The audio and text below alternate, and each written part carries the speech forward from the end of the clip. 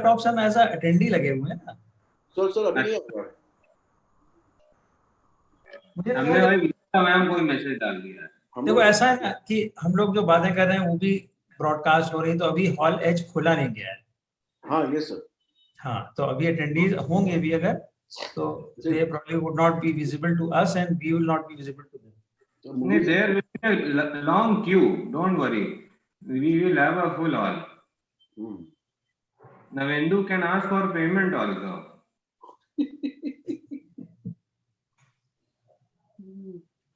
वही बहुत सब रिकॉर्ड हो रहा है। तो अच्छा तो है। I am taking your name, not mine.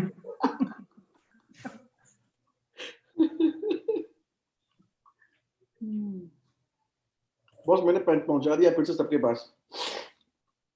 अब देखो हरेस नहीं करो लोगों को, दिस इज अमाउंट टू हरेस।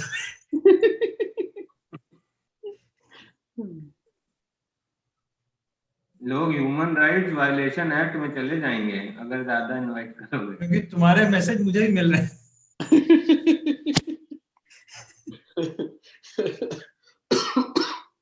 तो इतने नोन ग्रुप्स हैं तो मैं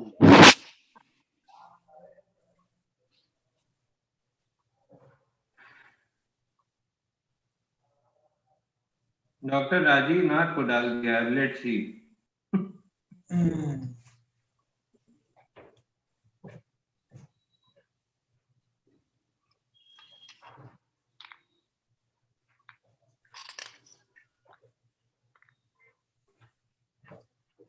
Mohit, you are first to go.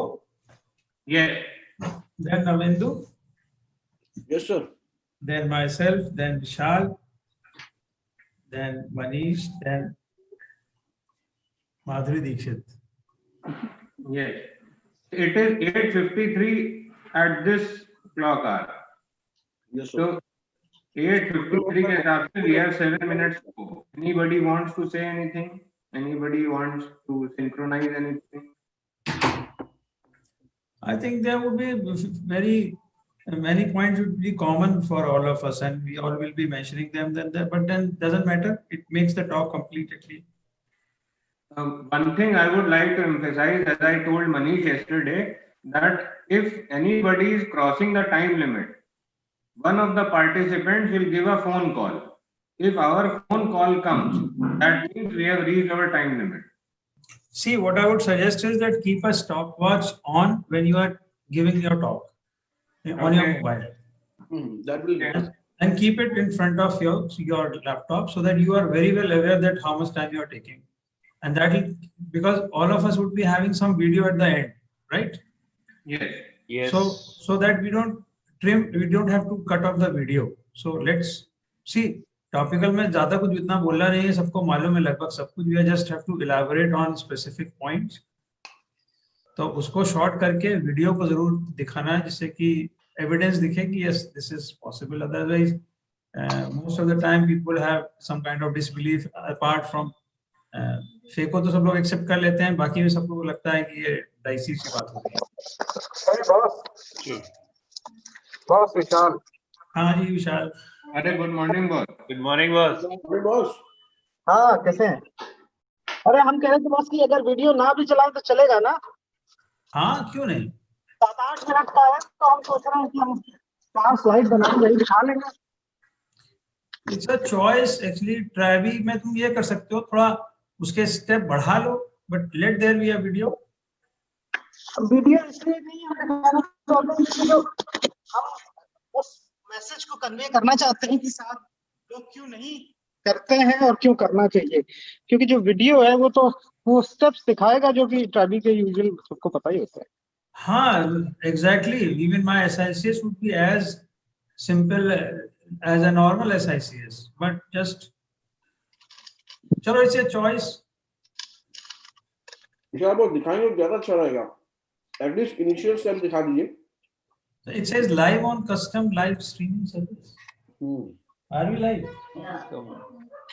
So not yet. We will be live exactly at 9 o'clock.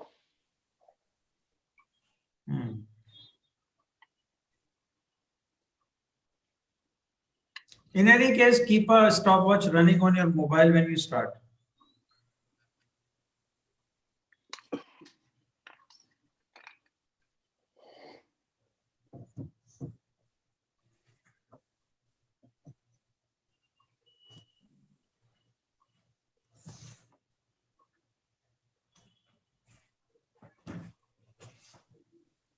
Some people have started responding that they will come.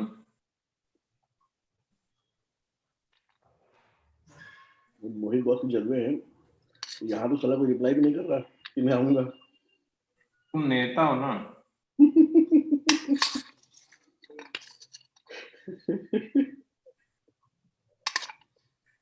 यार तो boss 2 दिन से मेरे मैसेजेस देख देख लोग चढ़ गए हैं ये साला फिर आ गया ब्लॉक कर दिए गए हो आधी जगह हमारे मैसेज से फिर भी लोगों को उम्मीद जगती है जो आपको उमाकांत बॉस बहुत याद करते रहते हैं उमाकांत दारू अरे पीते यार है मेरा भाई जो लोग दारू पीते हैं उनको बड़ी याद आती है अरे यार मेरा मोहित कैसा है एक बार उससे पूछना कि मोहित बॉस कह रहे थे कि बस में जब शिमला गए थे तब कैसा रहा था इतना पूछना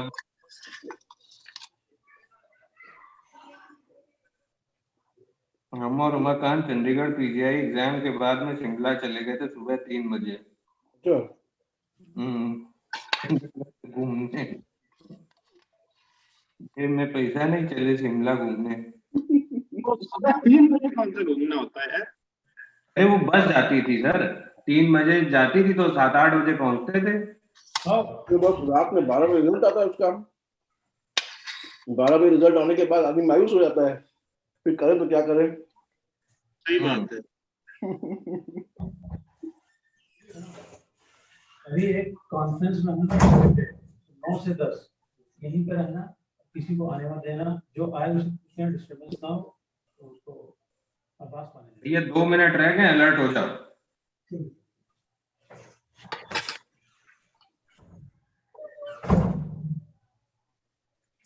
So Navendu, you will start. Okay sir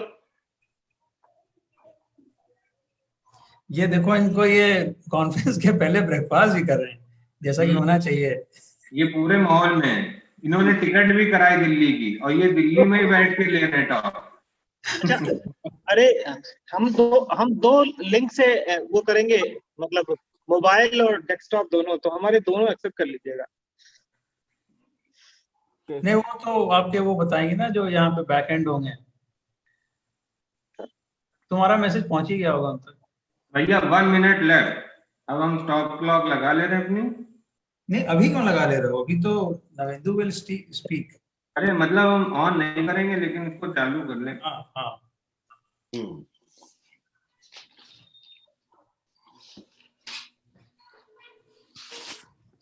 Navendu, you will hand over to me or to Mohit? Sir आप ऐसा बोलिए मैं आपको हैंड ओवर करता हूँ You hand over to me. Okay okay sir and who will hand over to me I'll sir बीच में moderate आप ही करेंगे ना moderate मैं करूँगा. Okay okay sir Anyone can intervene, but I'll just keep on continuing by introducing speakers and topic. Okay sir तो 7 minute का लगाया मैंने भाई 7 minute Yeah, right. We are on time now. तो जब मुझे जो स्टार्ट करे वो मुझे बता दे बट आई गेस यार अगर थोड़ा बहुत ऊपर नीचे होता है टाइमिंग का so that would not be any issue हाँ हाँ we obvious have sufficient time we have 1 hour obviously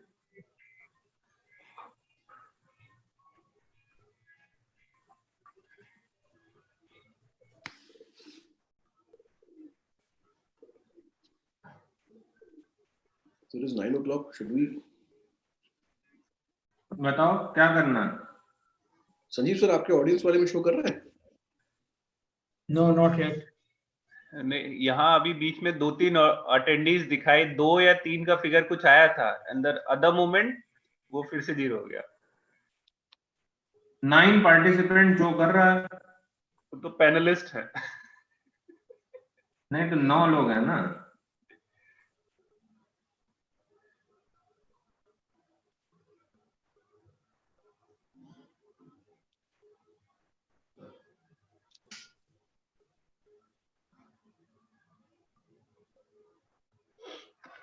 So we are live now. Dr. Manish, Dr. Navendu, you can start. Hello very good morning to all. At the outset, we would like to thank Professor Namrata Sharma ma'am and the Scientific Committee of Delhi Ophthalmic Society for giving us a chance to speak in front of this August gathering. Topical anesthesia, as you all know, is one of the advancements which we all think about. Initially, advancements meant buying a new machine, buying the best machine, and then came what else? So this is one advancement which doesn't require much financial input, just some skills that we already have and some mindset that needs to be built. This topical anesthesia was first introduced in 1884 by Koller, but it was not very successful at that time because cataract surgery at that time was done by 10 millimeters. So it vanished. Later on in 1996, again it came back. So I would like to give the mic to Professor Sanjeev Gupta sir for moderating the session on topical anesthesia, the advancements. Sanjeev sir, please go ahead. Thank you, Dr. Navindu. So as far as my career as an ophthalmic surgeon is concerned, I've realized that all patients who undergo surgery, any kind of surgery, they have only two concerns, and their concerns can be summed up into two small events. One is the journey, that is the surgical procedure, and other is the outcome. So the journey, most of our patients are afraid of the discomfort or pain they will have during the surgery. And over the period of time, I have realized that topical anesthesia is the best and most friendly for the patient to let him travel through the journey of the surgery. So we'll have Dr. Mohit Khatri. He will talk about the need for topical anesthesia, patient counseling, and surgeon's preparation. So this will prepare the background over which we will now have rest of the talks based on. Dr. Mohit, please, you can start. Thank you, sir. Good morning, one and all, and special thanks to Professor Namrata Sharma ma'am and Professor Sanjeev Gupta for conceptualizing the course and accepting it in this virtual conference. I'm glad and happy to know that we are somehow holding the doors again. In this year, it is going to be virtual as the circumstances have compelled us to be. And amidst the morning hustle and bustle of Ashoka, but yes, I'm here again as opening batsman. So let me start sharing my screen. I'll be giving some inputs on topical anesthesia today. So is my screen visible? Yes, very much. Go ahead, sir. Okay, thanks a lot. So let me discuss that how we prepare for topical anesthesia and what is the ideal way out to switch from local to topical. So it is now being vocal about topical. Forget vocal about being local. See the two pictures and imagine yourself as patient. What would you yourself like to have? This injection or these gentle drops? And this is going to be the outcome. These are the two pictures of immediate post-op patients. One looks happier, but yes, it is not just a smile, but just imagine the condition, the comorbidity, and the resultant which person on right side is going to have. And yes, it's an old saying that don't expect to receive anything if you are not willing to give it. So if you yourself expect something to have being done in your cataract surgery, you be prepared to deliver. Okay. So now the question is why to go topical? What is the rationale and what is the scientific basis of topical anesthesia? First and foremost, it is safe. There is not going to be any risk of bleed in orbit, optic nerve injury, perforation of blood. So sometimes we have unexpected and unforeseen conditions. So we are going to be safeguarded against all those things. No chances of post-proptosis, no black eyes, no ecchymosis, and very, very safe on patients on antiplatelets and thrombocytopenia. So anybody on aspirin, post-CABG, post-stenting, anything, no issues of cardiac clearance, no issues of stopping echosprin or lot. It is very easy to take up the patient directly. it is effective. Yes, it is effective. Patients are very much compliant, patients are very nicely cooperating over there, and it's aesthetic. Howsoever good surgery you do, if you land up in a red eye next day, it's a fiery red eye, the attendants are worried. Often they give a phone call that the eye is very red, it's not looking healthy. But yes, these subconjunctival hemorrhages also can be prevented. A very aesthetic condition can be achieved when we do things in topical anesthesia. And good anesthesia can be just achieved by putting some drops, with minimal discomfort and very good rehabilitation and patient satisfaction. And most important is this: it is very good for the surgeon himself or herself. It improves the tissue handling, it makes your hands more delicate, and yes, surgeries become fast. If you are going to put blocks in between, no time is wasted in bringing the chemosis, in putting pinkies, in wasting time in blocks. So it improves your efficiency. And yes, in present day world, whichever live surgery you have attended, you have seen your mentors operating under topical. So please now switch to topical. It is the current day standard. It will improve your surgical practice. One patient goes back home and says, there was no problem, there was no hassle, and everything could be done easily and smoothly. There was no pain, there was no patch. So that improves your practice in turn. So either you start today or one day you will feel that you have now stood behind or you are now lagging behind. But very much important is not every case can just be taken under topical. So you have to be very, very case selective. See that don't do this in extremes of age. If you find that a patient is extremely apprehensive, not cooperating on NCT, not cooperating on biometry, not tolerating light at all on indirect ophthalmoscopy, then that patient might be avoided. Yes. So sometimes you need blocks. If someone is really hard of hearing, having nystagmus, or some clearly says that I had a very bad experience of topical anesthesia in the last go in another hospital, then yes, you need to put block in this very patient.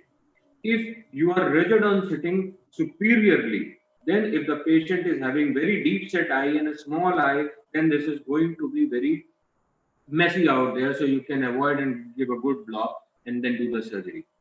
If the pupil is non-dilating, there are synechia, and you want to use a pupil expanding device, or you are planning an iridectomy or something, yeah, iris handling is there. Or if it is a subluxated cataract, you want to put a CTR or a Cioni fixation of IOL, then definitely you need to put a block. Try not to do these cases under topical. So you have to see that a patient is having a good grade of cataract, NS2, NS3, nice size of eye, clear cornea, an intelligent cooperative person in OPD, that is going to be the best choice to start with. So be very case selective in the beginning, and then one fine day, as you can drive car in any lane, so one fine day will come that you can operate any case in the topical. But to start with, yes, have good case selection. You can put so many drops available, proparacaine, tetracaine, and lignocaine gel. My favorite is just proparacaine drop, 0.5%. Best is to show video to the patient and explain the two procedures. I bet the patient is going to opt for the topical one. So that looks very cosmetic and aesthetic. So counsel the patient for topical, you can show the videos. And don't talk to the patient a lot. Lesser you instruct, the better is the result. Just ask the patient to look into the light and say that I am going to take care, I will manage everything. You just don't have to worry. Don't bring your hand up and just keep seeing into the light. That's enough. So now ask the patient, don't make the patient over apprehensive that something supernatural or something rocket science you are going to do. Ask the patient just to lie down. It is the patient's first and only experience. Just ask the patient to lie down and keep seeing into the light. Nothing else. Or if the patient is getting uncooperative, try to keep talking to the patient. Ask about what food he has taken in the morning. Ask about how many children she has, which vehicle she has come into. Such kind of things, divert the patient's attention, and then you can finish off your surgery fast. So tell the patient beforehand that touch is going to be perceived. Otherwise, they keep prompting you again and again that dadora, dadora, dadora. See, tell them that there is a difference between touch and pain. So touch will be perceived, but not the pain. And yes, if you are a resident, if you are a learner, just see that topical is the way out. That is the best way out. As we have seen LASIK being done only in the topical. That can also be done in the block. So whatever we just see, we learn that only. So if you have seen the surgery being done in topical, I learned topical from Dr. Sanjeev as my first phaco. My first phaco was in the topical. So if you have learned in the topical, then it is the natural way out you have seen like that. So just adapt it like that. If you are a switching surgeon, just remove the mental block. You can give a partial block and do the surgery, and then you will learn. And then you can have an experienced surgeon in the OT and do some steps. Once you have that mental block removed and you are doing selectively the steps nicely in the OT, then it is going to be best. And if you are switching, then switch your position to topical, in topical to the temporal one here. Because any kind of deep set eye, anything can be tackled in the topic in temporal position in a better fashion. This is 1 minute, a half-minute video. I'm going to show you how to prepare your patient for topical. Okay, just. So, see, I'm draping the patient. The light is not thrown into the eye in the first go. It is just a diffuse illumination. I ask the patient to look down and put the drape. This is total touch-free. Nothing was touched into the eye, and patient looked down, and now I will cut the drape. See, the drape is being cut, and now the speculum comes in. Patient is looking down nicely. Now I will throw the light on the eye, and then the patient will look into the light. This is the ideal way to drape the patient, and so now the patient is prepared. Now I would like to hand over the baton to our young and enthusiastic surgeon, Dr. Navendu, and he will take up the course further. And any questions I would be happy to take up at last. So Dr. Navendu from Devariya, very enthusiastic vitreoretinal surgeon and phaco surgeon from Devariya, my beloved junior. Navendu, please take over and continue the course. Thank you. Thank you, Dr. Mohit, for such a nice introduction. So you need to stop your sharing. Yes. Yeah.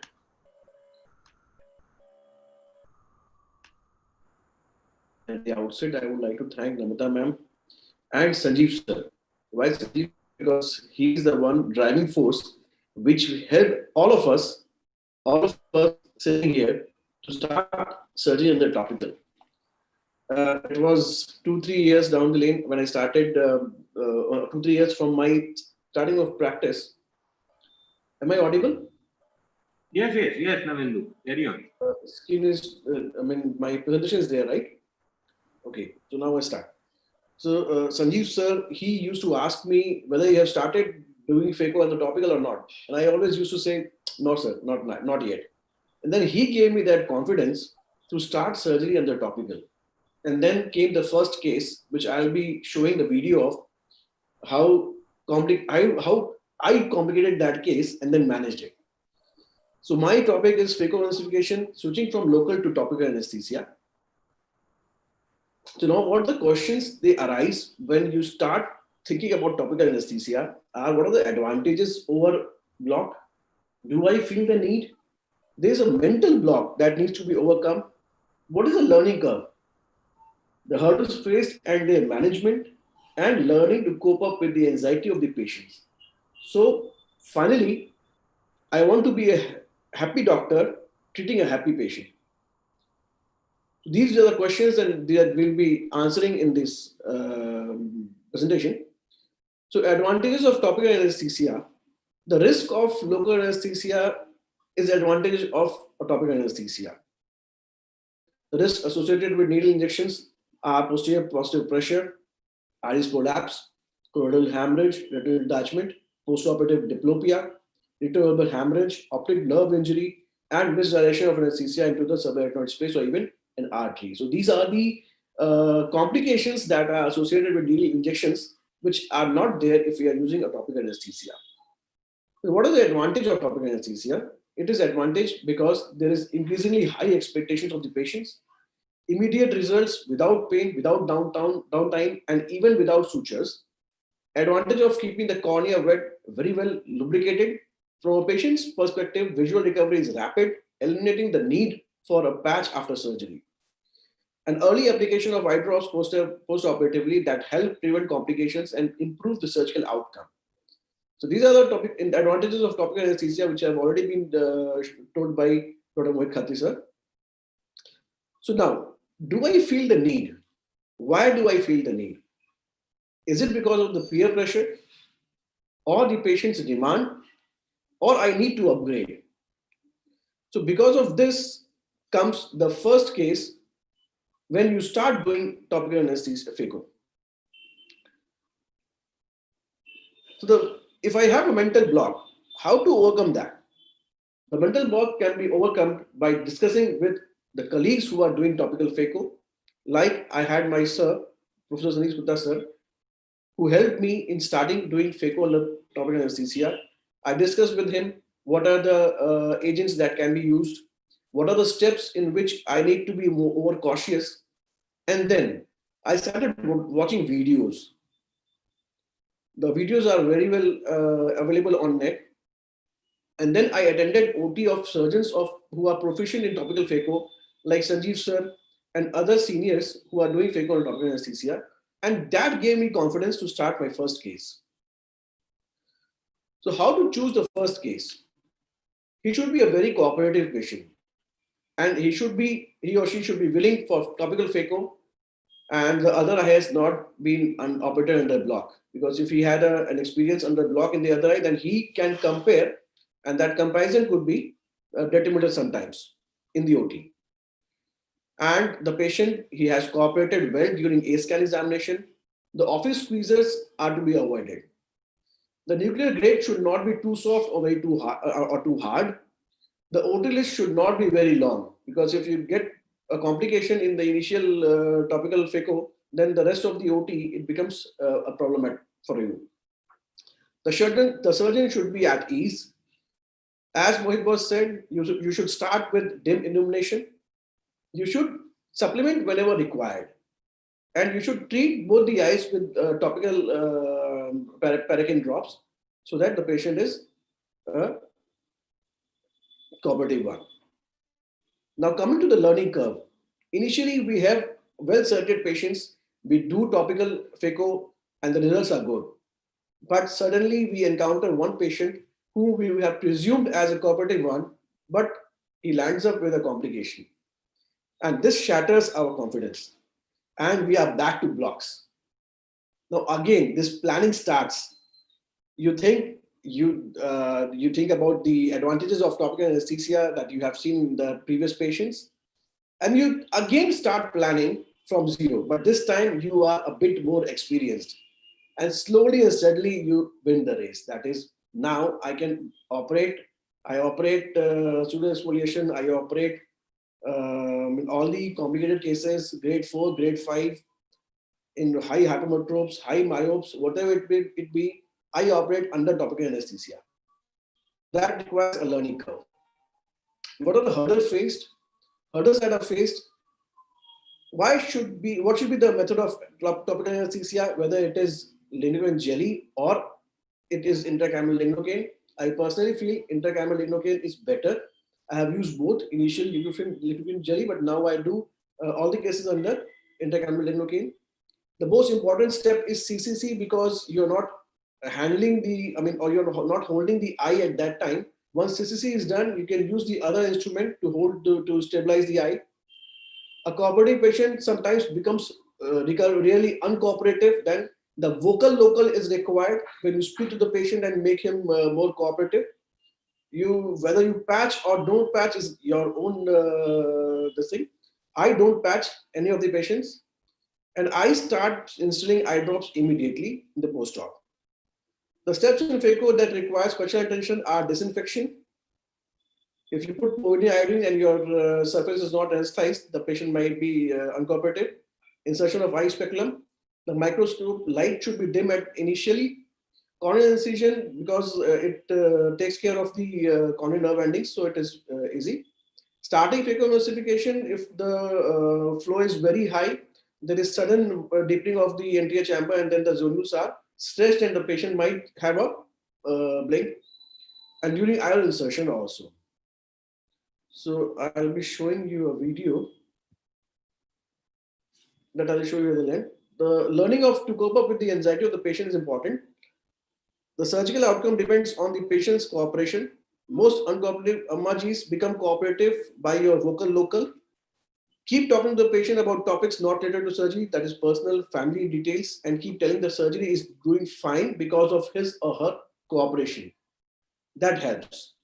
One of the patients that we do not want to take under topical anesthesia are young, anxious patients, patients who are not cooperative during indirect arthroscopy or A scan, patients who had other eye surgery under block, and cases in which you anticipate complications like posterior polar cataract, Sugar syndrome, very small pupil, etc.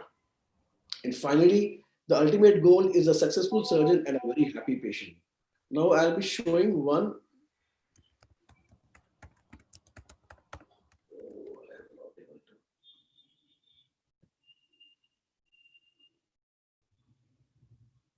My screen is paused.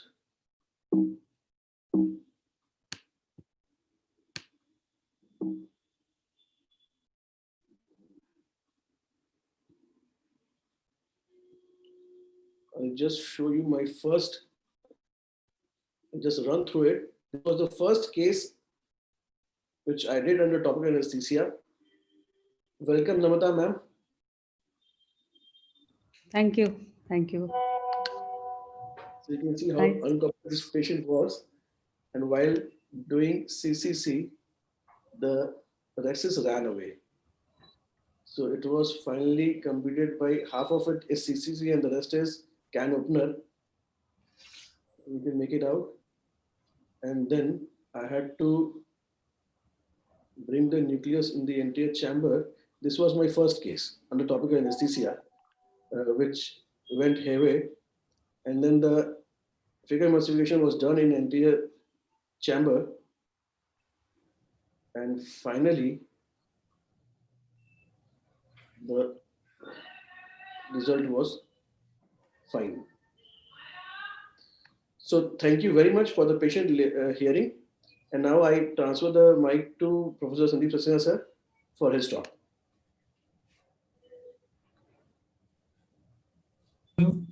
Thank you, Navindra.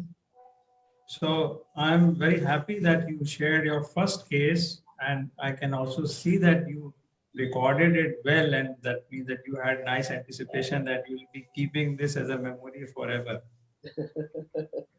So, and now I'll have my talk in place, and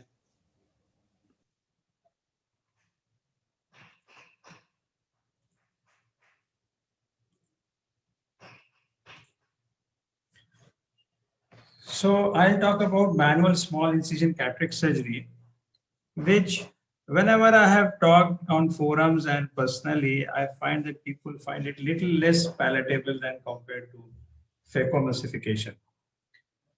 So I've been talking about this for quite some time, and I found that I have some convertees from local to topical for manual small incision cataract surgery. And today I will re-emphasize why we need to change this. So what do I mean when I say this MSICS under topical anesthesia? I mean that topical anesthesia is used exclusively for clear corneal phacoemulsification by most of us, and sclerocorneal tunnel is for phaco, or manual small cataract surgery are performed under retrobulbar, peribulbar, or subtenon anesthesia. And what I'm adding here is that this surgery, that is manual small incision cataract surgery, can be done safely and painlessly under topical anesthesia. Now, this is one of my publications which has shown this using the pain scale and pain evaluation on the patients who have undergone manual small incision cataract surgery under topical anesthesia. Now, but why do we need it? So I think most of us would be stumbling upon this question, and I think Dr. Navendu, Dr. Mohit has adequately answered this, and we have compared this to SICS and topical phaco, and I found that they are equally comfortable for the patient, and we have had this study also published in year 2010. And the rest of the things which Dr. Mohit has very nicely summed up, I'll not be repeating that. Again, coming to the need, that is why. So it is safer. So we can have globe injury, and it has been reported that you can have globe rupture also and convulsions, respiratory arrest. This is all possible because of local anesthesia. This is all reported in literature. So another reason why, because there's a glamour added. I was under postgraduate student when one of my maternal uncles underwent phacoemulsification, and he came back and was most impressed by the finding that he was not given a patch after the surgery. And that was something which he remembered and cherished and shared. So looking at him as a typical patient, I realized that yes, it has an impact on the patient's psyche. Patients remember that he was not given a pad. So I think this is also something to consider if you are upgrading and continuing with your progress. So as most of us have just reiterated that you have to be good at your surgery. Same goes for manual small incision cataract surgery. You have to learn it well when you have stumbled upon to switching to topical anesthesia.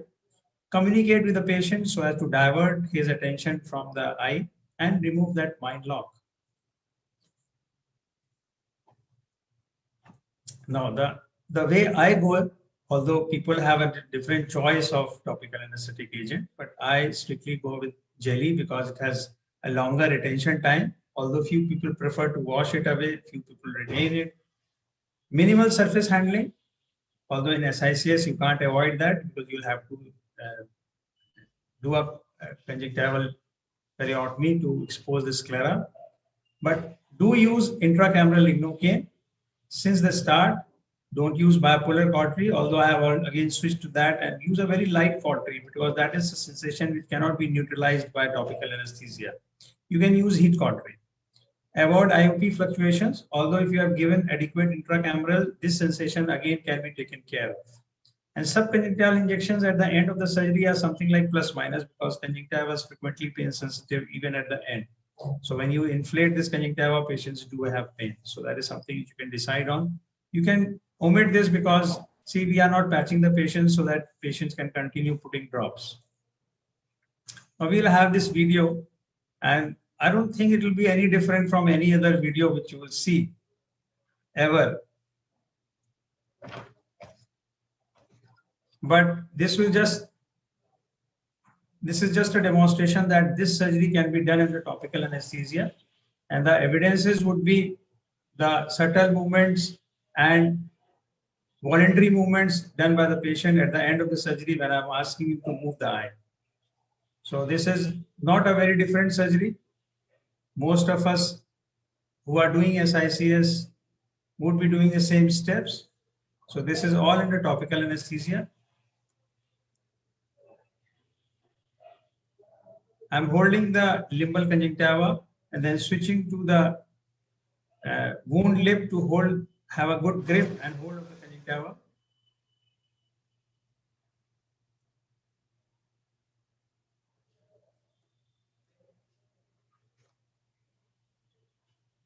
This is the anterior chamber entry, and then you put in intracameral lignocaine, which can be from 0.5% to 1%.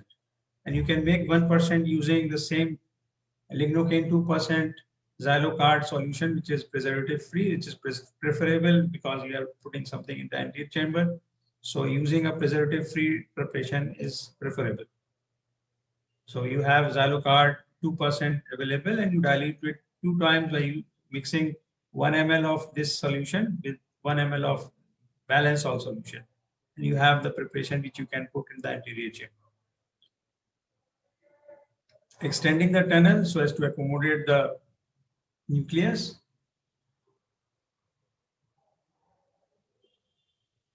Hydrodissection and rotation and prolapse of the nucleus.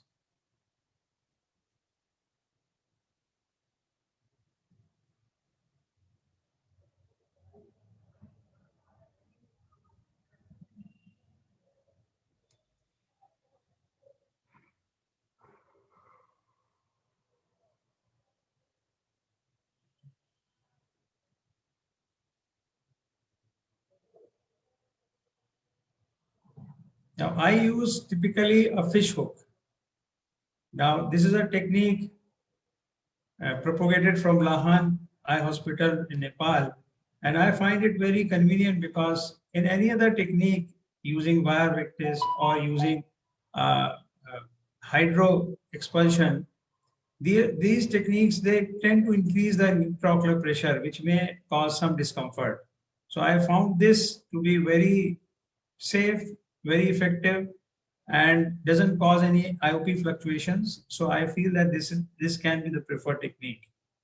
So cleaning the cortex, and you can see after a while when the patient is undergoing surgery and he has had all the sensation he can have, they become so cooperative.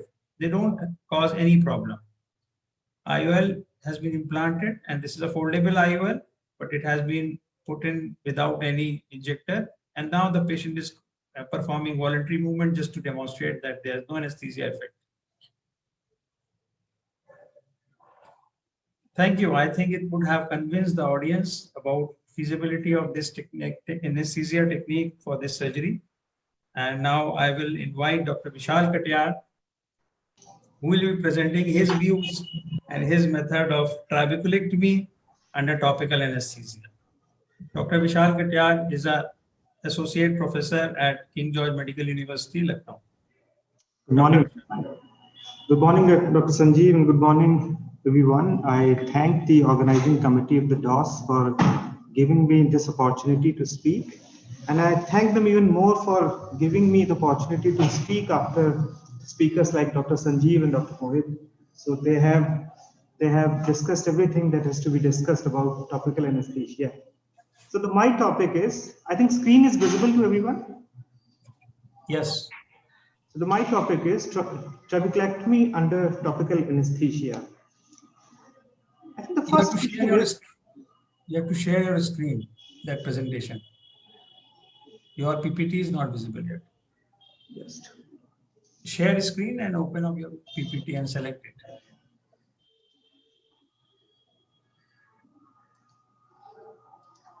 Now I think it is visible. Yes. Okay. So the first point is that why people do trabeculectomy under block. The main reason is that they say that they do trabeculectomy under block because every other person is doing trabeculectomy under the block. So it is not the benefit or the risk of operating under topical anesthesia, which is the question. The question is that you just succumb to the peer pressure. Just because everyone else is doing, so you do the trabeculectomy under the block. And everybody know that block is painful. We don't need to discuss on that issue. It is painful not just to the patient, it is also painful for the surgeon, especially if you're operating a TRABE patient. Giving a block to a TRABE patient has an inherent risk of increasing the intraocular pressure. And it is not very surprising to see that some of the patients do end up with having an elevated intraocular pressure resulting from the block and having damage to their vision. Secondly, obviously after the block, one has to patch the eye, and that makes patch the eye, so it is not convenient for both patient and the surgeon to handle whole of the situation. And third point is that it actually makes the surgery difficult. Those who operate under topical anesthesia, they know that the very fact that the eye movements are there and patient can actually control the ocular movement, it actually helps during the surgery. Patient can align the eyes as per the needs of the surgeon. So the next point is, why should we do the trabeculectomy under topical anesthesia? First, there's no risk of pressure rise during the surgery. You can operate the patient with no risk that there can be damage to the vision because of pressure rise resulting from the anesthetic agent that you inject in the peribulbar area. And it is actually easy to do. Those who operate the patient, those who are experienced in operating under topical anesthesia, that is easy to do. And of course, it is convenient. Patient is convenient to manage. It doesn't need to be given the block. It can be done as an office procedure. Surgery can be done as a daycare procedure. So the question is, how should we do it? So there's two choices of anesthesia for operating patient under topical anesthesia, for operating a TRABE patient under topical anesthesia. One is lignocaine jelly 2%, and other is intracameral lignocaine 0.5% to 1%. Now the best choice is obviously lignocaine jelly. It has a better effect. It can be supplemented by intracameral lignocaine, or intracameral lignocaine can be used alone. Intracameral lignocaine does enhance the anesthetic effect of lignocaine alone, jelly alone. And in these concentrations, it is established that it is not harmful to the corneal epithelium. Secondly, one has to make sure that the patient will cooperate during the surgery. So that is the patient's, that is the selection of the surgeon, whether he find the patient, if he finds the patient smart enough to cooperate for the surgery, then he should consider that patient for the surgery under topical anesthesia. Second is the traction sutures during the TRABE. If patient is being given the block, traction sutures are required so as to fix the globe, especially those who are the sort of beginners. If the globe is moving during the trabeculectomy, it is very difficult to create the flap, the scleral and the conjunctival flap, and do a picture perfect surgery. So if one can operate, if one is operating under topical anesthesia, you make sure that patient fixes the eye so that eye doesn't move and you can conveniently operate. If you think that the traction suture is required, then I personally prefer to use 8-0 suture, nylon or vicryl, and I give it a 12 o'clock position, not in the conjunctiva, but in the peripheral cornea. Now, we had a study from our department, trabeculectomy under augmented topical anesthesia on pain evaluation and feasibility. And we found that the pain score of the patients who were operated under topical anesthesia was acceptable, and patient score was good. And there was no added complication rates in the surgery. There were two downsides of the surgery. It has a small sample size of 14 patients only, and there was no comparison group of those patients who had the trabeculectomy under the block. So just to bring the things in the perspective, I was searching for the videos on the trabeculectomy under topical anesthesia, and I found that the first video that was posted around 9 or 10 years back. So people are actually doing trabeculectomy under topical anesthesia. So I'd like to end my talk with the views from John F. Kennedy that there are risks and costs of the action, but they are far less than the long range risk of comfortable inaction. So I'll encourage everybody to operate the trabeculectomy under topical anesthesia. Thank you. Thank you very much. I pass it on to Dr. Sanjeev for Thank you, Vishal. That was convincing enough. I think few of people will convert to trying this trabeculectomy under topical anesthesia and give their patients this advantage of preventing IOP rise due to local anesthesia for their glaucoma patients. So you can stop sharing your screen, Vishal. And now I will ask Dr. Manish Saxena, who will be talking about this apparently impossible task of doing pars plana vitrectomy under topical anesthesia. Now, this is a special issue here because in rest of the places in the eye, when we are entering into the sclera and cornea, they have a nerve supply which is anesthetized well by topical anesthesia because the nerve endings are there and our anesthetic agent is able to reach. But when it comes to pars plana vitrectomy, we are supposedly handling a tissue which is hidden under the shell of sclera, and then anesthetizing it using topical anesthesia alone seems to be a little dicey and impossible task. But let's see what Dr. Manish Saxena has to say. Dear Manish, you can start the talk. Thank you, sir. I hope I am audible. Yes, your presentation is visible. So, first of all, thank you, Sanjeev sir, who is the dragging force of this instruction course, and the all entire DOS teams who has organized wonderful. And we are actually honored to have a first day, first show of DOS winter sessions. So my talk is all about pars plana vitrectomy under topical anesthesia. So whether is it possible? So again, I'll say my acknowledgement to Professor Sanjeev Gupta, who asked me to do whether it is possible or not. So I said, sir, everything is possible, but not the vitrectomy, because this is very, there are so many painful steps, and how we will be able to manage those painful steps. So he said he has shown the videos, and then ultimately when I saw the videos, yes, that topical thing, the vitrectomy under topical anesthesia is possible. So then I realized, let me also try whether these things are actually possible, or this is just the Sanjeev sir hands in which it's possible. So far we have seen that SICS and TRAB is also possible. FACO we all are doing, yes, we know. So what are the painful steps of vitrectomy? We know that the trocar insertions, scleral indentations, when we remove trocar, when we do endolasers, whenever there is a touch of choroid, and when we do the diathermy. So these are the painful steps of vitrectomy. So before going in detail, I'll show you two videos. One video is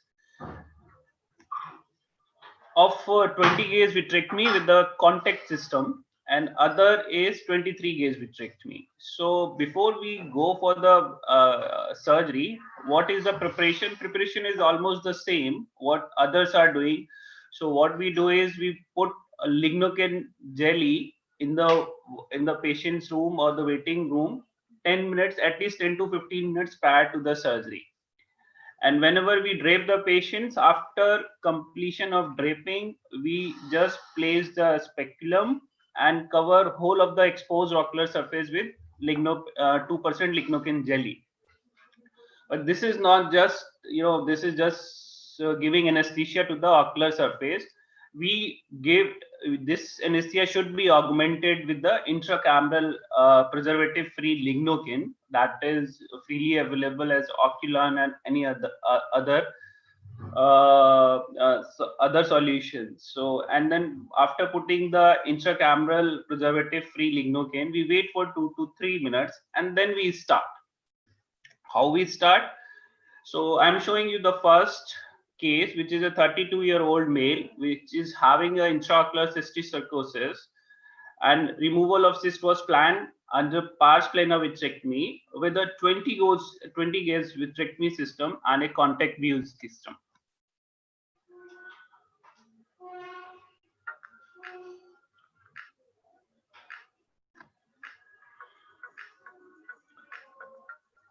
So the steps are same. We have placed the lignocaine jelly. You can see the bubbles over the ocular surface, and then going inside the anterior chamber to put the intracameral lignocaine.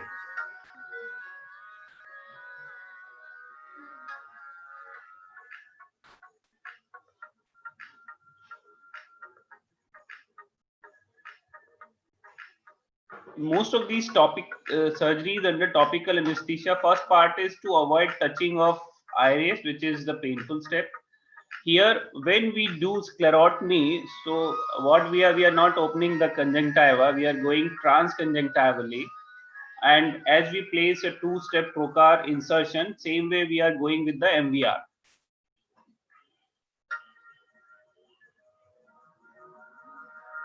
You have to instruct this to the patient that you can feel a little bit a dull pain kind of thing at this moment whenever you are doing these painful steps. So once you are in, it can have all the steps similar to the vitrectomy.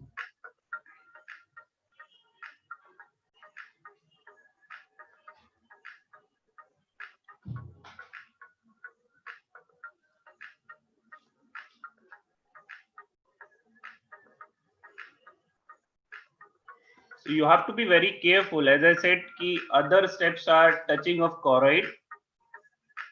When you are entering into the vitrectomy, or when you are taking out your instrument from the vitreous cavity. So those are the steps which actually at those steps only the the patient feels pain. So you have to be very gentle on that. So this is a video which is showing that 20 gauge vitrectomy, which I feel is actually more painful as compared to 23 gauge. So this is possible. So why not the 23 gauge? You can see the easily it can be removed. The patient, the surgery was done under Lenders, and this is a 23 gauge. The steps are almost the same, only difference is the trocar insertion. So here the tip is, first your trocar should be very much sharp.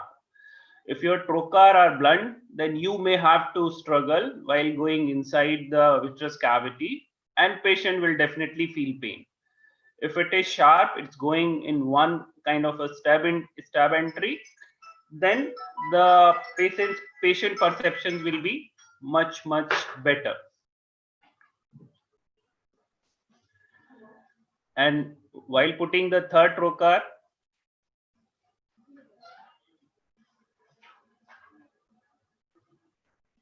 what I do is I just hold the eyeball with the light pipe,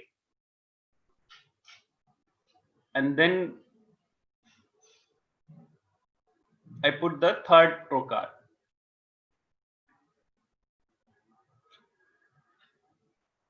So the movement of eyeball is less, and patient will feel less pain, and it go easily, nicely. So we can see that this is the most painful step of 23 gauge vitrectomy system. Now all the three trocar is in place, and rest of the steps are same. So I'm not showing the other steps. So now we know, yes, it's possible. The vitrectomy can also be done. So a review of literature, it all same. Dr. Vishal has shown this is the same published study. This was this is also called Trojan horse anesthesia for the pars plana vitrectomy.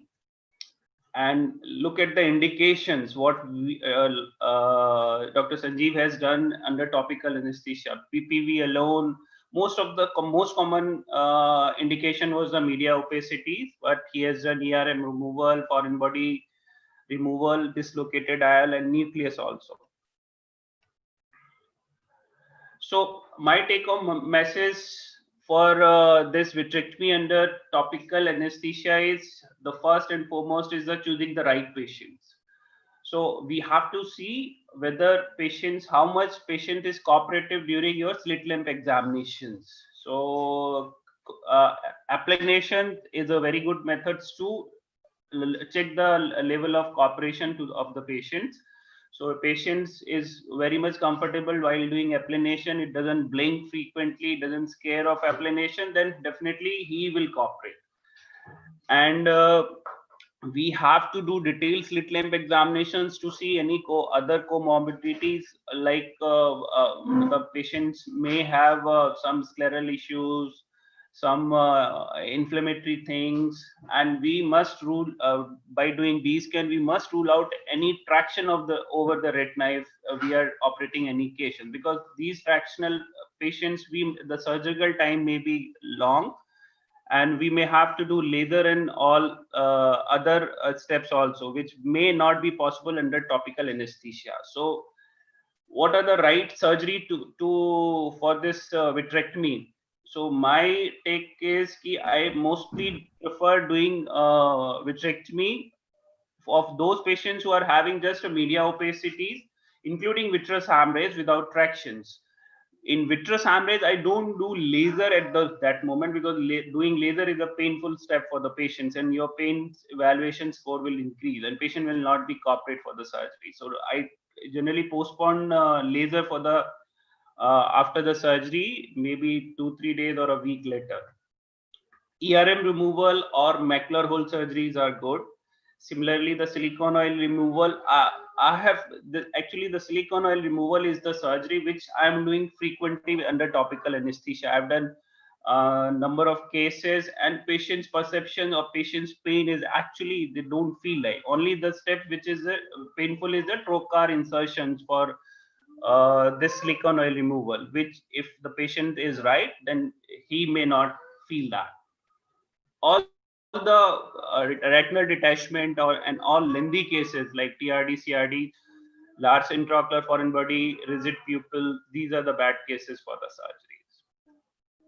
So choosing the right surgery, which is having less surgical time, make sure your trocar cannula system is sharp, and what are the steps you should avoid is the indentations, endolaser, and the diathermies.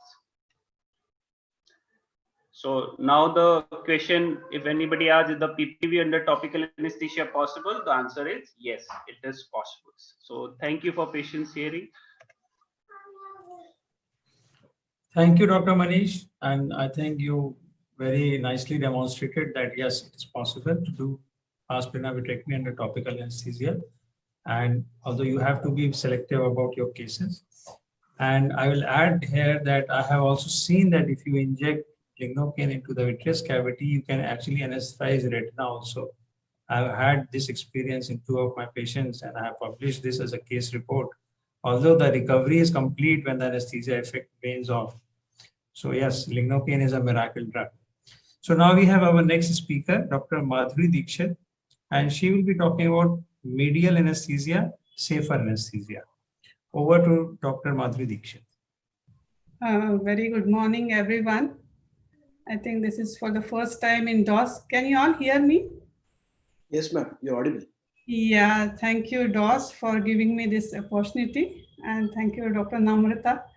It's such a wonderful panel over here. I would like to share my screen. One second.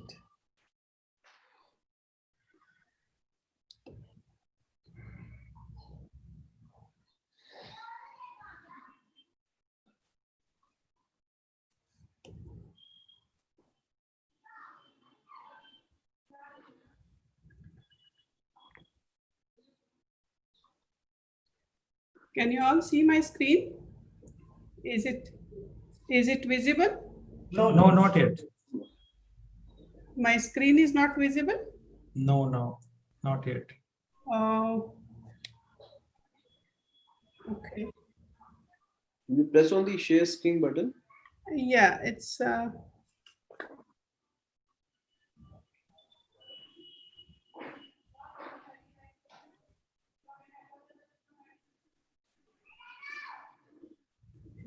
one second.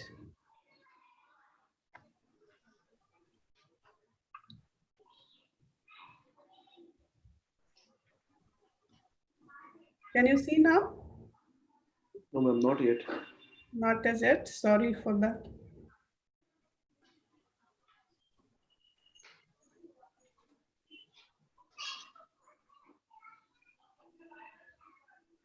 Anyone can help me from there? You have to click on the share button after selecting your screen. Yeah, I have. Now, first you need to open your presentation in the background. Then you have to click the share screen button. Then select that presentation on the screen that opens, and then share it. There's a, the option is on the right side of the shared portion. No, can you see now the presentation? No, not yet. Once you click it, then you need to share it. There is there's an option on the right side downwards on the share. That's a little difficult for me.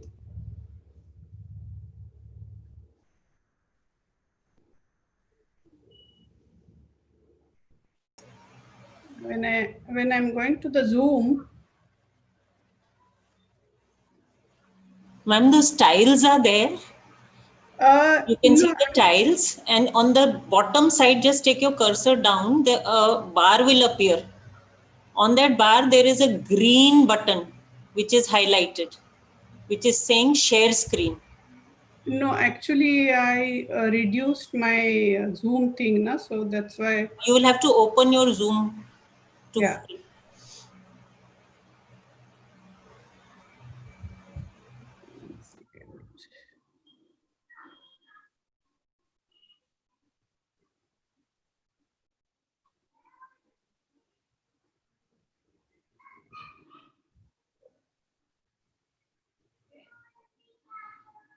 Yeah, the Zoom is open actually. Is the Zoom open, ma'am? The Zoom is, I can see you, Dr. Navendu, I can see you only, that's all, on my screen. Is it a small tab? No, it's a big tab. Okay. So can I reconnect myself again or what it is? I'm not getting it. Ma'am, we have just 3 minutes left. I think you should proceed with your presentation. Just, it could be only just a verbal presentation. Because we have just 3 minutes left now. 3 minutes left. Because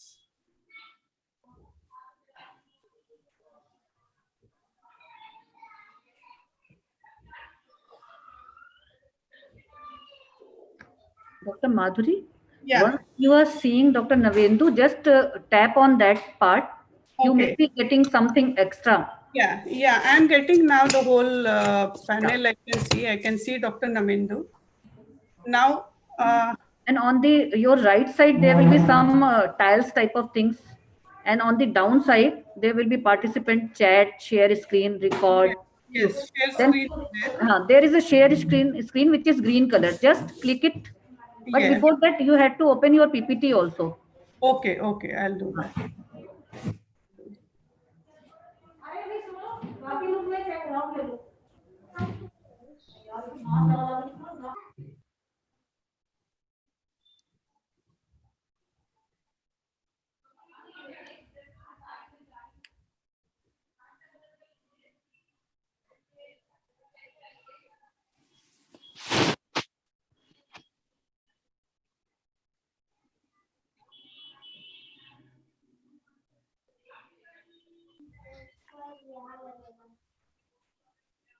No, it's a little difficult. Ma'am, just keep telling us what you are seeing on your screen, so we will help you in that. Yeah, now.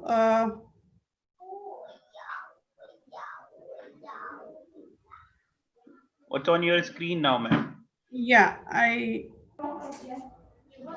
have opened my share screen. Can you see? Yes, now it's come. Now it's come. I'm sorry for that. I'll just finish within few seconds. So this is. Yeah, this is for the first time in DOS, and thank you very much for being patient with me with the Zoom. Zoom. This is just my observation and my experience, and I'm not, offending anyone here because my topic is little offbeat for this. We all strive for the cataract surgery with the excellence, and we look out for the ideal anesthesia, and we have done almost everything except this. But when it started, in 1884, the Kohler discovered the cocaine and used it as a topical anesthesia, and Hermann used it as for the retrobulbar. So what it says that the history repeats. We started with the topical, and then retrobulbar came, and the peribulbar. Subtenon also was mentioned in 1884. When the history repeats, it's always, nice. We need to revisit certain things.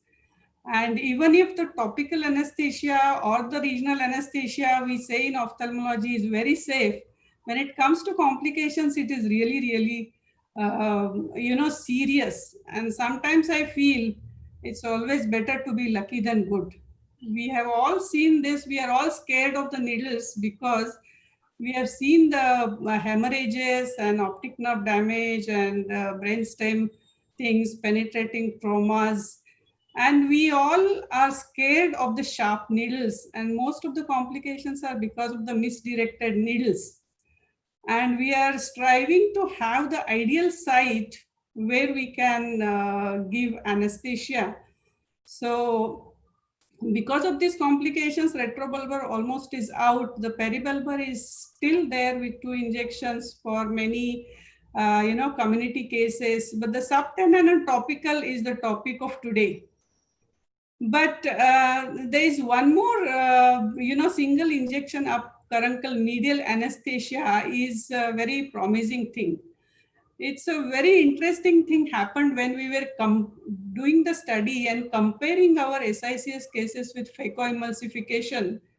Apart from almost comparable surgical results, there was one very interesting thing we found, because we were doing SICS only with the peribulbar anesthesia and phacoemulsification with topical.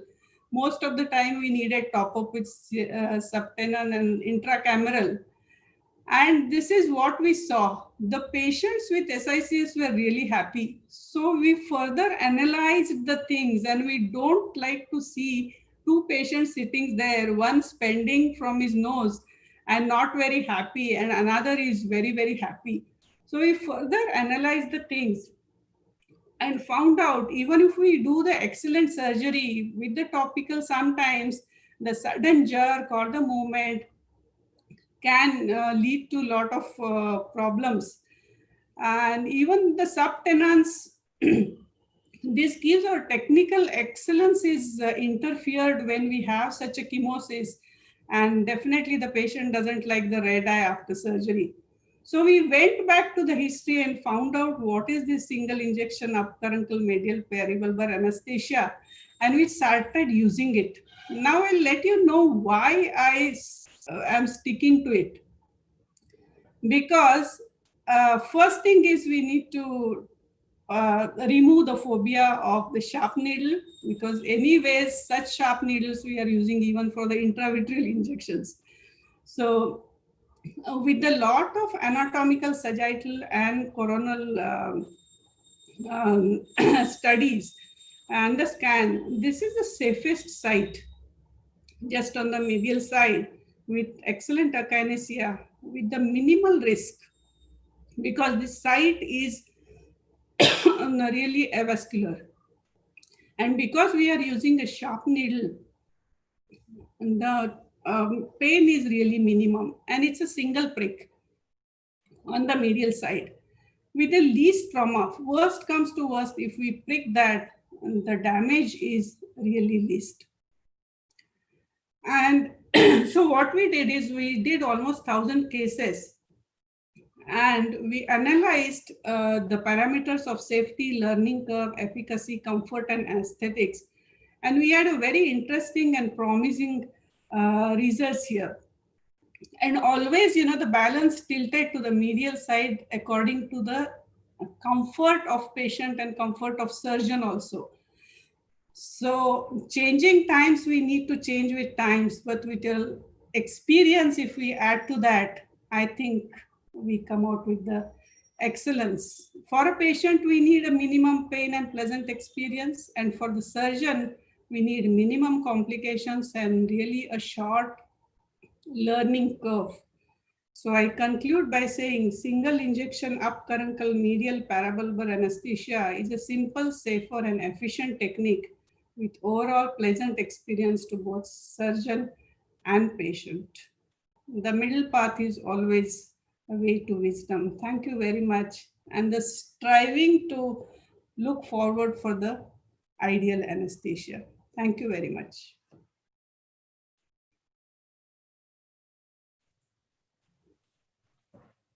Thank you, Dr. Madhuri.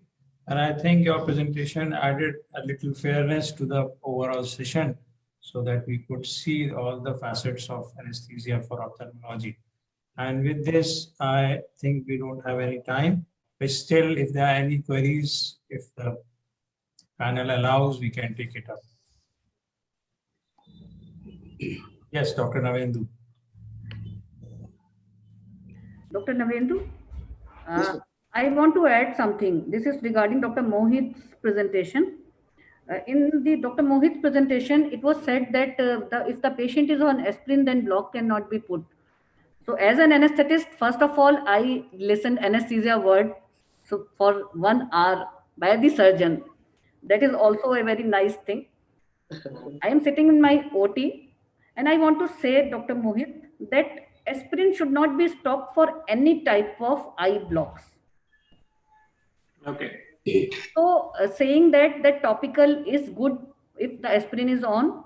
So you can put very well peribulbar block and other blocks also with the aspirin continuing. It is when the two antiplatelets are given to the patient, and that time there is risk of bleeding and other things, which is also not now. So that thing I just wanted to add from my side as an anesthesiologist.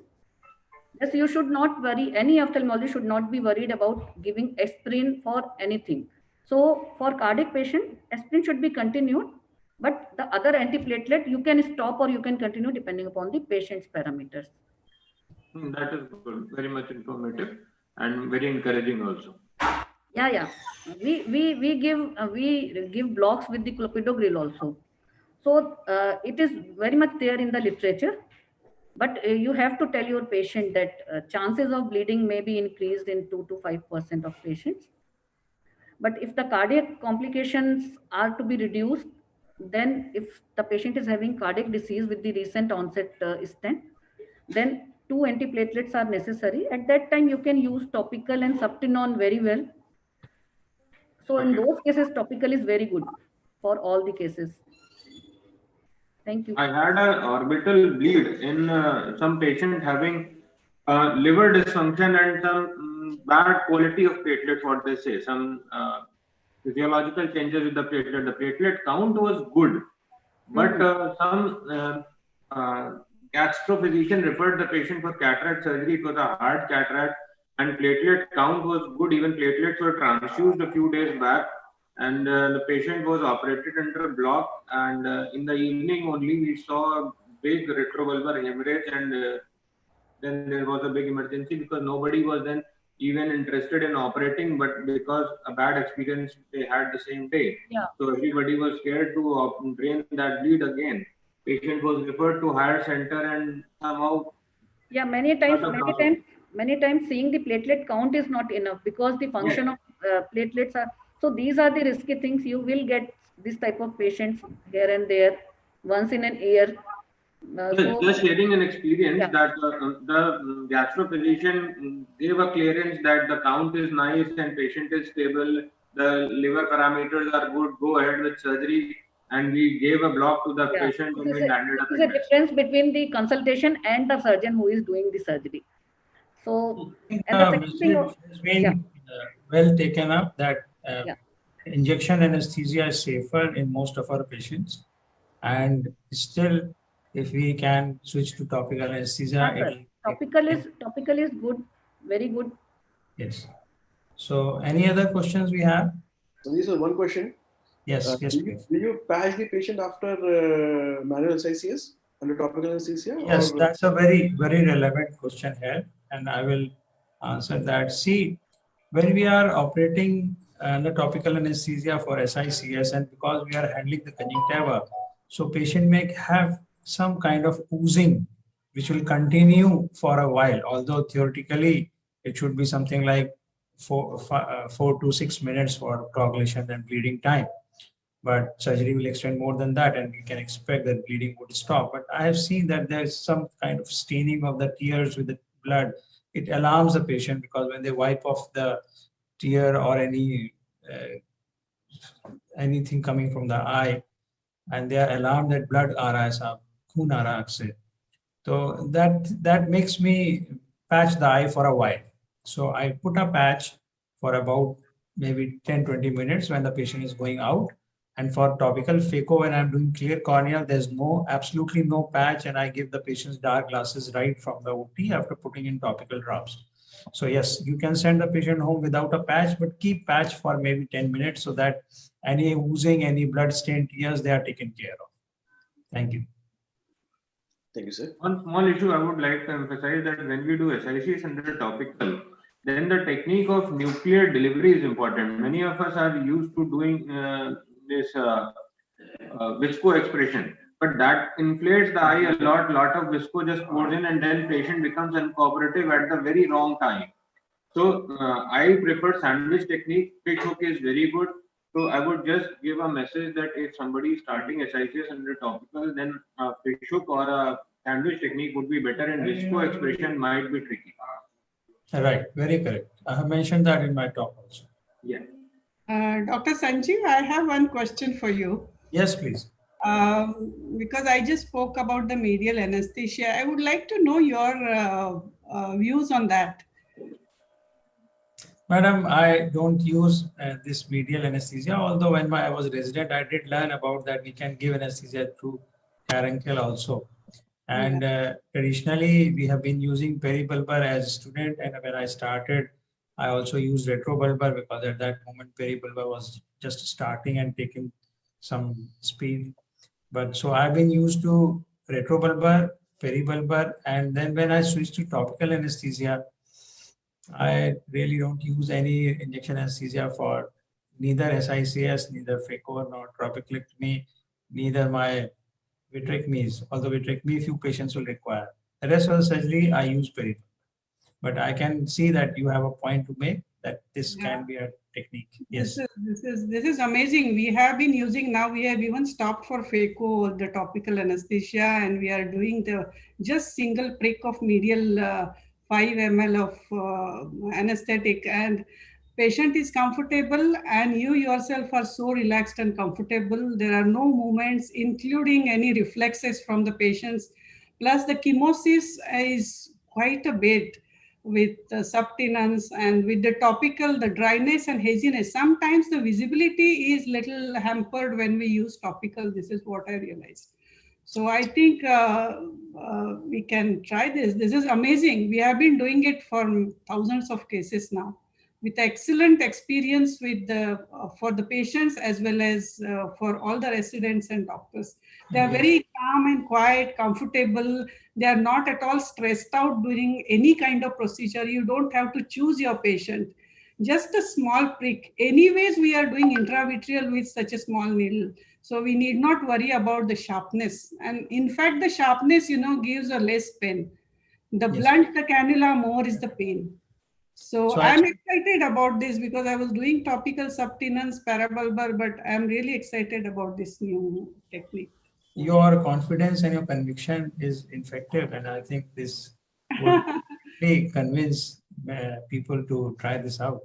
No, this was an accidental, finding when we were comparing SICS with phaco, because we do a high volume of SICS in our institution, and the surgical results were, comparable. There was no difference at all. But this was the additional finding. The patients were really happy with the experience because the phaco patients, irrespective of spending so much and doing the surgeries, the next day they were all grumpy faces, but the SICS patients with the smileys. So I prefer this technique now. Right, it's about sharing our experience and enhancing all of us with that knowledge. Thank you. One small question can I ask? Yes, please. How long do you patch that eye after giving this medial caruncular block? Patch means after surgery? You're after talking surgery. After surgery? All our patients I usually patch for 1 day, and they are very comfortable. 1 day. 24 hours patching and it's all healed. Next day you remove the patch and we have a nice clear cornea with no bleeding, nothing, and very happy patients. Thank you. So I think we should stop now because we have already taken 15 minutes from the next. Actually, nobody is asking us to stop. So no, sir. There is no reason why should we ask you to stop. It's everybody's own. Because I couldn't get other people are waiting. Zoom thing right. Right, it was a very wonderful collection, very wonderful sharing, meeting, and I would thank DOS people again So as to provide us this opportunity to share our knowledge and information and learn from each other. I think I'll ask Dr. Navindu, the chairperson, to close the session. Thank you. I thank you from the Office of Delhi Ophthalmological Society's library officer as a host. Thank you. Right. Thank you. Thank you very much, Namita ma'am and for giving us a chance. And we finally close the session and we hand over the session to the next panelists. Thank you. Okay, thank you all. So we have the next session where Dr. Manavdeep is co-chairing with me. Convener is Dr. Rolly. Is she there? Rolly Sood, is she there? Okay, and Dr. Soumya, and moderator is Dr. Monica. Monica, are you there? Okay. So without any more ado, because we're already short of time, can we have the first speaker, Dr. Abhishek Onkar? Technical team, please make him as share the screen. Dr. Abhishek, is he around? No, ma'am. No, if he's not, then can we have the next one, Dr. Smita Singh? Yeah. If you could share, she will be talking about improving clinical skills in ophthalmology using OSCE. Yeah, just joining in. Yeah, Dr. Smita. Dr. Kirti, as I requested you, can I have Dr. the Monica next... wanted to come forward. Yeah, that's exactly what I'm saying. After Dr. Smita, do you want to go ahead after Dr. Smita? Yeah, that will be good. Yeah, thank you. Yeah, okay, okay. Dr. Smita, over to you. Thank you, ma'am.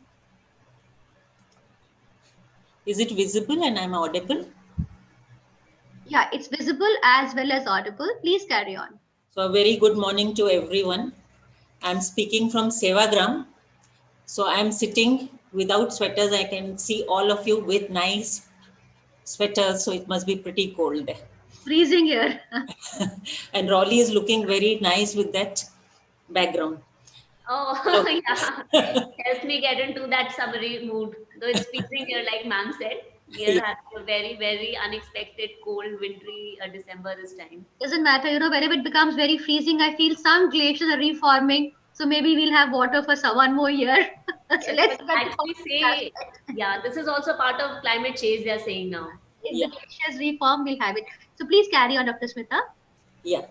So being a teacher for the last 25 years in ophthalmology, obviously I'm interested in teaching. And I was very surprised to see the session I was put on was teaching artificial intelligence in ophthalmology. So I'll just say teaching intelligence in ophthalmology.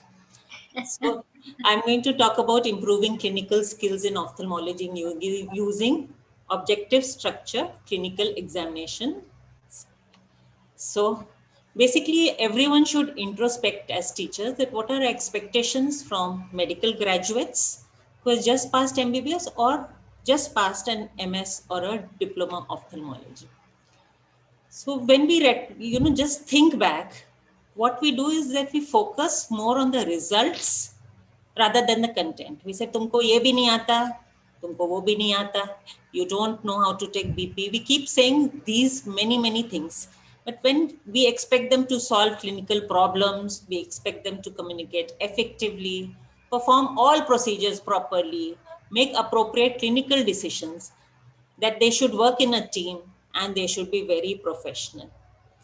So how do we expect all that when we are not making as much effort as we should be? So how do we as mentors and clinicians make sure that our students learn? So the objective today was just to sensitize the various ophthalmologists of the Delhi Ophthalmic Society to the concept of OSCEs and to enhance how OSCEs can enhance teaching and learning and assessment of clinical skills. So a quick recap of the Miller's Pyramid, and those who are in medical education do know about this, that how does competence come? How does learning come? So learning or clinical competence is based on this pyramid. Now this pyramid starts with a base of knowledge. So the widest part of this pyramid is that first they should know. So that comes from teaching them through didactic lectures and then exams, that is their various theory-based exams, written exams. Then they go on to show, that is know-how. First, they should know, then know how. That is through, again, exams. Then show how, and then finally they have to learn to perform in the actual in vivo situations.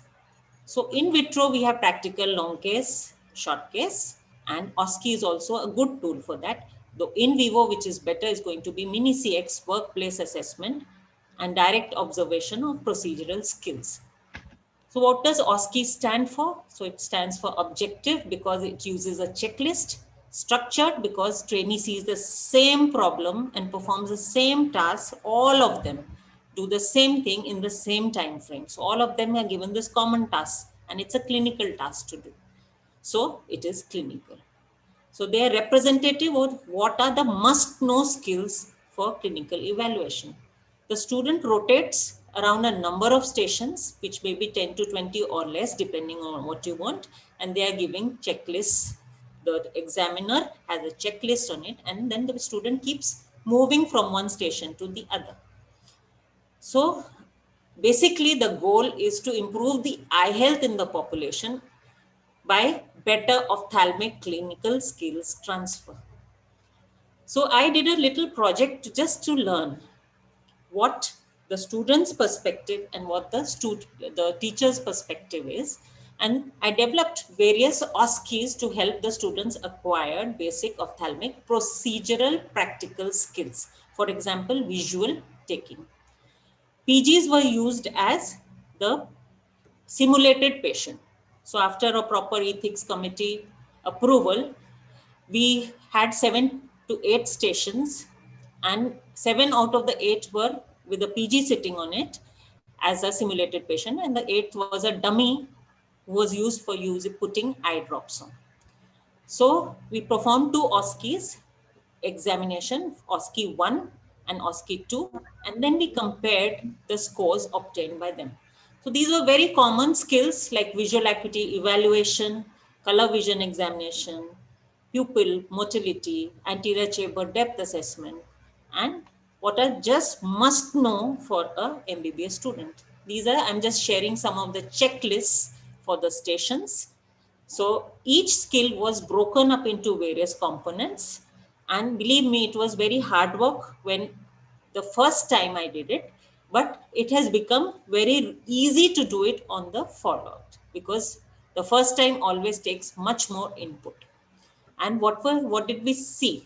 We saw that the mean test scores improved, that they improved in their clinical skills. The high achievers remained from 76% to 87.5% they improved. But what was very amazing, that the low achievers nearly doubled in their scores.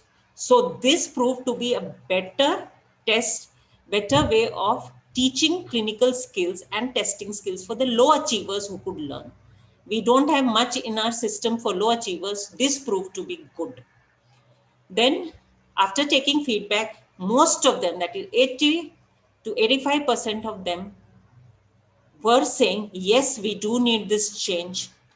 And that gave even the postgraduates who were reluctant in the beginning to act as simulated patients again said, yes, we do need a change. There were 60 to 100% said the same. Faculty was also very proactive and was sure that we needed the change. The reactions that the UGs, OSCEs were good. It was fantastic. Learning is more fun. PGs, I wish that this method was available when I was in MBBS, and it's fair by the faculty. These were the feedbacks. So we as teachers need to constantly improve our clinical skill transfer. OSCEs based learning involves active participation, and very little modifications in the UG training can improve the skills significantly. Low achievers are the ones who will benefit, and ultimately we want better eye care in the population in the future, so we have to train them. Problems were of time, space, detailed planning. And to conclude, I really firmly reaffirm that introduction of OSCEs and UG assessment helps in the clinical skill transfer of the low achievers especially. and everyone is unanimously, PGs, UGs or faculty, is convinced of the need to change. So it's time we started changing. All the universities have to also come. These are some of the publications which I have on the same. Assessment drives learning. So the take-home message is that if we don't want such disinterested people with didactic learning, we should change our system of teaching, and OSCE is one way of going ahead. Thank you for a patient learning. So this is a Chinese proverb by Confucius. Tell me, I'll forget. Show me, I may remember. But involve me, I will understand. And that understanding comes for the life. So thank you, DOS. Thank you, all of you, for giving me this opportunity. Thank you, Dr. Smita. And I see you are a fellow Famarian. Which batch? Famer, which batch? 2007 GSMC. 2007. So you're my senior. I was 2016 batch. So that's interesting. All right. Thank you. That's OSCE. Actually, just before the Dr. Monica, please load your slides and you can start sharing. So just to recap that Dr. Smita has talked about a very important thing, OSCE, and NB has started OSCE in ophthalmology way back. It stopped because of different reasons, but it's a very robust tool. However, it requires an OSCE bank. So the question bank or the OSCE bank needs to be made. And if all of us step in and make an OSCE bank, the exams will become much more structured, much more easier, and much less subjected to the whims and vagaries of our professors who come for our assessment, which we've all faced. And so maybe much more fun also. For the students at least.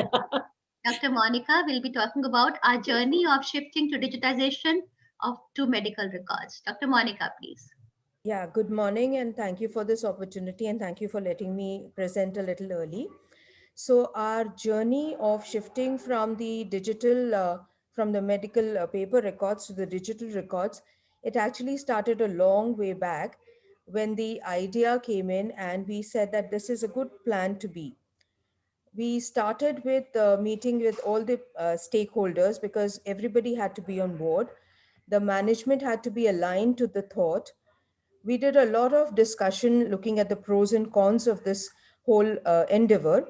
And because we have tertiary centers, secondary centers, and vision centers, we had to do a lot of planning in terms of phasing it because we didn't want to do it all together, in all of the centers at the same time. And of course, the budget planning is a very important thing. So once we had that we want to go ahead, we did a very detailed need assessment. So each department, we have our protocols and SOPs. We revisited them. We saw what is mandatory, what can be discarded. We looked at the thought of, should we change our patient flow?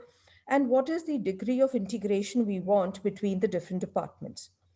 Once we had this high-level document ready with us, we started exploring the market for all the available products that were there in terms of the EMR. We compared these various products because we had to see which of these products would align with our protocols the best. And we also talked to the users who had already been using these products to see what their experiences had been. We were very sure that we wanted some product which would take care of the data storage as well as the confidentiality of the data, someone who would allow us research and analysis in a big way, and also where customization was possible. So having seen a lot of products during that time, we went back to meetings and understanding and exploring these products to see which is the best one, which fits with our protocols as well as with our budget. And having done that, we finally chose a product. But before we actually signed the MOU, we visited the premises where it was being used. We talked to the users and we gained the confidence. Once the MOU was signed, then came actually the mammoth task of preparation. So for that, what we did was we identified a champion in each department who would take forward their team in learning and in establishing it in their department. We started converting our paper records to digital so that when the patient comes in, we do not lose the host of data that we've already collected over the years. We started training on the demo module. We identified the vendors for the hardware, purchased and installed it, and we started preparing our workstations. The thing that we did which helped us was that we employed certain people who had an IT background as EMR associates, and these associates were trained in all the modules of the EMR so that they could help in the coordination and the troubleshooting. We developed a training hub, and all of the members of the hospital were supposed to go in there, log in their time, and work on the demo module, see what are the differences that we have with the actual workflows and the EMR, and we started getting ready. And then eventually we launched it. Once we there were several challenges that we had to face. The first and foremost being the resistance to change. Yes, that was a very important thing, but then it required training and retraining to tell them that it is easy. It is not so difficult as it sounds. So adaptation was an important thing, which did come in slowly and steadily. There were actually a batch of people on certain workstations who'd never used a computer before.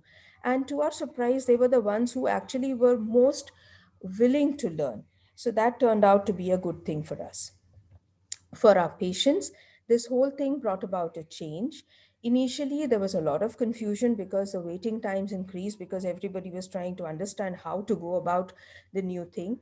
The doctors were apparently very busy just typing away, so there was a little disconnect that the patient felt, but all that required was a reassurance.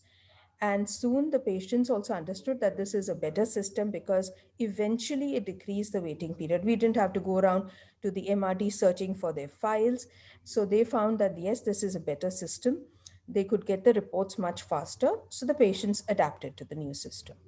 We did then started getting into the data analysis, which was very exciting, to see how everything kind of was brought in from all the different centers and how you could analyze it in different aspects.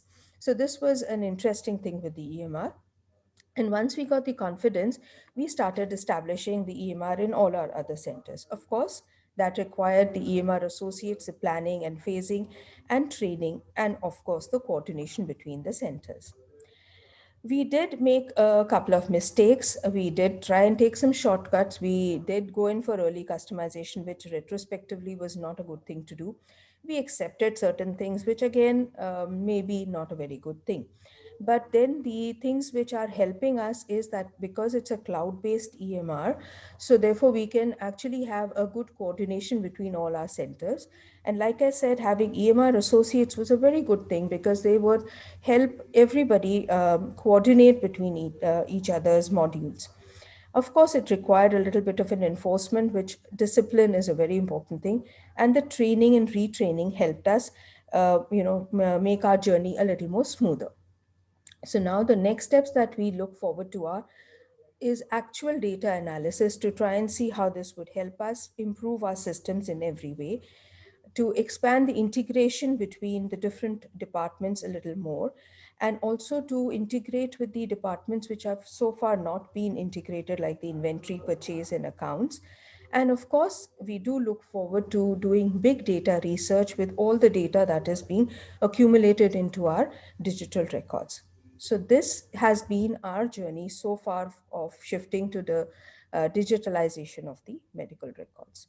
Thank you very much for your patient hearing. If there are any questions, I'd be happy to answer. Thank you, Dr. Rolly. Dr. Manavdeep, you can introduce the next speaker. The next speaker is Abhishek. Is Abhishek there? Technical team, has Abhishek Onkar joined? No? So next we have Dr. Soumya. She'll be speaking on teaching and assessment of surgical skills of residents using various tools like ICO Oscar. Dr. Soumya, please share your slides. I just wanted to make a comment before Soumya puts in a slide in the interim. I don't know how this is artificial intelligence. This is all basic intelligence. This is all what we are doing, and this is all what we actually doing as teachers or as clinicians. Probably because the conference is virtual. Yeah, so because there's no role of AI in any of the lectures here. So that's just a clarification. Dr. Soumya, please share your screen. So Dr. Soumya is not here. Achha, she's also not there. Then Dr. Rowley. Rowley, you have all the time, all the waves behind you are crashing, and you are thinking, Canute, you are telling them go back. So ma'am, I think my coat is a perfect contrast. My thick coat is a Yeah, perfect मतलब आपकी वो waves देख के मेरे को पीछे से कुछ हो रहा है कि please, Dr. Dr. Manavdeep and Rowley, I may have to leave in between. I have another session at 10:40, so I'll be there. I want to hear what. Rowley, sorry, I do not know from where you are. Let us have your own introduction little bit. Okay, Rowley is a very old student of ours, and now she's a faculty in Karnal, right, Rowley? Yeah, there is it. Yes, ma'am. Yeah, she was way back our student, but now she's our very much a peer and a very, very erudite student. And I'm sure a very erudite faculty now. Yes, thank you, ma'am. And also, ma'am, I would like to, share with you that even I am now foraying into medical education, and I am done the advanced course in medical education. Okay, and you're doing FAMER also? Sorry, no, I do hope to do it at some point in time. It's a 2-year duration, so it's just. It's a very exhaustive one, but do it as early as possible, because for me it was a little late, but it's fascinating actually. I found FAMER fascinating. Yes, but once you go into this sphere, you realize there's so much to learn. There's so much to learn. So much. And my teaching and my understanding has improved so much. Yeah, sure. Dr. Rowley. Good morning. At the outset, I would like to thank DOS for giving me this opportunity. So my talk is going to be about 3D recording technologies and how we can use them in ophthalmic teaching. So in this talk, I will be sharing our initial experiences in this and our forays into this. So we do not have any financial disclosures and no conflict of interest. So it has been proven beyond doubt that 3D teaching is definitely better than 2D teaching, and eye itself being a complex 3D structure, the understanding of the surgical skills and the clinical features of many conditions is better if viewed and understood on a 3D platform. However, the limiting factor about this is that though we do have some gold standard 3D visualization and operating surgical devices and heads-up surgery we are doing now, but the limiting factor is that the cost is so prohibitive that they can hardly be used in many centers where ophthalmic teaching is being carried out. And when they actually become commonplace is really a long time away. So what are the options that we have? So before that, let us just review some of the 3D visualization principles. So what is stereopsis? So as we know that most of the clues for stereopsis are monoocular. However, it is the beauty of the brain that we can fuse both slightly dissimilar images to give a 3D effect. So how has this been used in 3D digital technologies till now in commercially available systems? We either use polarizing glasses, which what they do is they polarize the light into horizontal and vertical directions, which projects slightly dissimilar images into each of the eyes, so which are projected differently by the brain and fused to form a stereoscopic image. Now, this polarization may be horizontal or vertical, or maybe cyclical, as in clockwise or anti-clockwise. The other things which were commonly used are the color glasses, also known as the anaglyph glasses. Now, what they do is that they limit the light that is falling in each of the eyes, again projecting slightly dissimilar images on the brain, giving a stereoscopic effect. However, the disadvantage with these is that they cannot be used in colorblind people, and also because they're actually decreasing the amount of the light that is entering the eye, so the quality of the image is compromised. Now, what the commercial video gamers and all are using are actually the LCD 3D glasses. What these glasses are actually have liquid display crystals. What they do is, for a fraction of a second, that the light entering in each of the lenses is decreased. So what they're actually doing is they're actually occluding one eye for a very small amount of time. So giving slightly dissimilar images, again giving the stereoscopic effect. Again, the disadvantage of this is that the quality of the image is a little compromised than what we would want in our teaching technologies. So traditionally, till now, what have we got as a stereo photograph? These are stereo photographs, which I'm sure all of us you must be familiar with, we have been seeing these stereo photographs, and the gold standard, and many of the clinical trials have been using these stereo photographs, and especially the Atlas of Gas for Macular Diseases, which use stereo photographs, and these were to be viewed by the polarized glasses, and they gave for the stereo glasses, and they gave a very good stereoscopic image, which helped us to understand these macular diseases better. So this was earlier they were using the stereo viewers. Now what we have, and those of you who have got children at home would be familiar with these VR goggles, or this contraption which is cheap and easily available, which is these are the VR goggles which have got a slit in which the mobile camera can be easily fit, and which give a stereoscopic image of the photo that is being projected on the mobile camera. So using these principles, we tried to do some 3D eye surgery recording, and so what we did was that we attached two single chip cameras on the beam splitter. As you can see, two single chip cameras have been attached on the beam splitter on either side. Now what each of these cameras is doing is recording the camera on the right is recording the image that is being seen on the right, whereas the one on the left is recording the image that is being seen by the left optic. So these two images, what we wanted to do, we wanted to fuse them together. Now here we reached a roadblock because there was no currently or any cheap software available which could fuse these two dissimilar images so as to give us a stereoscopic image. So for this we found that we have the video fuser. So I am sure this is a very familiar scene on our video screens on most evening, and there are different praise for the predator. So basically this gave us an idea that how were they doing that both two images were being simultaneously projected together. So when we found these are very expensive software which are being used by the media, which were out of reach of common people, and very expensive, which we could not afford. So one of my colleagues, Dr. Sumit, who has done some very pioneering work in low-cost vitreoretinal recording. So he got this idea from the great Indian marriage ceremony. So what we have is that we have in one scene, we have the bride, and the other is that is projecting images from the different areas of the wedding. So we found that the video fuser was a hardware which was cheap and affordable that could be used. And this is what we used to record a surgery. So this is the intravitreal injection. So the two cameras that we showed initially were projecting these images simultaneously on the screen. Okay, and these were being projected on the screen, and these, if viewed with +4 glasses, they gave a very good stereoscopic effect. Now these cameras can be, these images, they can be fed onto the mobile screen or an LCD display and seen with +4 glasses or stereoscopic polarized glasses to give a 3D effect.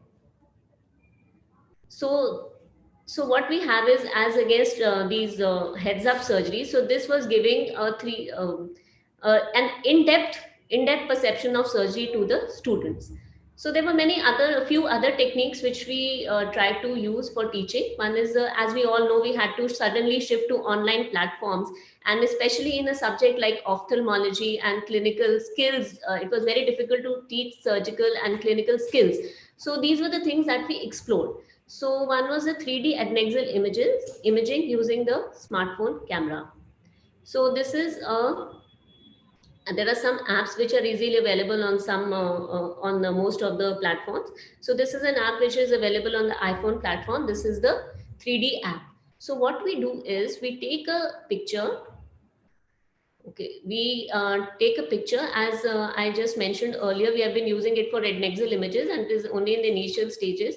We take a picture and of the eye from two different angles. So this is first, the camera will click the picture from the left side. Here the app is clicking the picture from the left side, and then we shift a little and take it from the right side. Now what the app does, it fuses both of these pictures and to a slightly dissimilar image. So this when viewed through the anaglyph glasses will give you a stereoscopic image. So this can be used for various adnexal lesions. Of course, if we use them with macro lenses, they can be used for anterior segment lesions also. However, in our experience, we found that when we attach the macro lenses to the camera, the resolution of the image decreased.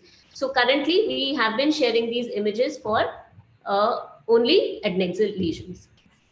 So there are many other apps which have been available. So the other app that we explored was a simulated 3D photography. This again, I'm sure some of you who are active on Facebook or some other social media platforms would be familiar with. What it does is, this is not actually a 3D, but a 2D, which is taking a panoramic image. So what it does is it takes the image of the lesion or the eye from side to side, giving a stereoscopic effect. This helps in the better understanding of the lesions and a better 3D appreciation. So this may be further used to further explored to take images of the different ocular lesions. So to summarize, this is just a beginning of the start of innovative, affordable solutions. We would be happy if this would ignite young brains to look into it and build a consortia which can move for indigenous 3D medical technology to provide cost-effective and stereoscopic and wholesome and immersive teaching to our ophthalmological students. Thank you. Thank you, Dr. Rowley. Thank you, sir. And this was a very nice talk. The one question which I think I could not understand, maybe others also could not understand. You can stop sharing. Was about the iPhone camera 3D app that you told us. Yes, sir. You said that the camera fuses it into 3D and then it is seen with what? Seen with which glasses? You said some glasses? So stereo viewer. So the stereo viewer, which I said, which is normally used, which is available, the mobile fits into the slot. So it is very cheap and easily available. And it is normally used for children and any image, it can be viewed through this box.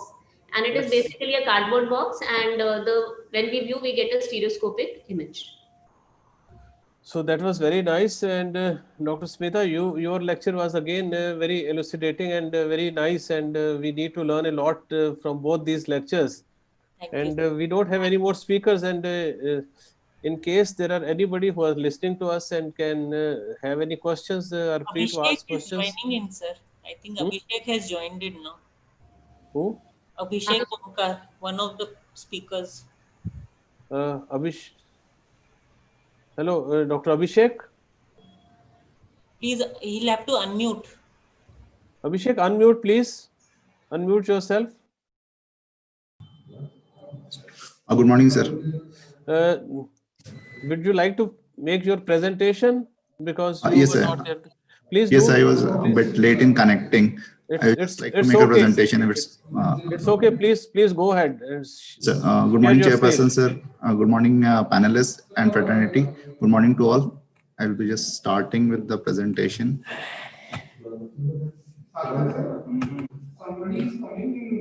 So basically, it's regarding stimulating research as attitude in the undergraduate medical students. So, as we know, the research part has been lacking when it comes to MBBS education.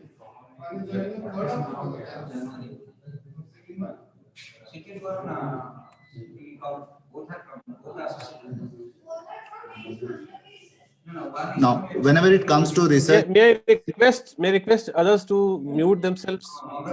There's some sound coming from the background. Sir. Except Abhishek, others may please mute themselves. Sir. So when it comes to research, these are the 6 questions, the basic of epidemiology that they come across during the teaching of community medicine: what, when, where, how, and who. If they can answer those 6 things, they can attend to any other question in life, as well as research is, as far as research is concerned as well.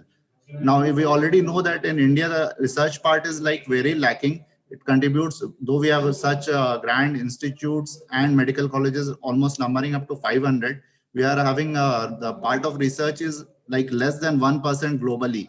That has been the data till now. So, sorry, Abhishek, can you make it to the slideshow, please? Yes, I'm just trying.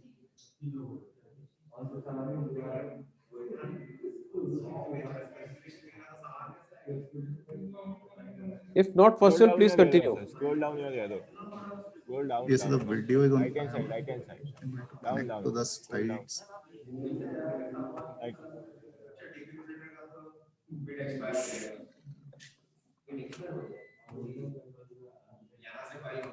On the lower side, in the lower portion, on the center, almost slightly right to the center, you can just click there.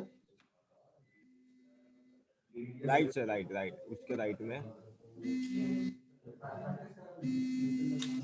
Yes, this one. Okay, okay, good.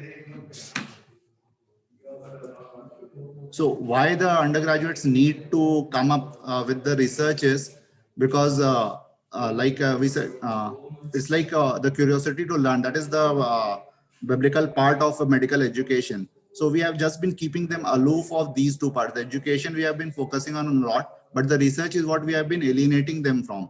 So the curiosity is to learn. It has just to be a part of it. If they can be taught about the research methodology and the research basics and incorporate it from the beginning, that can help them a lot to become international, the qualified Indian medical graduate that we have been looking forward since the NMC has been formulating those norms.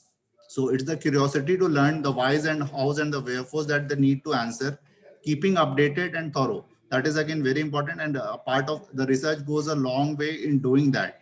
And definitely it helps to improve their resume whenever they are proceeding forward for post-graduation or even for the corporate world later on, or seeking some degrees outside.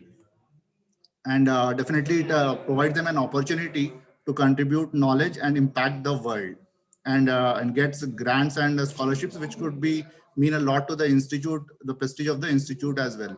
Till now, it has been like they have been like overburdened with all the books and studies that always the research part takes a backseat. So one part of answering the why is also the, as we said, as I already said, regarding the Indian medical graduate being projected.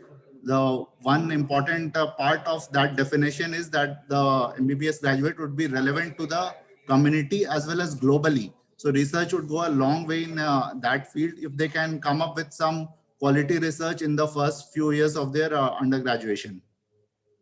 Now, we already dealt with it. Now, what basically it's like if we leave apart the premier institutes, students do not know what. Like they already know, they might be primed regarding like, okay, they want to do research because medical science is all about the hows and whys, but it's the lack of knowledge or the lack of opportunities they do not know about, the awareness regarding those opportunities. So if they are just primed about them during the orientation classes, during the foundation course, that would go a long way in like in the upcoming second year or even third year, before the internship, they can go for it. So among them, the most prominent is the ICMR STS projects that that happens to be the flagship one, and almost all the institutes are coming up with those projects nowadays. The lesser known one is the ICMR NCS scheme, which actually is after the internship, but within 2 years of completion of internship, and the Department of Science and Technology SYESP project and Kishore Vaigyanik Protsahan. Apart from that, the institute bodies itself can create some intramural projects where the students can be made a part of. So yes, nowadays we have to look for, they need to Google it out to search for the answers. So I will just go through first the STS project. We already know about it. It's like mainly for the undergraduates, and they need to be told about it because from the first year itself, because if they know the deadlines and how to go about it, it's a very short project, a 2-month project, and they can take it up in a good atmosphere, in a good faith, and that can just get their names imbibed in golden letters forever in the ICMR journal as well. So the timelines are the ones that they are not aware of. Like the first year undergraduate, whenever they come for admissions, It's like by the third round of counseling, it's already like October, November. And that is when by November, December is when the notifications come up for ICMR projects. And the deadline is very short. By January, they have to come up with a proposal. And once it is fine, it gets accepted, then definitely they have to work further in a 2-month duration. That usually is in the period from April to October, when they make the final submission and they get a good handsome grant for it. So a 2-month project is not much demanding. They can do it from first year till final year, and without compromising their studies. So this is one project. Now the rate limiting factor in this is mainly the faculty, because only one faculty can take up one student for ICMR project. So that is one thing that has to be focused on. And if like every faculty from the first year, clinical, paraclinical, preclinicals, everyone can be engaged with one student, we can have a very good output in ICMR projects, which would be very meaningful as well, if done sincerely enough. So that is one thing that we can focus on and groom our students for, and definitely encourage them to do. And this is the other one, the ICMR NCS projects, the National Clinical Scholarship Schemes. Now this is just after the internship and within 2 years of completion of the MBBS. They are the only ones eligible for it with an age limit of up to 32 years. Now this is again a very lesser known scholarships known to the students. So they like after MBBS, everyone is like stumped what to do next. That is the question that that haunts almost everyone. What to do next? What next? So once you have completed your MBBS and your internship, the next thing definitely is the post graduation. That is what everyone thinks about, or the USMLEs or the PLABs. That is what the natural course happens to be. But not everyone makes it. And even if we consider it to be a second, this can be considered to be a second option or even as a primary option, because I think this is a very good opportunity to be attached with very good recognized universities in India with a very handsome scholarship. I would say a consolidated salary of 1 lakh per month. It's like a very good one, good option monetarily as well as to enhance your skills. So these are the two main ones that I would like to focus on from the side of faculties and to be encouraged to the students. The other ones which really we haven't, I've not been very much exposed to these ones, but yes, definitely they also feature in the respective websites of Department of Science and Technology. So just to conclude, I would just say that we need to start early and start from the orientation programs and the foundation course that has been introduced by NMC, so that the aptitude develops quite early. They incorporate it as a part of MBBS learning and not in isolation. Like they are always burdened with the classes and the labs and all that.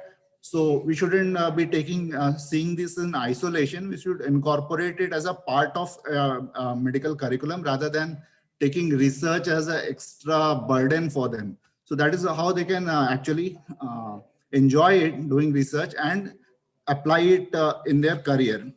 And definitely it will break the ice between faculty, between the students, faculty and seniors. They can have a good talk about it. And yes, not to compromise the studies for sure. Thank you. Thank you, sir. Thank you so much, Dr. Abhishek. It was a very nice talk, and the curriculum is already going to start this, adding this into the regular curriculum. The Medical Council is going to start this, and recently I realized the importance of this when my son had to appear in PLAB, and all these things are extremely important outside. May I request Dr. Smita to say some remarks within 1 minute, because we are finishing time. So she has a lot of knowledge about this. Thank you, sir. I think that what Dr. Abhishek has said has been encouraged in our college definitely by giving the students grants. A research grant is started for the MBBS students for the last 10 years or so. So if they take up a project, they are funded by us also. And if they publish, they are given an incentive of 25,000 rupees, which is extremely good for them. And again, we are sponsoring one international conference for the students. If they are, part of it, not whole of it maybe, but they are encouraged to go and present. And I think that if you start early, as Dr. Abhishek said, you row the crop which comes out, which is going to be extremely good. And Dr. Rowley's presentation was extremely interesting again. Thank you, ma'am. And I just want to know how you got the idea. Ma'am, like I said, that one of my colleagues, he has done some pioneering work in, these cost effective, because the main thing about us is we do, all of us, many of us, we do very interesting surgeries. But when it comes to presentation, we don't have good quality videos to present.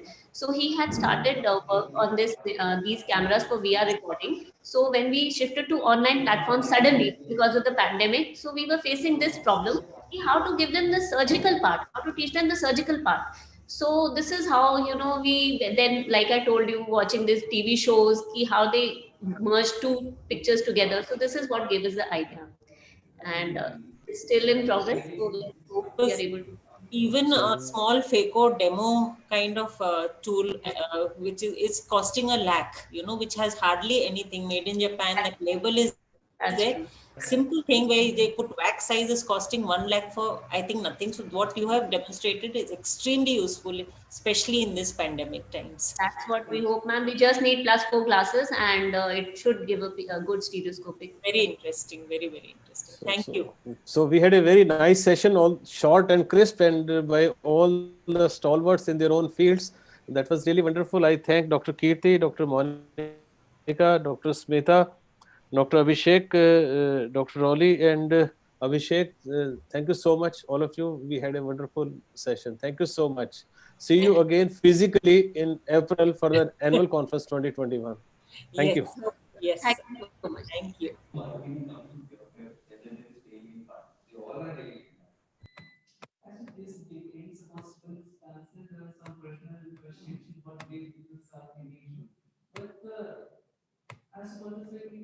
But wheelchair people are small, people are sleeping. But those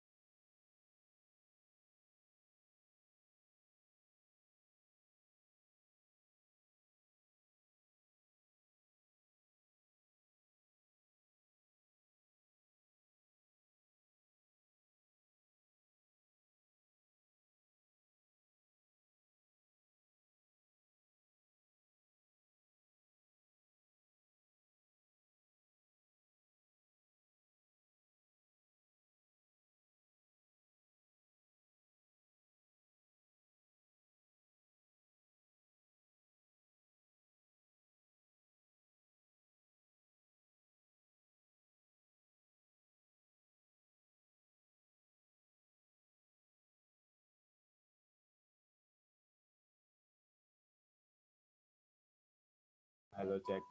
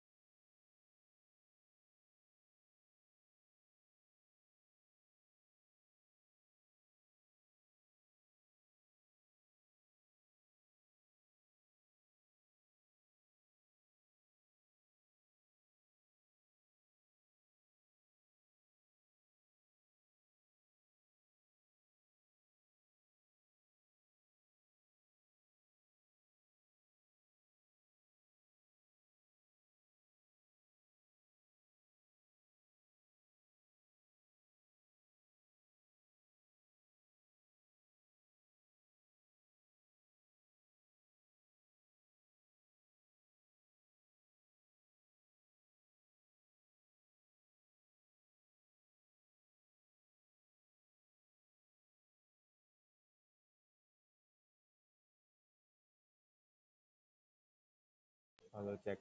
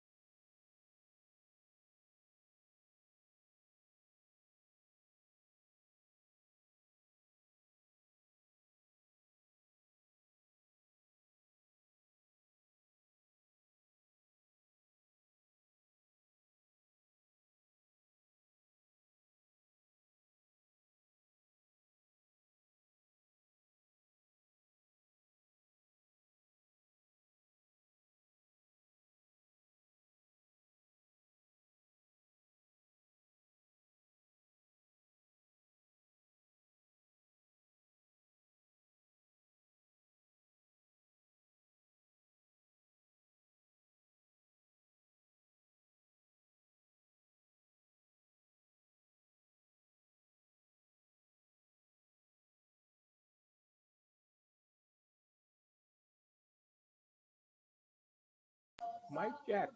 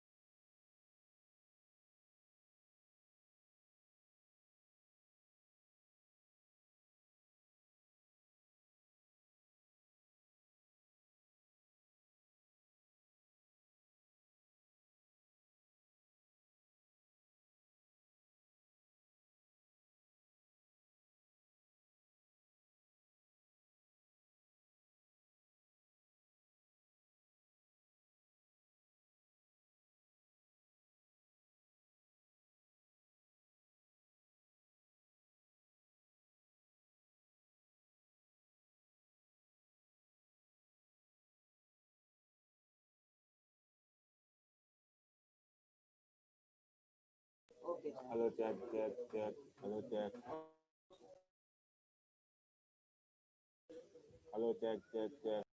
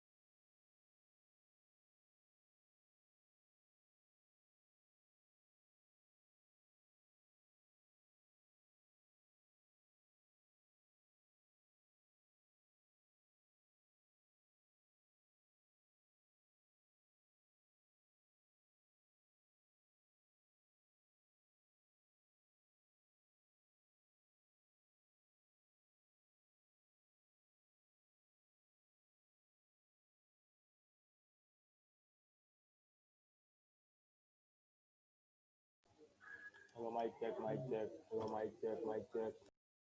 Hello, mic check.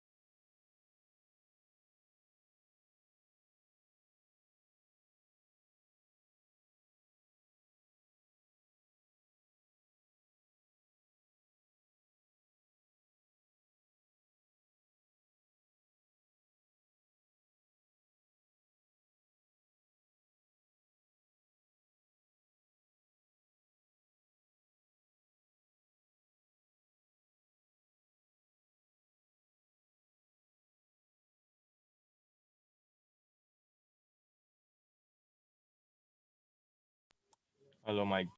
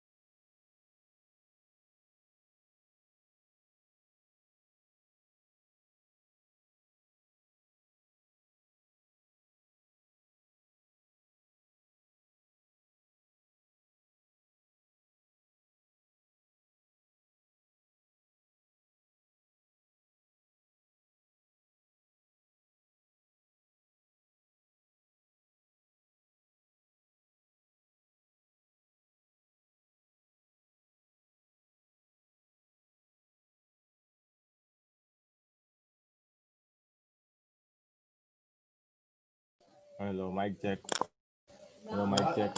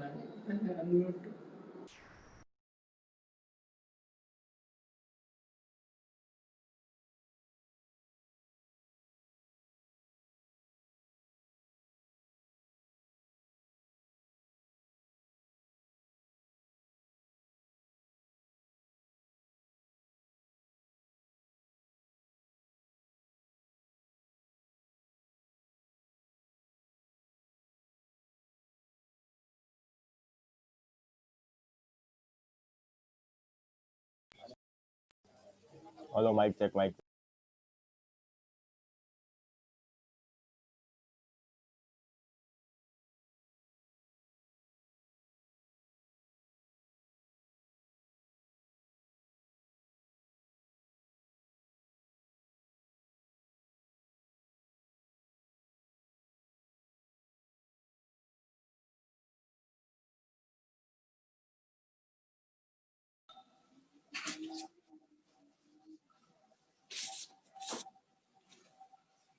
Hello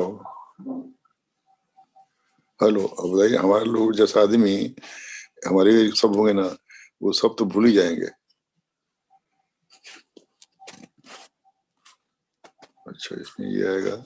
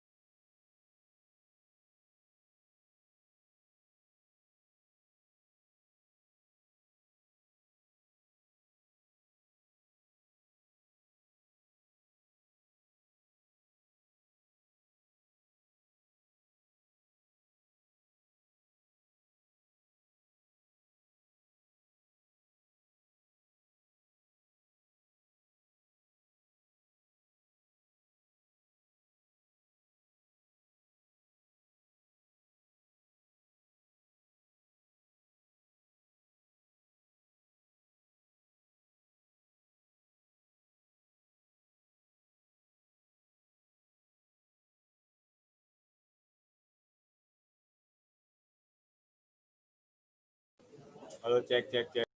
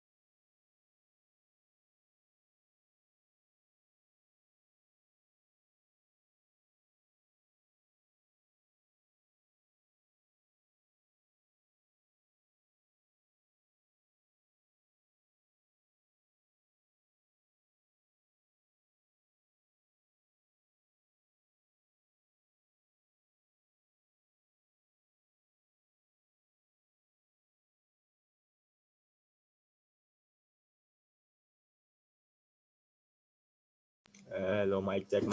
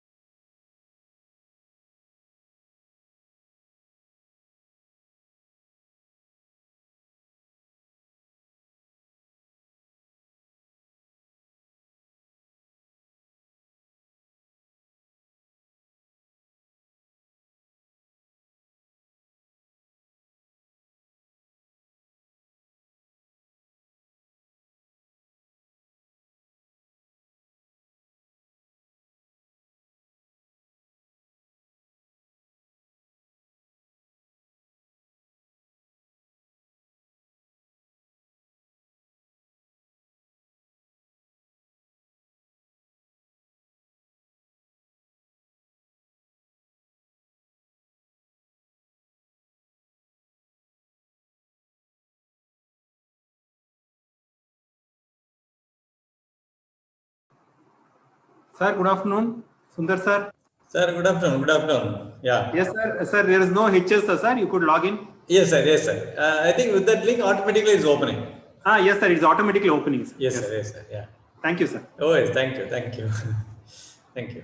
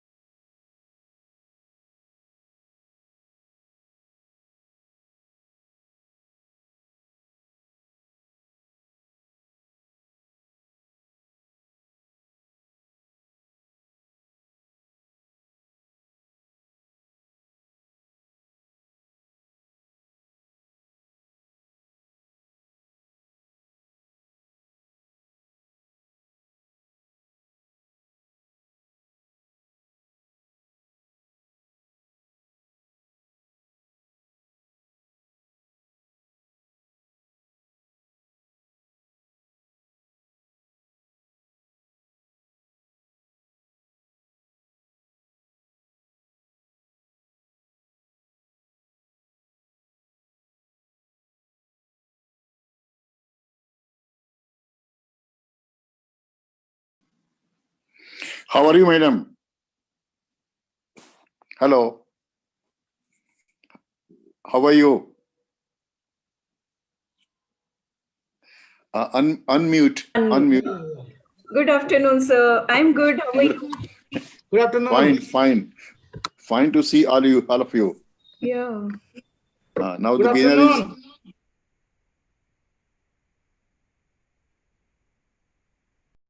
afternoon. I tried to set the background like you, but I couldn't do it. Hello, banner.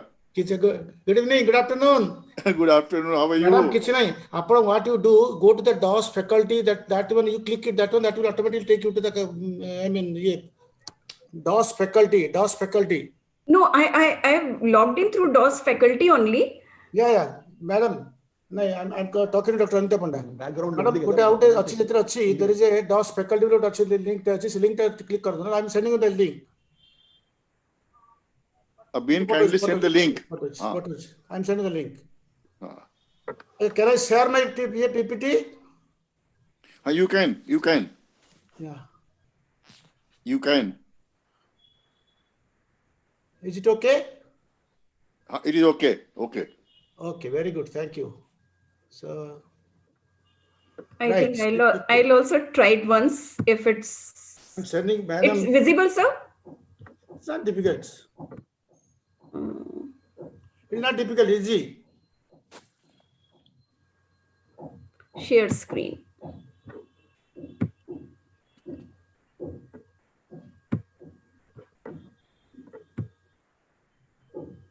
It's visible now, sir? Yes. It is visible. Yeah. Okay, sir, fine. You can go ahead. The time is 2:20. Still we have the time. Am I audible? You are audible, sir. Yeah. Okay, Dr. Bharani Reddy. Good afternoon, Dr. Bharani Reddy. Good afternoon. Very good, sir. Good afternoon, sir. Very Dr. good. I'm Sunita ready. Mittal.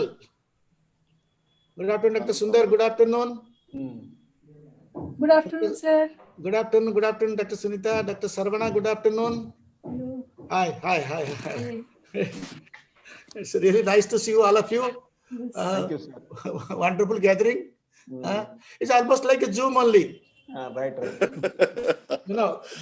By clicking that, we are entering the Zoom. Yes, sir. Good afternoon to all, sir. Good afternoon. Good afternoon. Hi, Dr. Sundar, sir. How are you? I'm fine, sir. Fine. Fine. Yes. Sir, good afternoon, everybody. Good afternoon. Good afternoon. Subudhi, sir. Hi.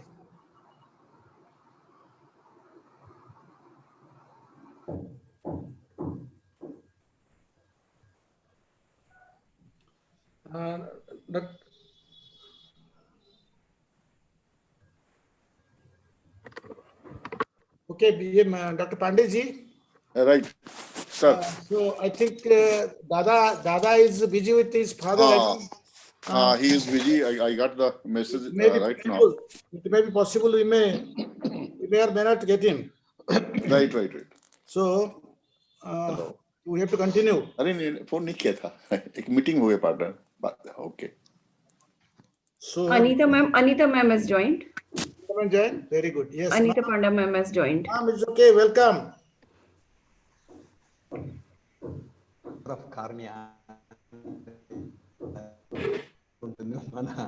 Okay, now the program is like this.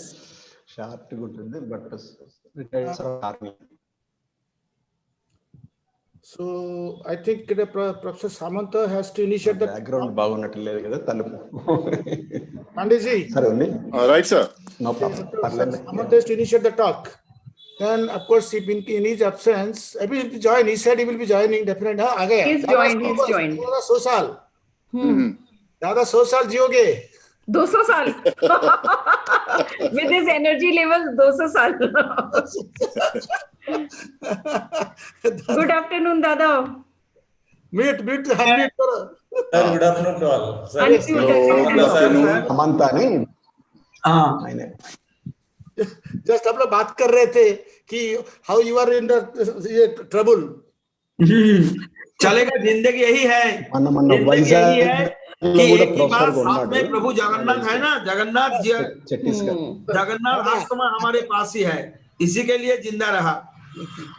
आपका हंसी सबको खुश कर देता है, आपका हंसी सबको खुश कर देता है। नमस्कार नमस्कार सबको को हजारों बधाई। Pre Christmas welcome to all of you. तो पहले एक ही समाचार कि हमारे फॉफी का एक फिजिकल कॉन्फ्रेंस करने के लिए हम लोग कोशिश करता हूँ कि जनवरी 2nd वीक में Raigad Medical College, Raigad, because the dean is very much interested to hold one physical meeting there.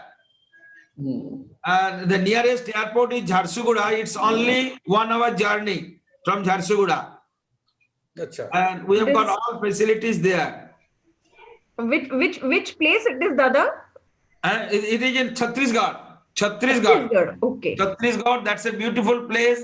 Just on the on the side. Anita Panda name. Okay. Namaskar. Namaskar, Panda madam. Anita madam, good afternoon. Ma'am, unmute. Unmute, madam. Unmute. Barani sir, good afternoon.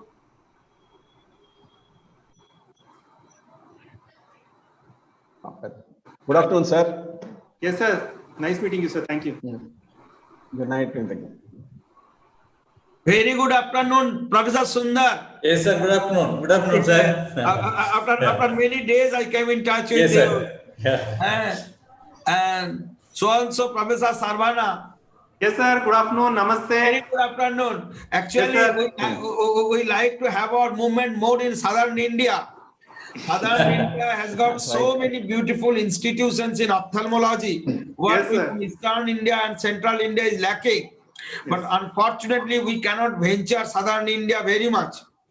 That's why at this, every time I beg your kind support, patronage, so as to make this organization. At least there are 4,000 professors and associate professors in ophthalmology all over India. But unfortunately, we are limited within only 250 to 300. That's why you will have to take the leadership. Yes, sir. I will be forwarding few of the numbers to you, sir. Sure. Yes, I got, but only 2 to 3. But it should be 20 to 30. If each one of you try to find out 20 to 30 every day, 3 to 4, then we can really achieve our goal. Because many professors and associate professors have got no idea. We like to include all the past professors and associate professors, also the present ones. webinar re Yeah. We will send you, sir. Good afternoon, Professor Sunita Mittal.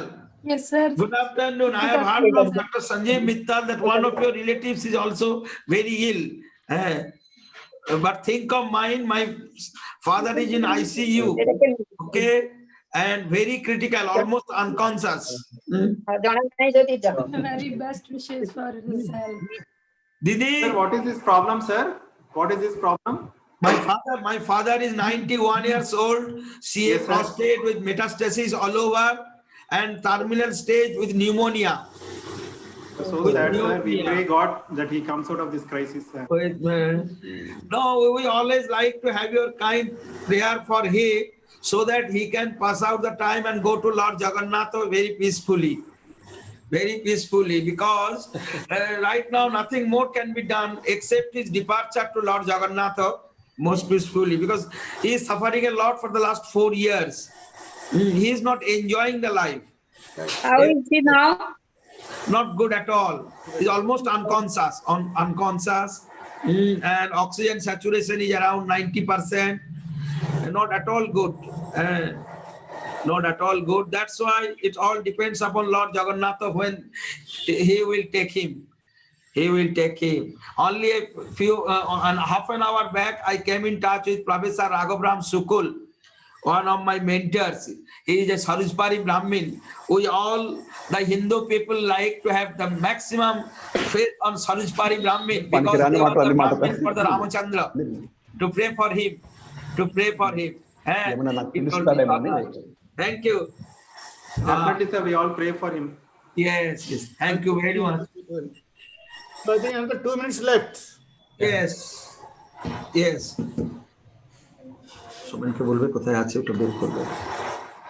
Admin, when is the time? Admin, who is the admin? Yes, sir. You can start, sir. Going to be 2. Let's start. Let him count down, give the countdown. Admin? Yes, yes, right. Yeah, 5. Right. Okay, you can stop it. Timing. Yeah.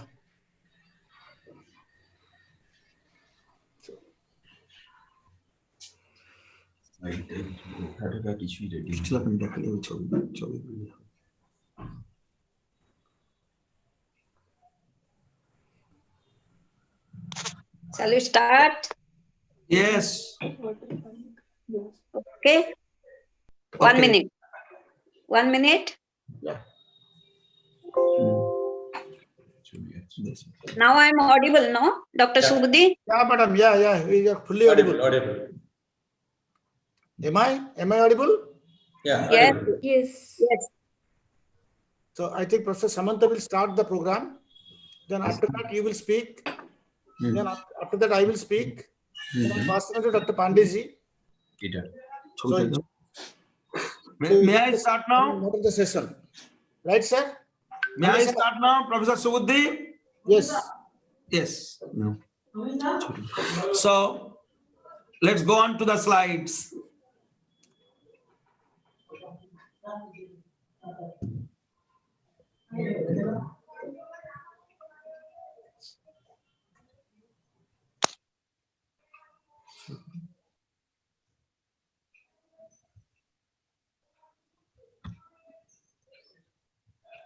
Yes.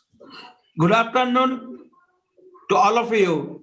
Can you see this slide? Yes. Yes. It's visible. Yes. Yes, sir.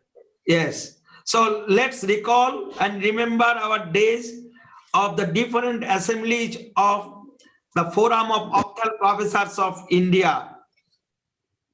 Actually, this particular idea to assemble the elite group of the teaching faculty in ophthalmology of India about 5 years back, and the opportunity came when I got in touch with Professor Atul Kumar and some other professors, and our dynamic friend Professor BNR Subudhi, Professor DJ Pandey sir and others in Jaipur during the All India Conference in Jaipur, Rajasthan.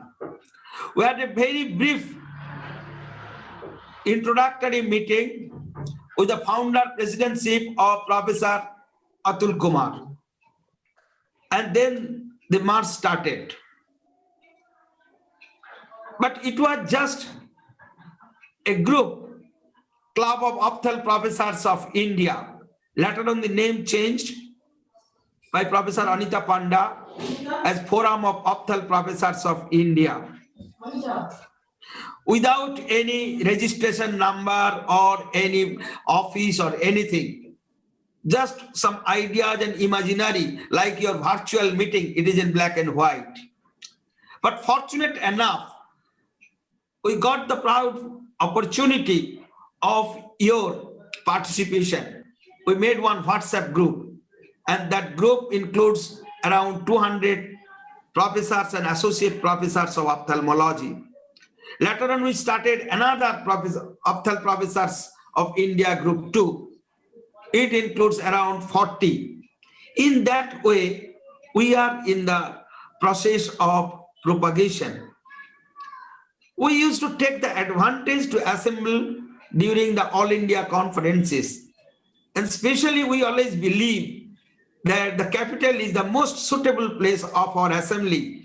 That's why we must acknowledge and thankful to DOS, Delhi Ophthalmological Society, who have given us the room to have this particular meeting during each DOS annual conference like this time.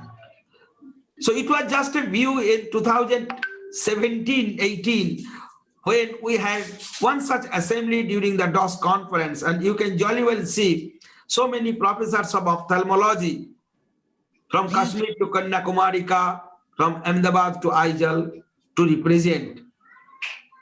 In that way, we have started and we are running. We are the most interesting as well as a very worthy session of the Forum of Ophthalmologists of India, where 100 professors of ophthalmology, not only from India, but from Bangladesh, Nepal, has participated in the birthplace of modern education, nothing other than Shantiniketan, the place of Gurudev Rabindranath Tagore, Vishwabharati, where we had a beautiful 2-day session of Club of Opthal Professors of India, later on FOPI or Forum of Opthal Professors of India, about 3 years back in 2017 January. There you can jolly well see all of us being dressed in the traditional Indian way, the traditional way of a teacher. We were discussed the modern lacunae of our teaching and training process in medical sciences. You can jolly well recognize our speaker, Dr. Vinita, Professor Vinita of KGMU Lucknow, and along with so many beautiful professors, and at the front row sitting, nobody else than Professor BNR Subudhi and so many of others. And here is the assembly of all lady professors of ophthalmology assembled at that time in Shantiniketan during the morning prayer. And also you can appreciate the traditional Indian sari dress of the teachers, of lady teachers. In that way, we always like to cultivate and like to encourage the Indian traditional system along with modern education. Here is the galaxy of all the professors of ophthalmology who assembled during this Shantiniketan session, along with the then Vice Chancellor of Vishwabharati Shantiniketan, who is in the front with Jahar Coat. You can see from left to right, all of professors of ophthalmology assembled there, a few of them, not all, I would say, from southern to northern India, from eastern to western India. And at the same time, you can see in our international academic conclave in Kolkata, in last year, in 2019, this particular group of the professors of ophthalmology in the session, and here you can also see Professor Keiki Mehta with us, and our Professor Anita Panda Madam in the front. So in this way, we like to propagate. Friends, so far we had got 3 presidents. The founder president was Professor Atul Kumar, next Professor S.P. Singh sir, and now Professor Anita Panda Madam. And under the able guidance of our Secretary General, Professor BNR Subudhi. But we like to propagate. We like to assemble more and more professors. What I have just told during chatting, that there are more than 4,000 professors and associate professors, retired as well as present in ophthalmology in India. And if we take it to be granted in Indian subcontinent, from Kathmandu to Colombo, then it would be more than 6,000. So why don't you like to start to motivate each one of them to assemble under the umbrella of this fantastic organization, Forum of Opthal Professors of India, where not only we will be happy to chat amongst ourselves, but also we can discourse how we can implement all the teaching as well as training facilities, not only for the undergraduate, but for the postgraduates as well as fellows in the best possible way. Now time has come to refresh ourselves. The new National Medical Council Act, NMC Act, and so many terms has come up like mixopathy and others. I do not like to go into the debate, but we the professors has the great role to make a national debate, to make interaction on this particular chapter, and we can give some input to Government of India, as well as NMC, as well as to state government, as well as to the proprietors of non-government medical colleges, how best we can do for our beloved students. Keeping all these things in mind, today we are again thankful to DOS to giving us this platform. Let us all come under the umbrella of HOPI, and every day I would appreciate if you just post one contact address of one professor or associate professor known to you of your vicinity, so that within a year we can reach the target of 4,000 and we can discuss everything in details during our small webinar meeting or physical meeting. Lastly, I invite all of you, though it is under our planning that in January, we are going to have a physical meeting of our 5th National Assembly of the Forum of Opthal Professors of India at Raigad, at Government Medical College, Raigad, Chhattisgarh, where the Dean is very much interested, and it is the best place in central India to assemble all of you. With all these few words, I thank you once again. And I am hopeful that today's brief meeting of 2 hours under the commandership of Professor BNR Subuddhi, our Secretary General, along with the presidency of Professor Anita Panda Madam, and under the chairpersonship of the great teachers like Professor Chand Singh Dhol, Professor Kamaljit Singh, and others, and being duly moderated by Professor DJ Pandey Sahab, Professor Namrata Sharma Madam, and others. It will really be an interesting one, as well as all the professors of ophthalmology who will give the deliberation. They will give beautiful input. Looking forward for a great day ahead. Thank you very much. Thank you.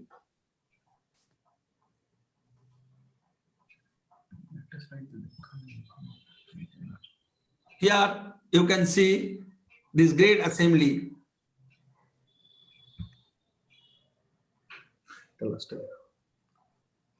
Yes.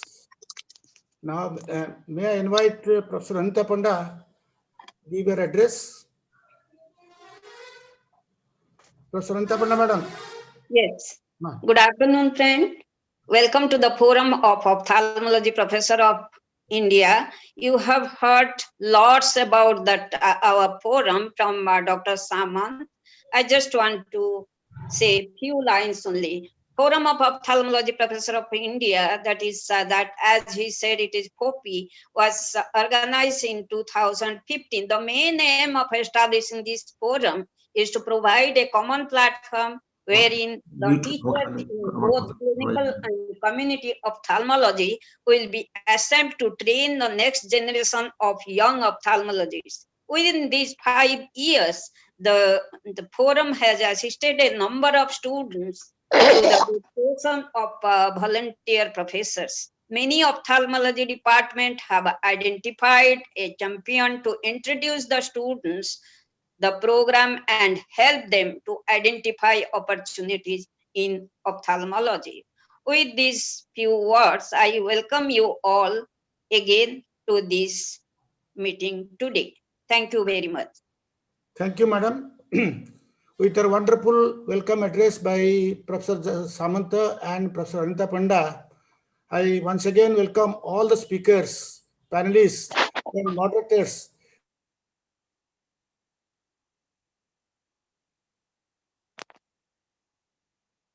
"5 years, we conduct FOPI annual sessions along with a very good scientific session. And as you know, this year, it's a wonderful scientific lecture has been arranged, and that's why it is given the glimpses of clinical ophthalmology, covering almost all aspects of ophthalmology in this forum. The main purpose of forum is to integrate the postgraduate studies in all over the country in one system. That's our aim, to prepare some guidelines so that there will be uniform teaching throughout the country. That is our aim of bringing all the 4,000 professors all over the country to one forum, one platform, to decide, to formulate a guideline for the countries of post studies. So with these few words of welcome address to all my speakers, I would like to start the scientific program. Now I will hand over the podium to Dr. Dadanji Pandey and others to moderate the session. So it's over to you, Dr. Pandey sir, to moderate the session and invite the speakers one by one to continue the scientific program. Thank you. Sir, unmute yourself, sir. Sir, unmute.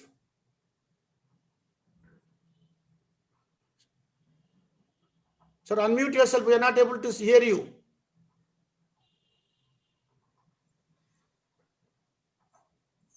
Yeah, now you can hear. Yeah. Continue. Okay.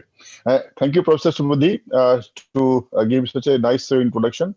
And I really thanks Professor Anita Panda ma'am and Samantha welcome address. Really, we are looking forward to streamline the postgraduate and the undergraduate education in our department, the various medical of our country. As you know, teaching the of a state or whole of the country. So we need, it should be uniform to be formalized for the education as for the training purpose. Not only for the MSc student, diploma student, now it is the band for the diploma, it is only the postgraduate, whether the DNB or the master degree. So it should be regular and it should be uniform all over the country. That's what was it we thought, and we tried our best to make it points of the government of India and the state governments, various state governments. On this occasion, I have seen the program which is written by Professor V.R. Subudhi. So very rightly, the variety of the programs in our forum, and these are the very, very essential, I do feel, and it is relevant to the clinical topics, and our professors are ready to speak. I request first Professor she should come, Dr. Kavita Bhatnagar. Professor Anita Panda, na? Hello, I think it's Professor Anita Panda to start, na? Professor Anita Panda. Sir, I don't have the list at present. Yeah, Professor Anita Panda to start. Anita Panda, please. Then Dr. Bhavna Sharma. Okay. Yeah. So, Professor yeah. Thank you very much, sir. Right. The problem is, I think my slides are not going to be shown properly. So therefore, just I am speaking. So thank you very much. Welcome to the session. The next few minutes, I'm going to speak about fibrin glue, use of fibrin glue in ophthalmology.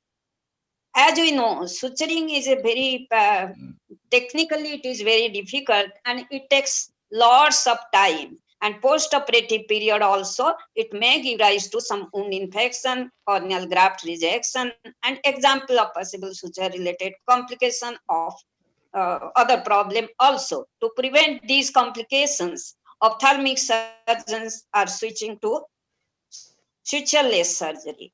There are problems like suture-induced problem are, as we know, the sterile infiltrate, secondary infection, inflammation, corneal infection, and finally, in keratoplasty patient, the allograft rejection. There is a long list, but we are not going to say that because we are going to get from the quiet eye suture produce an irritable eye. So our aim is to make it a smooth process so that eye is not going to be irritable. As we know, fibrin sealants are biological human plasma-based glue which mix thrombin and fibrinogen to form activated fibrin glue.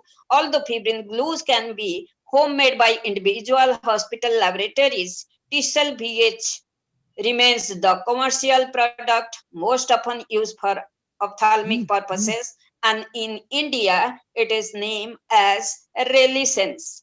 The ideal tissue adhesive, as we know, it should allow sufficient working time before inducing firm adhesion. It must have adequate tensile strength to maintain wound integrity. It should be clear enough to permit vision and should be permeable to fluids and metabolized to prevent necrosis. It must not induce inflammation and it should disappear eventually to permit healing at the interface. There are two types of adhesive are available. One is synthetic, that is known as N-butyl-2-cyanoacrylate glue, and other one is biological, and that is known as fibrin glue. And again, we know the synthetic glue, that is this form is solid, whoever has used, they must be knowing it. Nowadays it is not being used. It forms a solid impermeable plastic in situ. These plastics persist as a foreign body, causing joint papillary conjunctivitis. It is not permeable to does not permit the fluid to metabolize, so that nutrients cannot traverse throughout the tissue, and tissue superficial to it become necrotic. Whereas use of fibrin as a biological adhesive was first introduced by Burgel in 1909, and in ophthalmology it was used by Cartgen for penetrating keratoplasty in rabbit in 1945. However, till 2000 it is not in use in commonly. What is the mechanism of action? We should know about fibrin glue. It has two components, as we know. One is fibrinogen, other one is thrombin. When mixed together, these agents mimic the last stage of the clotting cascade to form a fibrin clot. It can be prepared homologous way and autologous source also. The components, as I said, it is the fibrinogen, thrombin, and also cryoprecipitation for autologous fibrin glue preparation, which was done by a known ophthalmologist, that is Rock et al. Then coming to the commercially available fibrin glue, that is T-cell VH fibrin sealant, commonly known as Baxter AG, Vienna, Austria.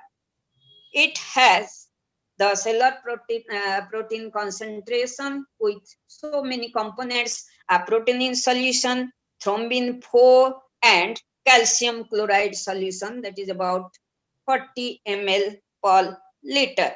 It is available in 2 syringes. One is thrombin, one is plasminogen, and both are combined like this, and one jet is attached to it, so that when we push, it mix together and come, and we put it on the surface where we want to use it. Then we should know about the safety of fibrin glue. Why we have to know? Because nowadays commonly we are using this. It is as safe as other tested blood products, and most of the protein products are sterilized by gamma irradiation to test donor for viral markers. However, at least 6 months is required after donation. Various advantages of fibrin glue are: it reduces the total surgical time associated with lower post-operative wound infection. It is well tolerated by the patient. It is non-toxic. It has some anti-infectious activity. It sets in a comparatively well-filled area. Smooth seals along the entire length of the wound edge. Its adhesive strength maintains the tissue fixed to the surface. However, it has some disadvantages also, and there is a risk of transmitted serological disease is still there, and its high cost and preparation of variable concentration and performance is not available. It is available in only one concentration, and tensile strength of fibrin glue is not adequately determined. Where we use this fibrin glue in ophthalmic surgery. First is the conjunctival surgery. And as you know, this is the common surgery nowadays in conjunctival surgery. Regularly, it is being used. That is pterygium surgery with conjunctival autograft or CAG. Other one is to close the strabismus surgery wound also, that is muscle fixation, amniotic membrane transplantation fixation. So nowadays, this pterygium surgery to fix the congenital autograft and amniotic membrane transplant to fix the graft, these two are very commonly being used. Then coming to the next one is corneal surgery. Similarly, like conjunctival surgery, it is also being used for corneal surgery in many ways. That is, if there is corneal perforation and melt, we can apply this glue for sealing it. In case of corneal trauma also, we use that to seal the perforation. It is also used in anterior lamellar keratoplasty and deep anterior lamellar keratoplasty. It is really amazing to see how it fixes to how the graft is fixed to the surface. It is also being used in penetrating keratoplasty, epikeratoplasty, limbal stem cells transplant, sclerokeratoplasty, and during retina surgery, retinal surgeon also use it as to fix temporary keratoprosthesis.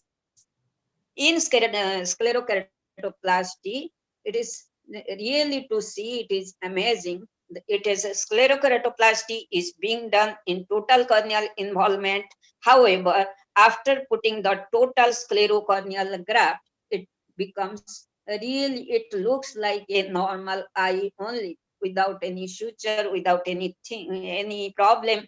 And post-operative also, it does not give rise to any problem because there is a big 360-degree wound. So many suture would have been required. So suture irritation, graft rejection, everything would have been there. But as we use fibrin glue, it is not there. So it is very, very essential for sclerokeratoplasty. Even for during refractive surgery, means for refractive surgery, we can use fibrin glue.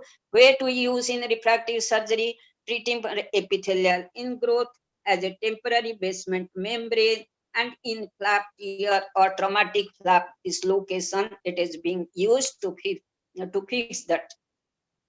In glaucoma surgery, it can be used for conjunctival closure, management of post-operative leaking blade, in glaucoma drainage device fixing. In lens surgery, as we know, it is for scleral fixated intraocular lens. It is very commonly used. Other surgery are it is used in vitreoretinal surgery, lid and lacrimal surgery, plastic and reconstructive, and orbital surgery. If I'll say lastly, to sum up, I'll say fibrin glue is a really good tool in the hands of ophthalmologists. It was started, the first use was started, though the first use was in 1945, till 20th century, it was not practiced. In 2004, it started in not it was used, it was, the concept was brought to the field, to the knowledge. And thereafter, gradually, now we are commonly used. So if you see, there are total only 24 articles from 2004 to 20 on fibrin glue, use of fibrin glue. Most common one is for fixing the conjunctival autograft, and less commonly amniotic membrane transplant and limbal stem cell transplant. Nowadays, limbal stem cells transplant, they do not require any fixing or something, because we are using the modified method. Thank you very much. Thank you, ma'am. It is very nice and excellent talk. And I do feel the fibrin glue definitely is a very burning topic. In between that, it only used in the corneal perforation, very small perforations. And finally, you have given a lot of outlook about the fibrin glue, starting from the retina to the cornea and the external coats of the eyeball as well as the orbit. So thank you very much for excellent teaching. And really, it is very good to listen from you all the times. It is very good to listen to you. Now I invite Professor Bhavana Sharma. Professor Bhavana Sharma. Professor Bhavana Sharma. Before that, we welcome Professor Namrata Sharma to the forum. Welcome. Right. Thank you. Thank you so Oh, much, ma'am. sir. Thank you. Thank you. Welcome, ma'am. Welcome. Thank you, sir. Professor Bhavana So, Sharma, unmute. Next topic.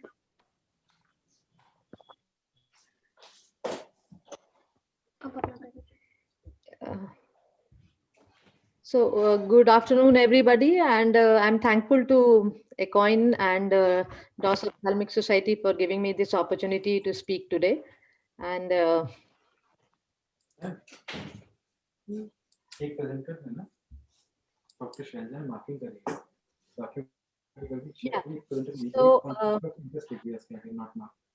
should I start with my presentation? Continue. Yeah, ma'am. Yes. So, as we all know that cornea being the outermost layer of the eye, it is a window to the world and also a surgeon's window to the patient's eye. And our concern here is when the corneal disease and the cataract, they come together. So this is exactly what I would be today talking on, that is cataract surgery in diseased cornea. So the main concerns and controversies with the coexistent cataract and corneal diseases are that the pre-existing corneal disease can be exacerbated by the cataract surgery. So you have to be careful while doing a cataract surgery, not only in the pre-operative, but operative and the post-operative period. Also, the complications are unpredictable and hence there may be a compromised visual outcome and also a patient satisfaction may be compromised in such cases. Another important thing which needs consideration is should we do an early cataract surgery in such cases. Since the cataract surgery can worsen the already compromised corneal endothelium, is it prudent to remove the cataract early when it is soft and requires less phaco power, or when the vision starts to decrease and the patient becomes symptomatic? So these are some of the questions which we would be answering today. And at the end of this presentation, we would be able to know how epithelial, stromal, and endothelial diseases impact and be impacted by the cataract surgery, tips for their appropriate management, and recommendations for the pre-operative management and the surgical techniques and modifications. So what should be known to us as cataract and anterior segment surgeons is that the signs of corneal diseases, there should be identified pre-operatively to allow for adequate and appropriate surgical planning to have an optimized visual outcome. The perioperative use of pharmacotherapy is important. The proper selection of drugs which are you giving, the appropriate intraoperative technique, and the modifications in those techniques. And of course, when performing a cataract surgery safely in conjunction with the corneal transplantation, all these are the important points which we must remember as anterior segment surgeons. To start with the epithelial and ocular surface diseases, and when the cataract is coexistent with an epithelial and ocular surface diseases like this, the Sjogren syndrome, any ocular surface infection, or OCP, SJS, and their manifestations like punctate keratopathies, filamentary keratitis, dry eye disorders, Murans, and the corneal melt. So the main challenges in such conditions are the errors in IOL power calculation, especially when you are planning to do a premium IOL in such cases, the dry eye disorder related epithelial and stromal haze, and a decreased wound healing response in all such patients, and of course they're predisposed to post-operative infections. So yes. So the pre-operatively, we should be, with the help of systemic and local disease, should all be brought under control with adequate and judicious treatment of such cases. Broadly, we should be managing blepharitis and meibomian gland dysfunctions with surface penduli drops. In mild disease, they can be controlled with pre-operative medications. In advanced disease, you may need antibiotics, steroids, or cyclosporine agents to control. And of course, there should be a perioperative systemic immunosuppression, and the remission would be required to handle such cases. The immune mediated, as I've already said, the perioperative remission is important, and also is important is careful planning of the wound location, because it can be an exacerbating factor in such cases post-operatively. So it is advisable in OCPs or in cicatricial conjunctivitis that we give small clear corneal incisions, while in Puquet's and Murren's ulcer, diseases like corneal conditions, you can do a scleral tunnel or an ECC in such cases. What we have when we have an impaired intraoperative view. So for that, I think HPMC 2% while doing surgery can be taken in place of BSS, because it, in addition to giving a clear view, increases the frequency of irrigation which is required during phacoemulsification. For severe diseases like chemical burns or corneal multiple graft rejections, and depending on the degree of ocular surface and derangement and the neovascularization, you can resort to type 1, type 2 K-Pro or the Boston keratoprosthesis. When there's a coexisting infection there, any ocular surface infection or a post-viral keratitis, epithelial or stromal haze is there, or a post-endothelitis, compromised endothelium. And one more consideration being that steroids and surgical trauma can be one of the inciting factors for reactivation of HSV keratitis. So antiviral prophylaxis, though is not recommended, is not needed in the preoperative or the postoperative period. However, if you see that there is some activity in the lesion, the lesions are active with surrounding infiltration or the whitish looking lesions, you may give antiviral prophylaxis, which starts at about 2 to 3 days before and can continue for another 2 weeks postoperatively in the form of acyclovir can be given. The postoperative steroids may be a risk for reactivation of HSV keratitis, so they can be replaced by NSAIDs in such cases. And also the topical antimicrobial treatment if there is a presence. Coming on to the diseases and scarred cornea, they are again one of the important considerations, with most of the time would require an additional corneal surgery. So the main challenges here are the accurate estimation of IOL power in such cases, because of, and also visibility is an issue because of backscatter and stromal opacity which is present. And also there may be, if you do a corneal surgery in such patients, there may be suture-induced postoperative astigmatism which would need to be handled postoperatively. So some of them you can handle with the capsular staining during the intraoperative period, use of endoillumination probe, the Chandlier's illumination, and there are hands-free techniques, so they can be utilized by the operating surgeon. This is a brief, this is a small algorithm in which can be considered while operating such cases. When the scarring, the stromal opacity or the stromal scarring is superficial, that is the stromal scarring not involving the DM complex, you can do a PTK and do a superficial lamellar keratoplasty, and you can defer a cataract surgery later on till the suture removal is complete and the patient's refractive correction is achieved. The refractive error is stabilized.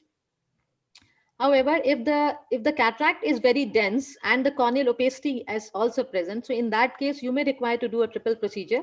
Or if you want to do a lamellar procedure, you can dissect up to a level where the visualization is possible, do the cataract surgery, and later on we can continue with the deeper stromal dissection followed by corneal transplantation.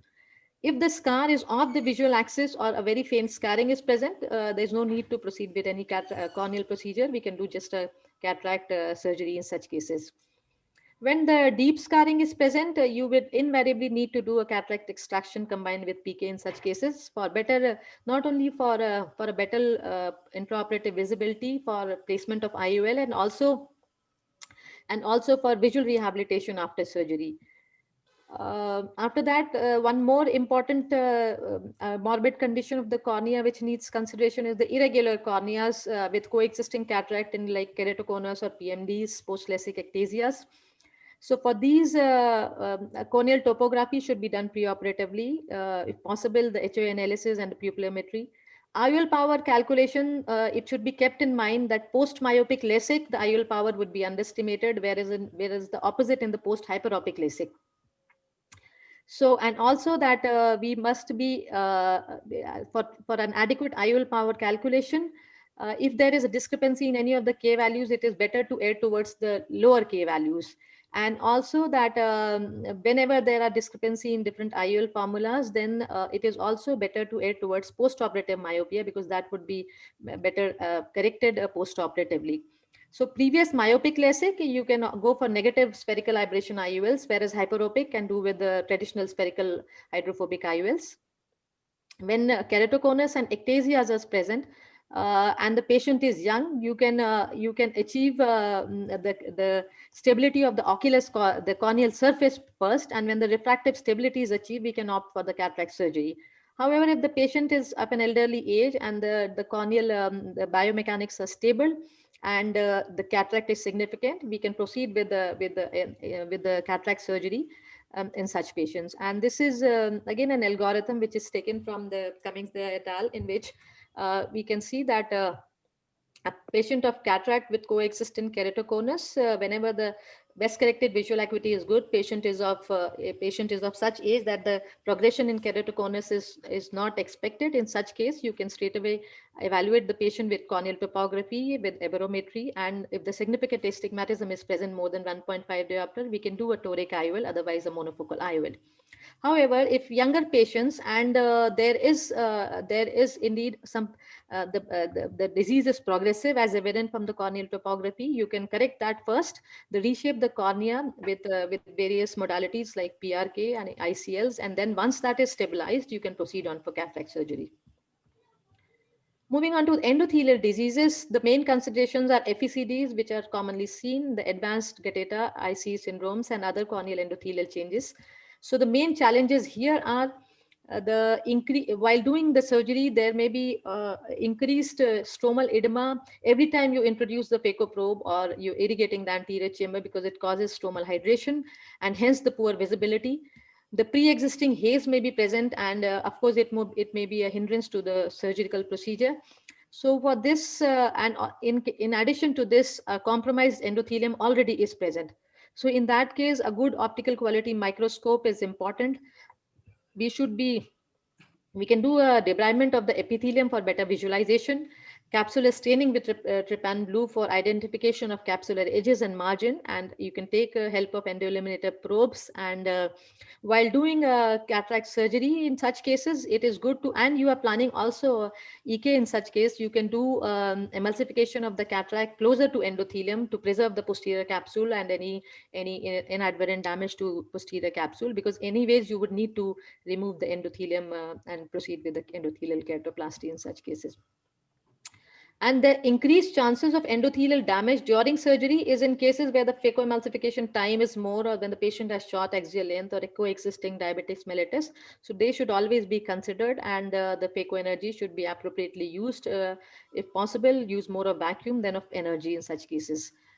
Preoperatively, the non-surgical options, we have already read about them, that the Rho kinase inhibitors, hypertonic saline, anti-glaucoma medications, and lubrication can well control the ocular surface to some extent by utilizing these preoperative medications. The surgical tips while we do such cases is that you can keep the energy to minimum, keeping a vacuum to a higher side. Dispersive OVD should be intermittently replenished always in the anterior chamber, so they provide an adequate endothelial coating. Wound burns should be avoided, and hydrophobic IOLs should be the preferred choice. Of course, the preoperative counseling is important because most of these cases would have a compromised visual outcome post-operatively, so the patient should be knowing about them before you proceed for the surgery. So when you want to combine cataract with FECD, combining cataract with FECD, we should be knowing about the CCT and the cell density preoperatively to proceed before the what should be the choice of procedure in such cases, and also the appropriate counseling of such patients. So I would take first, that is when in one scenario, when the endothelial damage is minimal, that is a patient with a minimum endothelial damage, but he has cataract.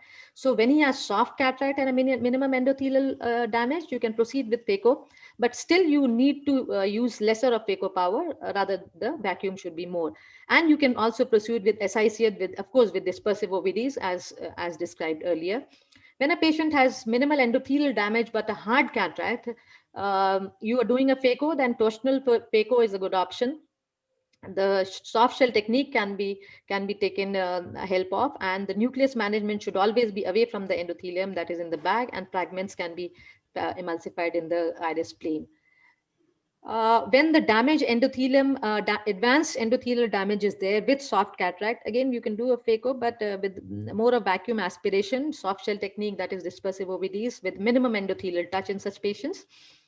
With decompensated FECT, we can do a phacoemulsification, and of course, it would call for an endothelial keratoplasty in such cases.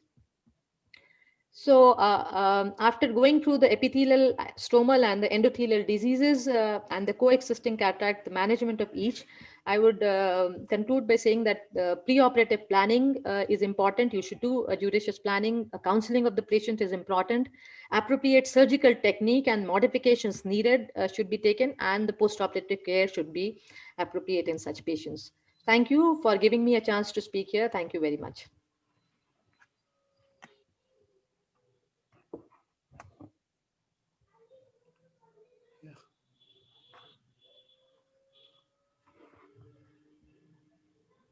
Stop sharing, madam. Yes. So, Mani sir. Unmute, sir. Unmute, sir. Unmute.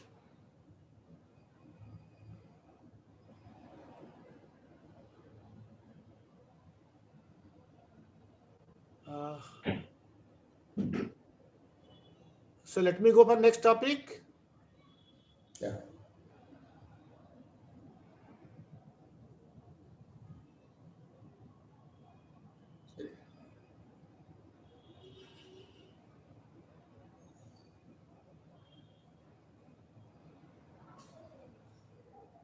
Can I start? Yeah. Okay. Thank you, Das, giving an opportunity to be participate in this POPI session. And I also thank ECOIN and ISMICS to be part of this webinar. So my topic is recent advances in MSICS. Am I audible? Yes, sir. Yes, sir. Okay. So as you know, since the beginning in around 2000, MSICS has come of its age. And I think the credit goes to ISM SICS because it has a major contribution in the Western, because this procedure has been accepted by the Western world as a choice procedure. Now they are very much interested for this type of surgery. Late 90s, when phaco is in the horizon, it was the choice procedure for cataract surgery, and youngsters became fascinated by its charm. And because it gave a very good performance, because it was under topical anesthesia and it's an outpatient surgery, no injection, no patch, back to work in a couple of days, rapid visual rehabilitation. There's a transition from ECC to phaco, so people are fascinated by this surgery. But however, there were a lot of disadvantages too. Phaco was an expensive procedure, not cost effective, and outcome in hard cataracts often unsatisfactory. And it's a long learning period. It takes months, years together, years to learn this technique. And high volume surgery, particularly CAM surgeries, is not practically possible because costly consumables are required.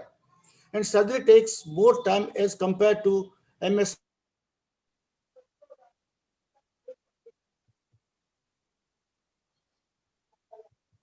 MSICS is more versatile and can be performed under any situation, any circumstances. Over the years, it has undergone a lot of evolutions. And recent innovations in this surgery are in the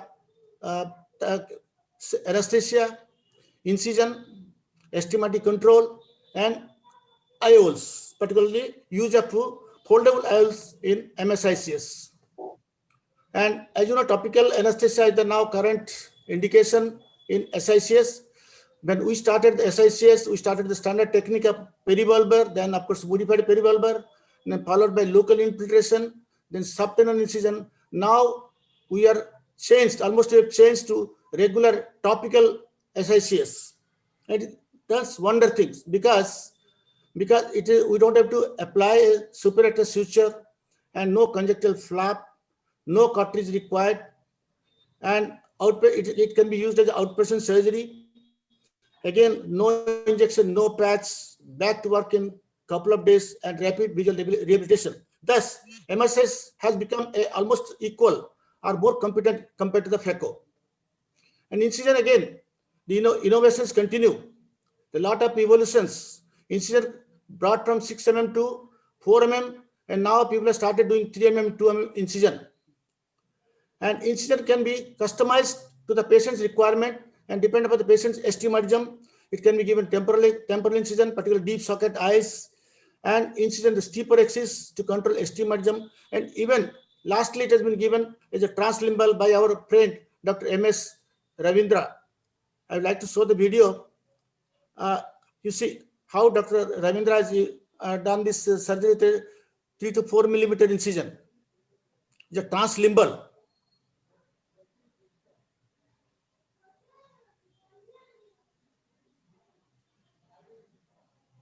Almost like phaco.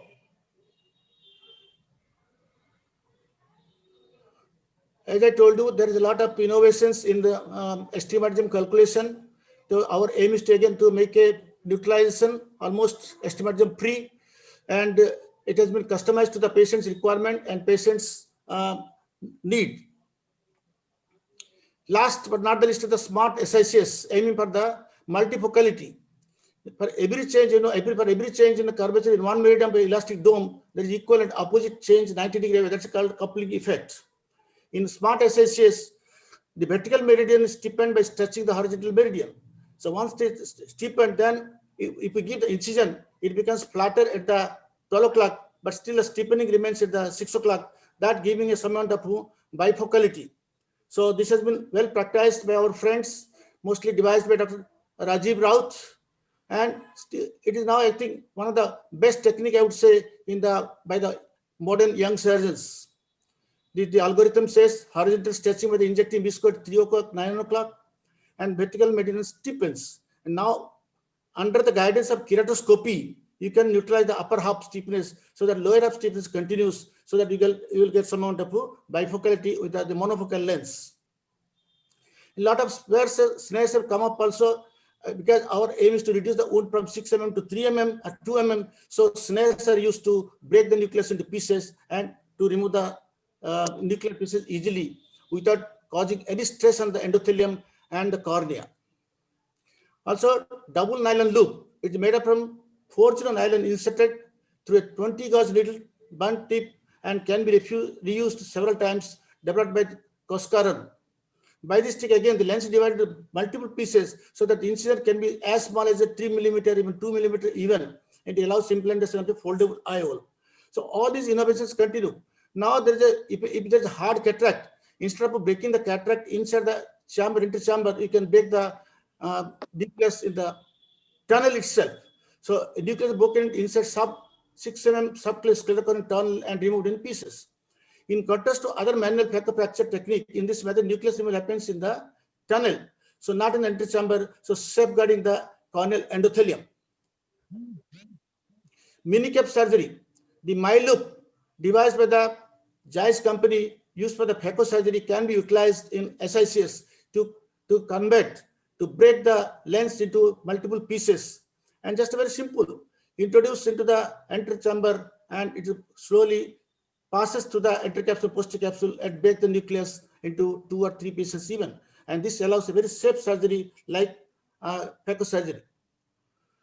Just, I would like to show a video of our friend, Dr. M.S. Ravindra. It's a translimbal single tunnel, topical phaco, topical SICS.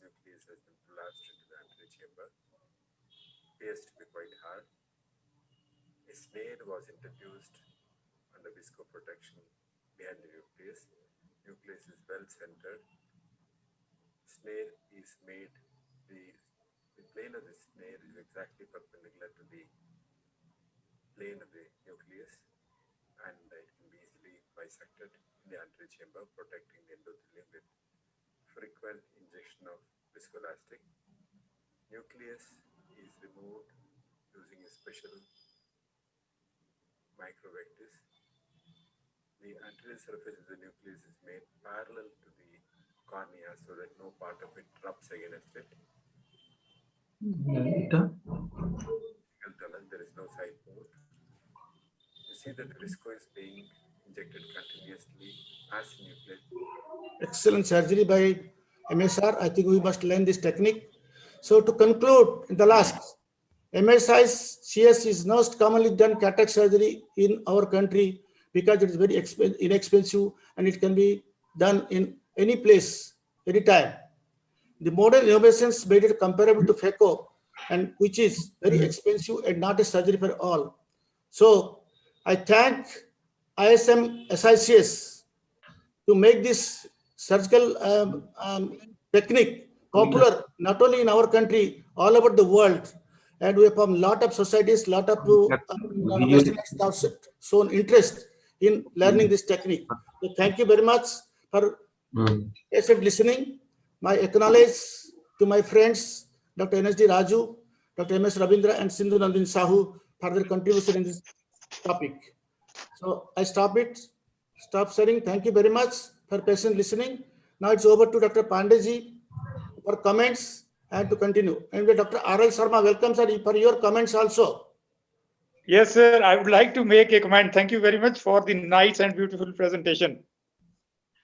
The SICS, as you told, is a beautiful surgery. I have been a big fan of it. Rather, I make a comment that it is very, very helpful. The topical anesthesia that you were telling that SICS is possible, I keep on doing in complicated phaco. Once you need to convert into SICS, many times that arises. I convert the same phaco incision because I put it posterior to the limbus, same into SICS and then deliver it under the topical condition and then go ahead with the surgery.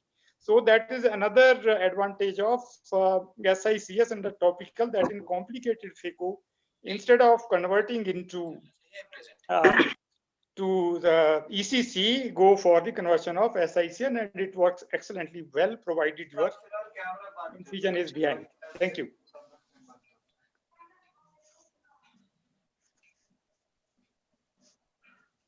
दादन sir आपका unmute करो दादन जी আপনার শর্মা তো এসে গেছে না दादन जी unmute yourself Dr. दादन ji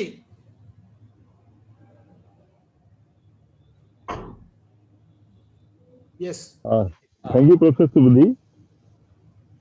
Now it will you are able to hear? Yeah, we can hear you. Thank you very much. That's a very common practice, this small cataract surgery. We are doing for last more than 25 years in at least my village. I'm practicing this one without switcher. We are doing the job and putting the lens. And as the things use, there is innovation in the instrument and equipment and the sharp knife and everything, tunnel, chicken knife.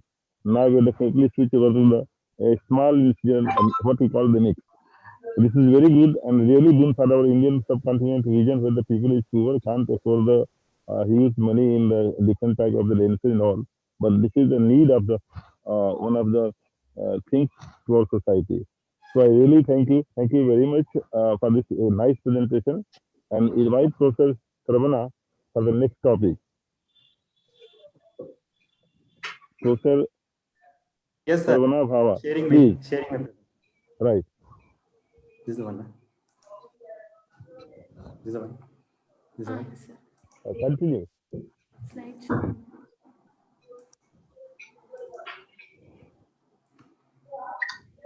Very good afternoon to one and all. At the very outset, I want to thank the organizers of the Medical Society, specifically Dr. Namrata Sharma Madam, Dr. Swapan Samanta Sir, and all the chairpersons for today's symposium. Just be narrating the role of ergonomics in ophthalmology, in particular the cataract surgery, in reference to a patient whom we managed with extreme degree of kyphosis and neck function. Ergonomics is the study of a patient's efficacy in their working environment. Ergonomics of ocular surgery has received little attention. Most of the ophthalmic diagnostic and surgical equipment has been designed without consideration for the comfort of ophthalmologist's neck, back, shoulders, arm, wrist, and hands.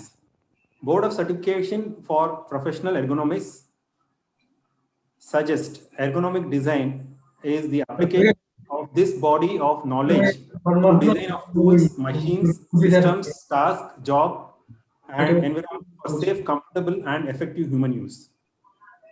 Ergonomics, the relevance in ophthalmology as compared to family medicine practitioners, 2 times at risk for developing neck pain, 2.5 times at risk for developing hand wrist pain, 3 times as likely to have lower back pain. In a survey conducted in over 700 ophthalmologists, 50% of ophthalmologists report chronic backache and neck ache. The JCRS 1999 February issue emphasizes the 45-degree tilt to reach an improvement in the surgical ergonomics. AO March 2020 also states ergonomics is everything. So that would suffice the importance of ergonomics. The ergonomical recommendations, as in context of modern cataract surgery, most of the cataract surgery, either small incision or phaco, have been become a temporal cataract incision, which allows the operating microscope oculus to be tilted at various angles to suit the neck posture of the operating surgeon. Similarly, the patient head can also be turned 45 degree. This produces cervical and lumbar extension and avoid repetitive stress injuries to the neck and the lower back. Poor posture of the operating microscope can affect the neck and the spinal cord as shown in the picture left. That can be rectified by tilting the oculars of the microscope as shown in the picture right. Indirect ophthalmoscopy with the patient erect is particularly onerous to the physician's back, neck, arm, and hands. The MRI lateral view reveals significant stenosis of lower cervical spine of this patient who is having a prolonged recumbent, prolonged stooped posture during long hours of cataract surgery. The incidence of symptoms increases with work time and working volume and time, mostly relevant to the senior ophthalmologist whose careers may be affected over time. Our profession places us at a greater risk for musculoskeletal disorder later in life. This is of even great importance to our young colleagues. Future, we see the digital operating microscope that do not require viewing through the fixed oculars. The surgeon views a large freestanding screen while wearing 3D glasses in what is called as the heads-up surgery. Digital surgical microscope substitutes are now available with virtual reality headset, thus freeing the surgeon from fixed oculars while not requiring the surgical viewing of remote screen. During the heads-up surgery, as shown in the vitrectomy surgery here, the surgeon views through the screen while wearing the 3D glasses rather than viewing through the microscope. This allows for the ideal operating posture. The future foresees the 3D technology for eye surgery as in depicted here on the left picture by way of Ingenuity that places both the surgeon and the assistant at the optimal posture. This is a picture narrating the future, that is the optical innovation and 3D heads-up surgery for ophthalmology. With that, I present a case of a 76-year-old lady who presented with gradual painless progressive loss of vision in both eyes, left eye more than the right eye, since 2 years. Patient had stoop look with flexion of the neck and severe degree of kyphosis. There is no systemic diseases. Ocular examination revealed a mature cataract in both eye with nuclear sclerosis of grade 3 in left eye and grade 4 in the left eye. Clinical examination of the patient revealed short stature of 4 feet with a flexion of the neck at approximately 20 degrees and severe degree of kyphosis approximately 50 degrees. Patient's head was way away from the couch on recumbent position and was almost 14 centimeters from the horizontal plane as shown in this picture. That caused a limitation during pre-op and surgery, pre-op assessment and following surgery, which I will be narrating in the subsequent slide. Patient neck flexion and severe kyphosis limited lacrimal punctal visualization, evaluation of the patient's eye, biometric assessment, both care reading and eye scan recording were a challenge. This was the compromised, examination viewing of the patient, chin not reaching to the chin rest, head was made to just at the headband, and thus some viewing could be achieved by making these arrangement in the slit lamp. Challenges while positioning the patient were unseen. Positioning of the patient on the table was a real challenge as the head was above the OT table. Various means to support the head of the patient failed as the head was 14 centimeters from the horizontal plane. None of the head supporting devices like pillows, head rings could do their job. Hence, a feasible alternative like a small autoclave dressing bin was used to support the patient's head, which I will be showing in the next slide. One can notice the small dressing autoclave bin, which is kept for the head support for these patients. Hurdles during anesthesia, the patient was not a routine case with limitations due to neck flexion and severe kyphosis. Hence, small incision cataract surgery under peribulbar block was planned in the left eye. Extreme care and adjustment were needed during peribulbar block. Hindrance for the OT table positioning. Patient head position was rather very high and any amount of lowering of the adjustable OT table could not get the microscope into focus. This also hindered the proper placement of the surgeon's feet. Hence, the motorized OT table was fixed at an optimal height, and as shown here. And the challenging of microscope focusing was still left. The first microscope could only be raised to a maximum extent but failed to focus. Hence, the microscope had to be changed with one whose head could be raised at a still higher position. For the same reason, surgeon's OT chair had to be replaced by a revolving stool. The obstacle during surgery were many, and view of the patient eye during surgery was compromised as the patient head was flexed and raised above the horizontal. Thus, the surgeon could only visualize the upper part of the cornea. OT trolley and even the assisting sister's view was obscured because the patient was left-eyed and the assisting surgeon sister's view was obscured. Two OT sisters were hence called to assist, one near the operating field, another near the OT trolley. These were the adaptation made during the surgery. The head of the microscope was raised to the maximum possible. Similarly, the oculars were angled to position to the neck of the patient and to get the benefit for the surgery for the surgeon's benefit. Similarly, the OT chair was replaced by a revolving stool. Impediments during surgery were many. To enable better visibility, a temporal SACS with PCIOL was planned. Though the vertical K was higher, as only a part of the cornea was visible from the superior aspect, thus temporal SACS was planned. Inferior portion of the cornea was still not visualized. An extra side port at 12 o'clock was created to enable the inferior cortical wash. The surgeon had to shift to the patient's head end to perform the inferior cortical wash in a standing and a stoop posture. The post-operative outcome, patient did well post-operatively with a well-centered posterior capsular intraocular lens placement. Patient regained vision of 612 parts from perception of light with a residual astigmatism of minus 2.5 diopters at 180 degrees. To conclude, surgeon had to make appropriate ergonomic changes to suit to patient's unusual head posture to achieve an optimal visual outcome in such a challenging situation. Elegant planning and alteration in the working environment is needed to manage such a patient with extreme form of kyphosis and neck flexion. I thank you all for the patient listening. Thank you all.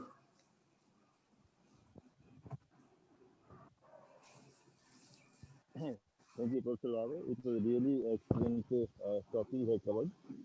It's a really challenging during the operation when the patient is having the neck flexion or the the kyphosis. Really, I need to be the improvement.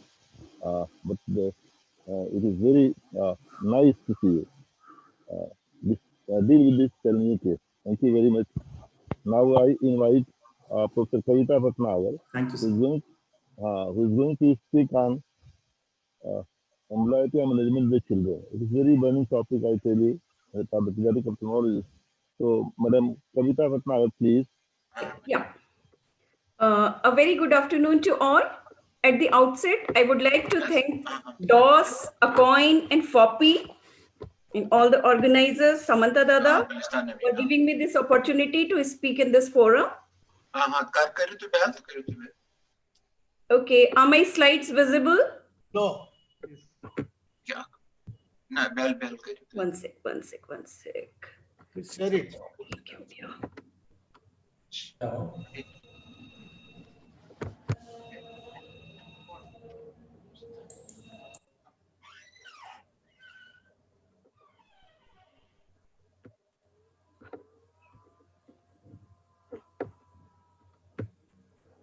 Okay, is it visible now? Yes, ma'am. Yes. Yeah. Okay. So greetings from AIMS Jodhpur.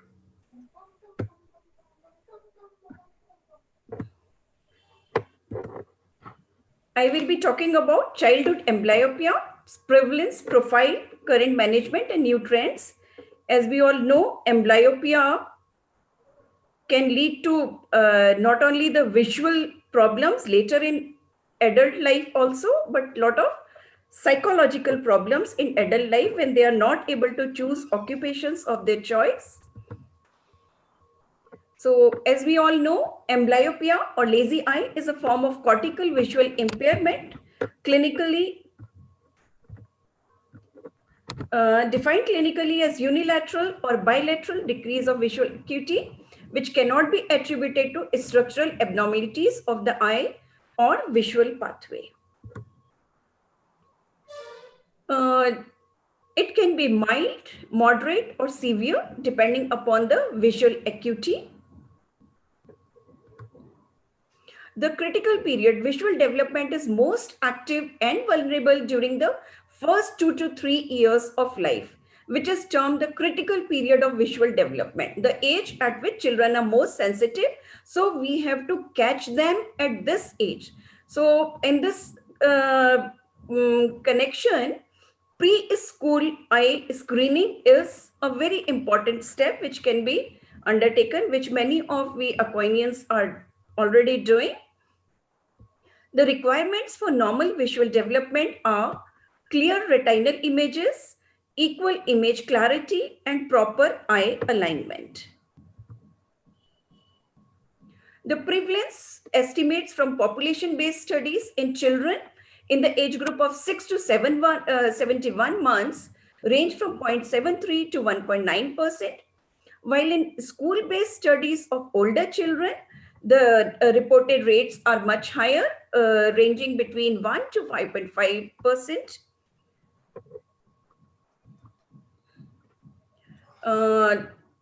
These are few international studies showing the prevalence of amblyopia ranging from 2.3 to 7.4. The difference may be because of the method adopted for assessing the amblyopia and etiology of amblyopia. We also carried out a study on 2,370 school-going children in the age group of 6 to 16 years, and our prevalence came to 1.33%. These are some of the studies, important studies from India.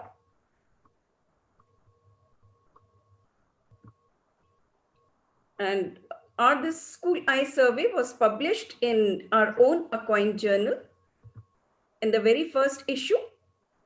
Now, what are the clinical characteristics of amblyopia? Crowding phenomenon. Linear visual acuity is worse than single letter acuity. Using neutral density filters, the amblyopic eye functions better in mesopic conditions. And there is abnormal contrast sensitivity. There is also decreased stereo acuity. Near vision is better than distance. Reading speed is also decreased. And in some children in severe amblyopia, the color vision also is often abnormal. As far as classification is concerned, it can be strabismic amblyopia, where one eye is strongly preferred over the other, and esotropia is more commonly associated with amblyopia than exotropia. Ametropic amblyopia occurs in individuals with bilateral significant high refractive errors. Anisometropia is defined as two-line difference in the BCVA of the two eyes, and it is more common in anisohypermetropia. We also found it more in hypermetropia as compared to anisomyopia. And then visual deprivation amblyopia, there is understimulation of retina. Now, what are the management options? You have to identify the cause of visual loss, like whether it is refractive error or visual deprivation or strabismus, correct adequately for refractive errors and other causes, and preferential stimulation of amblyopic eye. So what are the options available for this preferential stimulation of amblyopic eye? We have optical correction, occlusion therapy, penalization, pharmacotherapy, and active vision therapy. Age-appropriate cycloplegic refraction and prescription of appropriate glasses or contact lenses will remove the image blur at the fovea, thus inducing visual pathway stimulation. These are the guidelines for prescription.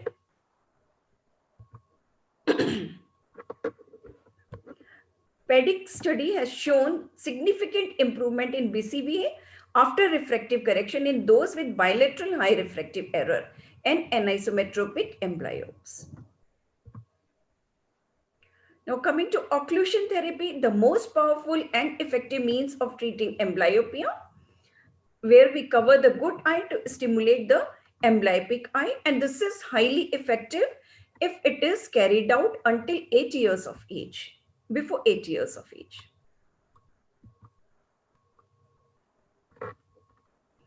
PEDIC results showed that 2 hours of daily patching is as effective as 6 hours for moderate amblyopia in children younger than 7 years of age. And for severe amblyopia, 6 hours of daily patching is just as effective as full-time patching.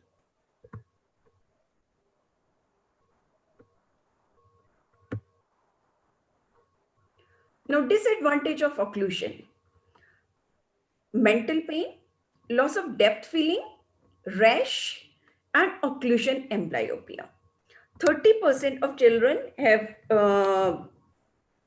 shown low adherence to occlusion therapy. Now, penalization using atropine produces cycloplegia in the non-amblyopic eye, and uses of atropine causes loss of accommodation and optical defocusing in the non-amblyopic eye, and forced use of amblyopic eye. We can have optical penalization, blurring of non-amblyopic eye achieved by positive defocus, and they can be synergistic also, atropine and optical penalization. Levodopa and citicoline, there are, nowadays many studies are showing that people are using citicoline, which tend to alter the dopaminergic neurotransmitter pathways, and it improves vision in the amblyopes. Now, what are the emerging trends? Smart glasses using liquid crystal glasses. A liquid crystal lens in front of the non-amblyopic eye, used as an intermittent flickering shutter switch between on or occlusion and off or light transmission, is helpful in stimulating the amblyopic eye. Another method is perceptual learning. So the Cambridge visual stimulator, as can be seen in the figure, is used where patients passively view high contrast rotating sine wave gratings with the amblyopic eye. So there is reduction in lateral inhibition within the brain with training. Now, video gaming is another good option. We have done this study in our center also. The intense sensory motor interactions are immersed video game play. This might push brain functions to the limit and enables the amblyopic visual system to learn on the fly or to recalibrate and adjust, providing the basis for functional plasticity. Game playing requires the allocation of spatial detection and localization of low contrast, fast moving targets and aiming. Then we have dichoptic training. Binocular visual stimulation using computer games played on a smartphone or computer tablet. So dichoptic presentation refers to presenting different images to each eye, as can be seen in the figure. There are, many studies being carried out these days using these newer methods for treating amblyopia. It's very interesting to note interactive binocular treatment for amblyopia. The concept is you present separate images to each eye. Dynamic visual scene is created and preferentially stimulating the amblyopic eye. Patients are motivated with interactive games and videos, and this encourages patient compliance.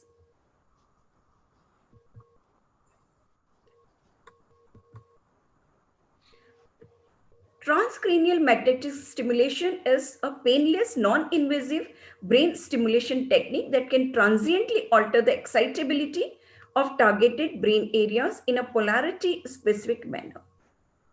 And in cases of severe anisometropia and isometropia associated with amblyopia, refractive surgery should be done early.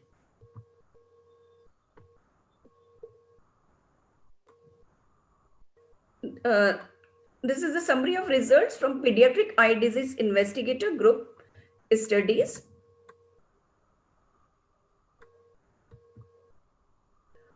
Now, a stepwise algorithm for treatment of amblyopia. Children with amblyopia or strabismic or anisometropic. So, step 1, spectacle correction of refractive error based on cycloplegic refraction, and follow-up visit should be every 6 to 8 weeks. If there is improvement in visual acuity, continue spectacle correction. If no improvement or persistent amblyopia, then either patching 2 hours daily or weekend atropine. So if with patching 2 hours, there is improvement, close monitoring for recurrence, taper, and then subsequently stop patching. And if no further improvement, increasing to 6 hours patching or switching or adding treatment modalities like patching to atropine or atropine to patching, and close monitoring for recurrence and taper, and then subsequently stop treatment. So the take-home message is screening prior to age of 2 to 3 years may help in early detection, and prompt treatment may reduce the prevalence of amblyopia.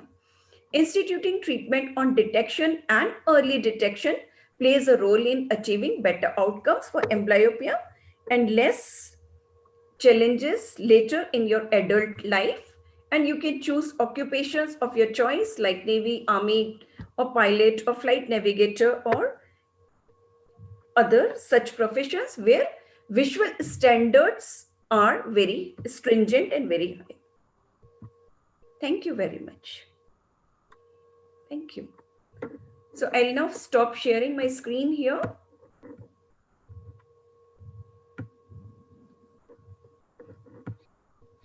Again, unmute yourself, sir. Unmute. Unmute. One request to the speakers, because now it's almost 4 o'clock, going to 4 o'clock. There's so many speakers left. Unless you stick to the time of 8 minutes, I think you cannot be able to finish the session by 4:30. We have to hand over the session, halt the another session. Yes, sir. Dr. Pandey, sir. I'm really thankful, Professor Kavita Bhatnagar, who she took the very burning topic in relevant of the amblyopia in children. Thank you very much. Now I invite Professor Tariq Qureshi to deliver his talk on vitrectomy in trauma. Dr. Tariq Qureshi. Good afternoon, everybody. I'm speaking on the role of vitrectomy in ocular trauma. The role of vitrectomy in ocular trauma is as that of a right hand and the left hand. So the two hands should go together. That presentation. You were unmuted. You were unmuted. Please unmute yourself. You're muted. Dr. Qureshi, Professor Qureshi, unmute. Tariq ji, unmute karo. Yeah. Yes, yes. The desktop.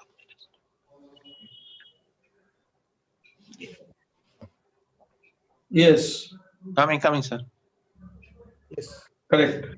Is it okay, sir? Okay, okay. Yes. This is a case of trauma where the primary repair has been done. Now the patient has traumatic cataract and vitreous hemorrhage.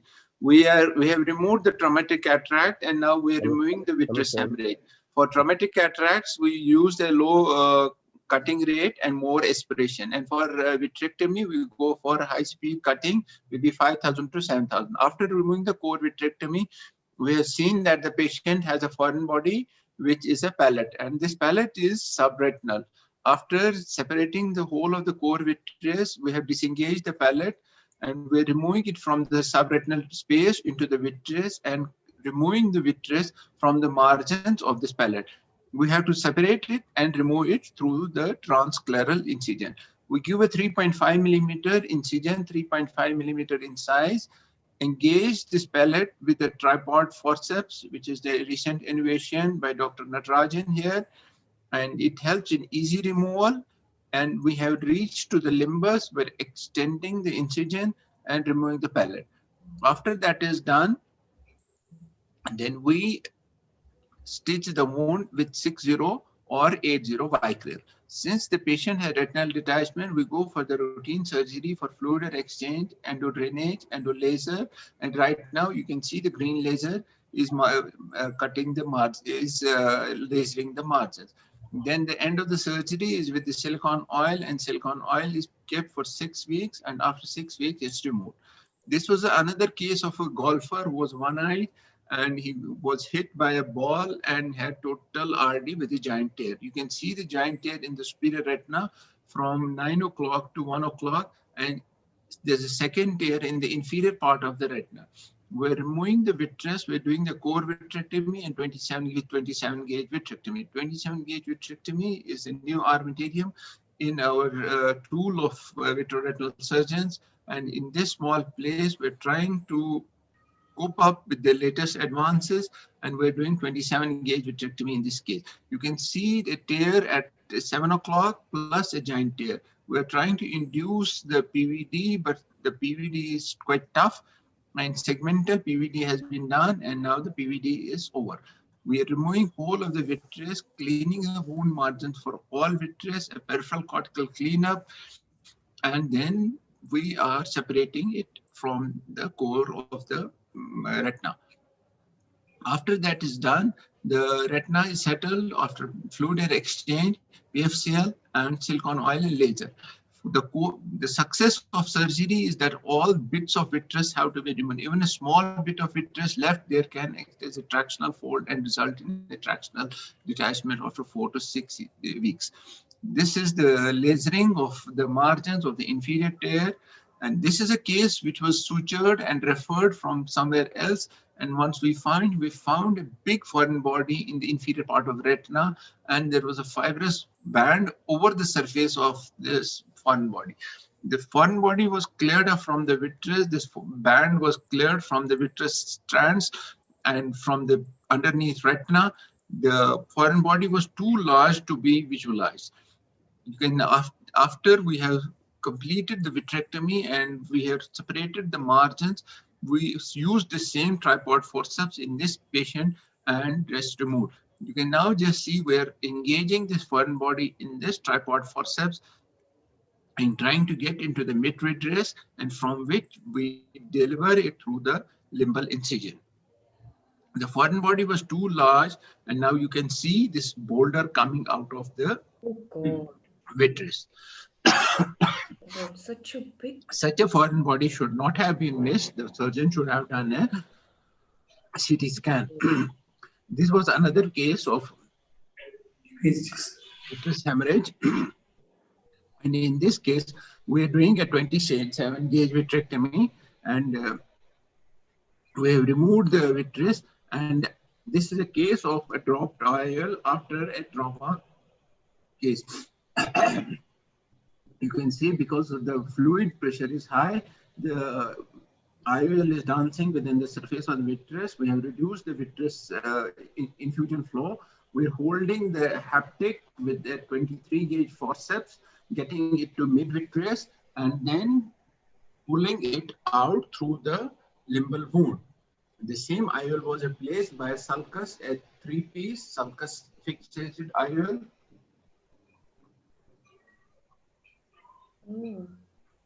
Now we're putting a 3-piece sulcus fixated IOL, and patient has 6/9 vision. Such patients need an early intervention, and early intervention gives the best result. This was another case of a traumatic vitreous hemorrhage and a very dense hemorrhage. We didn't resolve for around 3 months, and there was no hope of its resolution. And you can see how dense the vitreous hemorrhage is. We're doing a core vitrectomy, trying to induce PVD. Since the patient was young, induction of PVD in such patients is very, very difficult. But with time and experience, it comes with each experience, and very easily it's done. Now, once the removed is done, there was an iatrogenic break in the inferior retina, which we are lasering with green laser and the surgery. Now we are removing the subretinal fluid with a fluid exchange and extrusion needle, removing the last bits of vitreous from the margin. The wound is already lasered, and surgery is completed by putting in silicone oil. And the crux of the story is that the vitreous has to be separated. All bits of vitreous have to be separated. And this is the final picture. The retina is settled. We're removing the PFCL. This is a case of a traumatic cataract with multiple pieces of cortical vitreous and part of the nucleus in the anterior chamber. In this case, we have chosen a pars plana vitrectomy because there were strands of vitreous in the anterior chamber. A simple extracapsular cataract extraction would not have been successful. After that part was done, a scleral fixated Yamini technique IOL was put in. This is the last case in which there was a dense vitreous hemorrhage following a trauma with a stone. You can see the limbal tear that has already been sutured at 8 o'clock, but the dense vitreous, and one can visualize that it's almost sheets of vitreous. It's not the simple vitreous, it's sheets of vitreous, because the vitreous hemorrhage has been there for a long time and quite dense. We removed it by piecemeals, and I finally got a settled retina, and can visualize that inferior part of the retina is visualized, and we are removing the vitreous piecemeals. It's not coming as a whole as PVD because it's quite thick, quite tough, and now almost the whole of the retina is visualized. Thank you so much.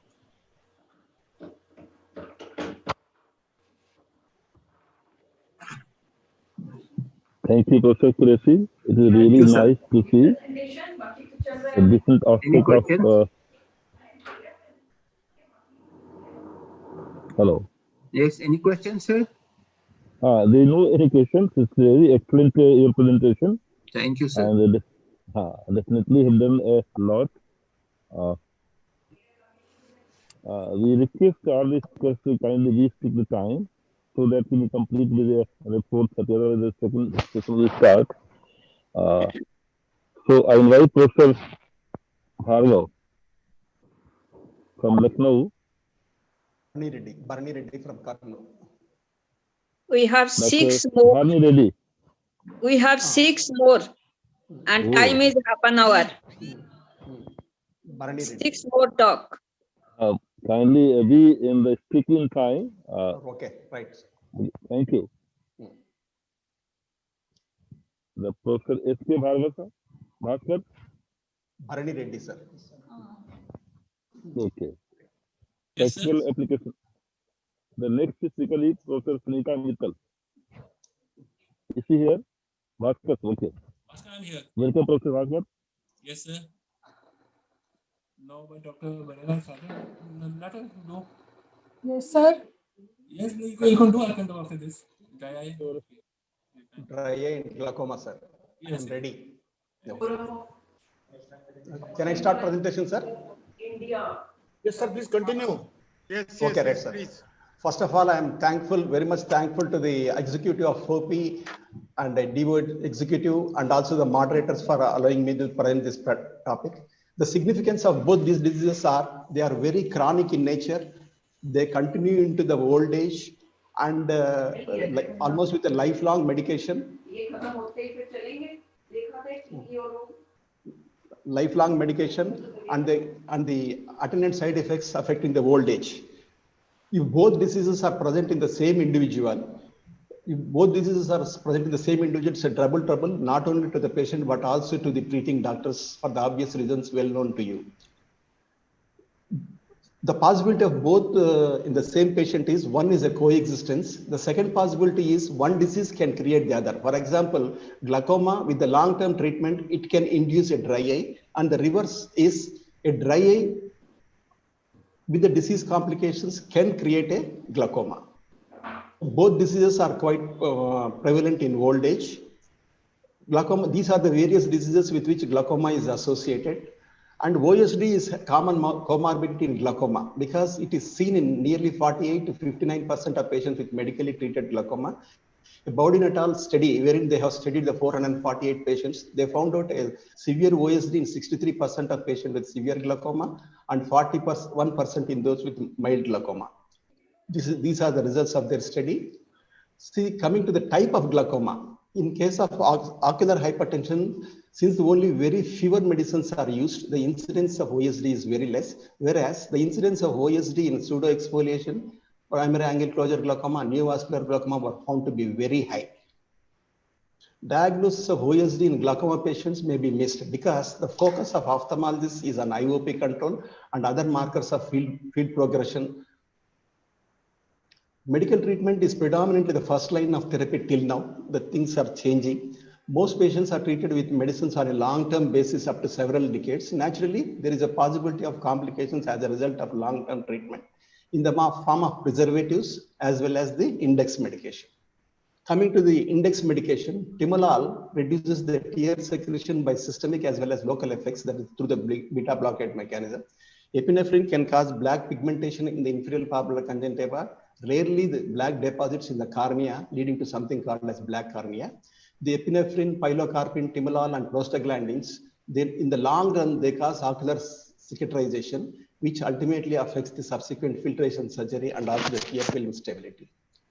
Coming to the OSD in glaucoma, an increased incidence more than 2 times was noted in patients using preservative drops. The side effects are related to the preservative concentration, the duration of use, and also the number of installations. Why preservatives? The multi-dose containers, they can undergo bacterial contamination 1 to 2 weeks after opening. The US FDA mandates that all multi-dose containers must contain a preservative. These preservatives, they interfere with the microbes by various mechanisms like coagulation or with hydrolysis, etc. Coming to the preservatives, there are 2 types. One are detergents, the second one is oxidants. Detergents, which are very commonly used one, most commonly used one is the benzalkonium chloride, cetrimonium chloride, thiomersal, chlorobutyl, and phenyl mercuric nitrates and others, etc. These preservatives, they alter the cell permeability of not only the microorganisms, but also on the eukaryotic cells of the conjunctiva and the cornea. One problem is our mammalian cells, they cannot neutralize the detergents. That is the problem with these agents. A word about BAK, most commonly used preservative. The main problem with this turnover of BAK is very slow. It is retained in the ocular tissues for almost 6 to 7 days as it is incorporated in the cell membranes. It promotes activation of lipoxygenases and iconites, leading to the release of cytokines like interleukins, various interleukins, as well as tumor necrosis factor, which ultimately leads to inflammation in the trabecular meshwork and loss of tear film stability. Why conjunctiva is the principal target? Because immunocompetent cells like macrophages and Langerhans are present and corneal epithelial integrity is affected. As a result, the corneal epithelial cell multiplication is affected. A study has shown where timolol with BAK and timolol without BAK has shown after 24 hours of instillation, nearly there have shown a decrease in the cell viability by nearly 40% in cases with BAK with timolol. These preservatives, they exert detergent effect on lipid layer, reducing the stability of the tear film, affects the mucous glands, ultimately leading to reducing in number. Especially if patient has to use timolol with BAK, all the 3 layers of the tear film are affected because timolol reduces the aqueous layer secretion. Ultimately, they decrease the density of the subnasal nerve plexus also. Ultimately, this accounts for the lower corneal sensitivity in glaucoma patients. They disturb the neural arc of lacrimal production. And ultimately, many of these drugs on long-term uses, they lead to subconjunctival fibrosis also as a result of increased fibroblastic density. This is found to be more common with polytherapy rather than with monotherapy. To prevent preservative-related damage, ocular surface oxidative preservatives were introduced. There are two are there. One is stabilized oxychlorocomplex. The second one is Sofgia. The mechanism, their membrane destabilizing activity is less than detergent preservatives, but they have enough activity against microbes. Because one advantage is as microbes cannot cope up with the oxidative stress, whereas the mammalian cells are provided with antioxidants to neutralize the low level of antioxidant. Coming to the purite, these are the various components of purite. It has fungicidal, virucidal, as well as antibacterial activity. The other one is Sofgia. The one compound that contains the Sofgia is Travatozed from Alcon company. These oxidative preservatives, they break up into innocuous products once they come into contact with the ocular surface, which are very gentle to the eye. That's the reason they are called as disappearing preservatives. If you want to prevent ocular surface damage with preservatives, if, for example, if preservative medicine has to be used for some reason, one can add topical cyclosporin in a dosage of BD for 6 months period, as reported by Saini and Vanati from RP Center. And one can use a blended CMC also. In one study where a switch from preservative to non-preservative drops has shown reversal of adverse events which are noted earlier. See, it has an impact on the compliance of the treatment also. Discomfort following instillation of drops may lead to discontinuation of index medication within 90 days, probably the third leading cause for non-compliance in glaucoma patients. Can OSD lead to an elevated OP? Yes, it is very much possible. Changes in the ocular surface of any cause, if they are treated with tear substitutes with preservatives, in the long run, it may lead to elevation of IOP. Increase in IOP may be related to vascular etiologies and inflammation of trabecular meshwork. Inflammation and scarring of the episclera and sclera may further impair the outflow facility of the eye by constricting the episcleral veins, narrowing the lumen. One significant thing is artificial tears with preservative should not be used for more than 4 times in a day in the case of dry eyes. If you use them, we are worsening the dry eye. Suppose better to use a blended CMC in all if the glaucoma coexists with the dry eye. So what are the measures to decrease the side effects of these medicines? Reduce the concentration of index medication as well as preservatives. Use preservative-free medicines, or one can use single-dose UNIMS medications. Prefer least drugs with the least number of instillations. If 2 medicines have to be used, let it be in a single container. Prefer longer acting formulations like gel. Summary, ocular surface disease can occur in glaucoma cases on long-term medical treatment. Use preservative-free medicines. If at all preservative medicine has to be used, prefer a minimal one with a minimal installations. Add blended CMC if dry eye coexist. If 2 or more medications have to be used, let them be in one container only.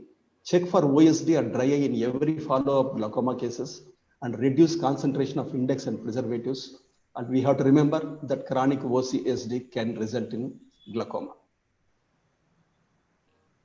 Thank you for permitting me. Any doubts?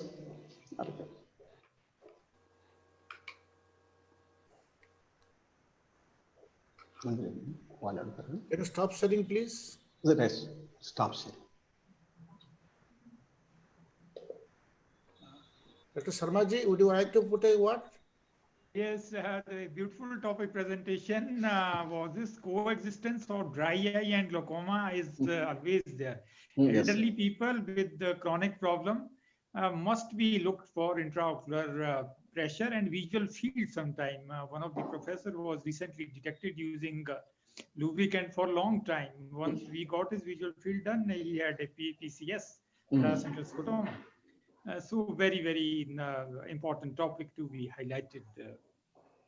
Thank you, sir. Thank you very much. Thank you very much. Andy sir. Now I invite Professor S.K. Bhaskar to speak on target to achieve his target IOP. Professor Bhaskar. Yes, yes. Next up. Can you see the slides now? Yeah. Please in time. Yes. Yes, now. So good afternoon to everyone. So this topic I will. Am I audible? Yes, go ahead, please. Yes. So today I will be. First, I thank all the organizers for giving this opportunity. So my topic will be target IOP in glaucoma. No financial, no confidence interest. Now, what's glaucoma? In the last century, it was the pressure within the eye which was higher than the statistical normal of the population. The pressure which are higher in the normal population, that was termed as glaucoma. That means IOP was there. But now it is a group of disease with certain features, including intraocular pressure that is too high for continued health of the eye. So now we are moved from thinking that elevated IOP as the only damaging factor in glaucoma to thinking of it as one of the factors in damage caused by glaucoma. But however, we still say that control of IOP is the main therapy, or this is only main modifiable risk factors. So now, what is target IOP? This is intraocular pressure at which there is no further retinal ganglion cell damage. Now, this has been shown that if you lower the intraocular pressure by various studies, the progression of glaucoma is less. So, this is ocular hypertension study where IOP was reduced here, but no reduction. So, progression was 4 points here, but where there was no reduction, it was progression faster here. In another study, early manifest glaucoma stage trial, we see that if there was IOP reduction was there, so that reduce the field changes if there is no intervention. If a one IP reduction IP, it reduced the visual field changes by 10%, and if it was by 25%, either by ALT or medications, it was 25%, and that reduced the progression. While in no intervention, there was normal progression. In advance, also we see either by TREBI or organ laser trabeculometry, both were followed for 5 years, and we see that with low pressure, there was reduced progression in the visual fields. And if it was less than 12.3, they were free of visual field defects progression. Another study, this also shows that either we reduced by conservative or surgical, both showed the rate of visual impairment was less here. In again study, this also showed either conservative, both showed reduction in glaucoma progression. So it was 38% by conservative and 45% by surgical intervention. Both showed there was. So we see that by reducing the IOP, the visual field progression is reduced. So now this is a practical thing. Now in glaucoma suspect, if we get one of the following, IOP is 22 millimeter mercury or more, suspicious this, or that means CD reduces more than 2, and a suspicion Humphrey, then we reduce the IOP by 20%, or it should be brought less than 25%. So this is glaucoma suspect. Another case is in early glaucoma, where the CD ratio is less than 6.6 or mild visual field defects, but they are not within 10 degrees. We reduce the IOP by 20%, or it is brought below 21 millimeter of mercury. In moderate glaucoma, it is if a CD ratio is 0.7 to 0.9, or visual field defects are there, moderate visual field, but they are not within the 10 degrees of fixation. We reduce it by 30%, or we bring it below 18 millimeter of mercury. And in advanced glaucoma, it is more than total cupping of 0.9 or total cupping with advanced visual field, which are also come within this 10 degrees, we reduce by 30% or bring it below 15 millimeter of mercury. So now factors which affect the target IOP: age. Lesser the age, greater will be the decrease in IOP than the elder person. Suppose in 30-year patient is, then we will have larger decrease in IOP. Glaucoma damage, more the damage, more lower should be the IOP. Glaucoma progression, if progression is rapid, we have to further lower the IOP. Because IOP is, this target IOP is not a static, it is dynamic. If they progression, we lower the IOP. Initial IOP, if lower IOP, then we do the less reduction, or if the IOP is higher, then more reduction of IOP we do. So how low we can go? It is about 10 to 12 millimeters of mercury. And if it still goes lower, then it will cause hypertension. But some, in one study, they have shown that some may be normally even at 5 millimeters of mercury. But ideal, it should be between 10 to 12 millimeters of mercury. That should be the target. So the current concept of target IOP caters only to the mechanical theory of the glaucoma. Other theory like vascular, biochemical, or degenerative are not catered by this target IOP. Because even we have seen, even if we lower the IOP, still there is progression. So there are other pressures like antechamber pressure, posterior chamber pressure, episcleral venous pressure, cerebrospinal fluid pressure, transform pressure, and perfusion pressure. So they all have to be managed in glaucoma. So there's a new perspective source. It's not a intraocular pressure, but other pressures also, which. So now to summarize, target IOP is not a single value, it is a range of IOP. Now we see that 14 is not, we say about 12 to 14 should be the target IOP. It's not fixed, it is dynamic. If there is a progression, we can lower this target IOP. Other risk factors have to also be included, and it is individualized for a particular person. It is not generalized. I think, thank you. I think I kept my time. Thank you, Professor Bhaskar. I think really nice, the intraocular pressure is very variant, and the normal for every person is entirely different. And so the target pressure is again measured by the different things which you have mentioned very well, very well. Thank you very much. Yes, sir. Now I invite Professor Sunita Mittal to deliver her talk on practical application of autonomic nervous system modulation and control of intraocular pressure. Professor Sunita Mittal. Is she online? Yes, sir. Yes, she's there. Please. Share your screen.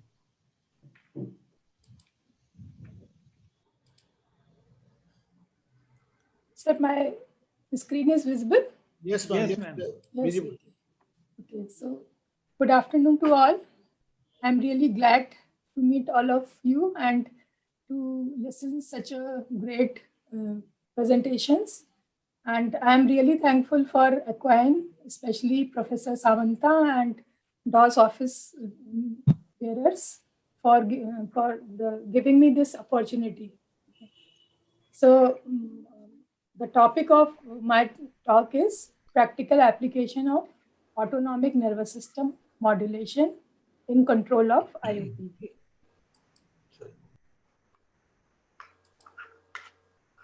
So in the beginning, because I have to discuss IOP and ANS modulation, so a brief account of autonomic concept to autonomic connect to IOP and aqueous humor and IOP. I just want to give, just to touch it. So we can see that autonomic nervous system, what is it comprised of? So it is nothing but its set of neurons which are complexly distributed throughout the brain, especially in the part of forebrain, in the this part of diencephalon, that is hypothalamus and amygdala and limbic system, and in the part of the brainstem structures. So that is how we see that hypothalamus is the main controller body for the autonomic function, and it makes the central control of autonomic nervous system, especially its paraventricular nuclei. And autonomic nervous system supply, we know that almost all the body organs, like blood vessels, heart especially, and eye, and we can see that it is essential for the body homeostasis, because each and every organ is supplied by autonomic nervous system, so it has a great deal to control all the functions. And as we know that it has two components, sympathetic and parasympathetic. Now, what is the role of this autonomic innervation, that is sympathetic and parasympathetic innervation on the eye? So we can see that there are main structure in the eye, that is first of all intrinsic muscles of iris, and by this intrinsic muscles of iris, in the way we can say that for aqueous humor it is important because drainage part of sphincter pupillae contraction or dilator pupillae contraction is affected. Then through ciliary muscles, again sympathetic and parasympathetic supply is there, and by this again the drainage part of aqueous humor is being controlled.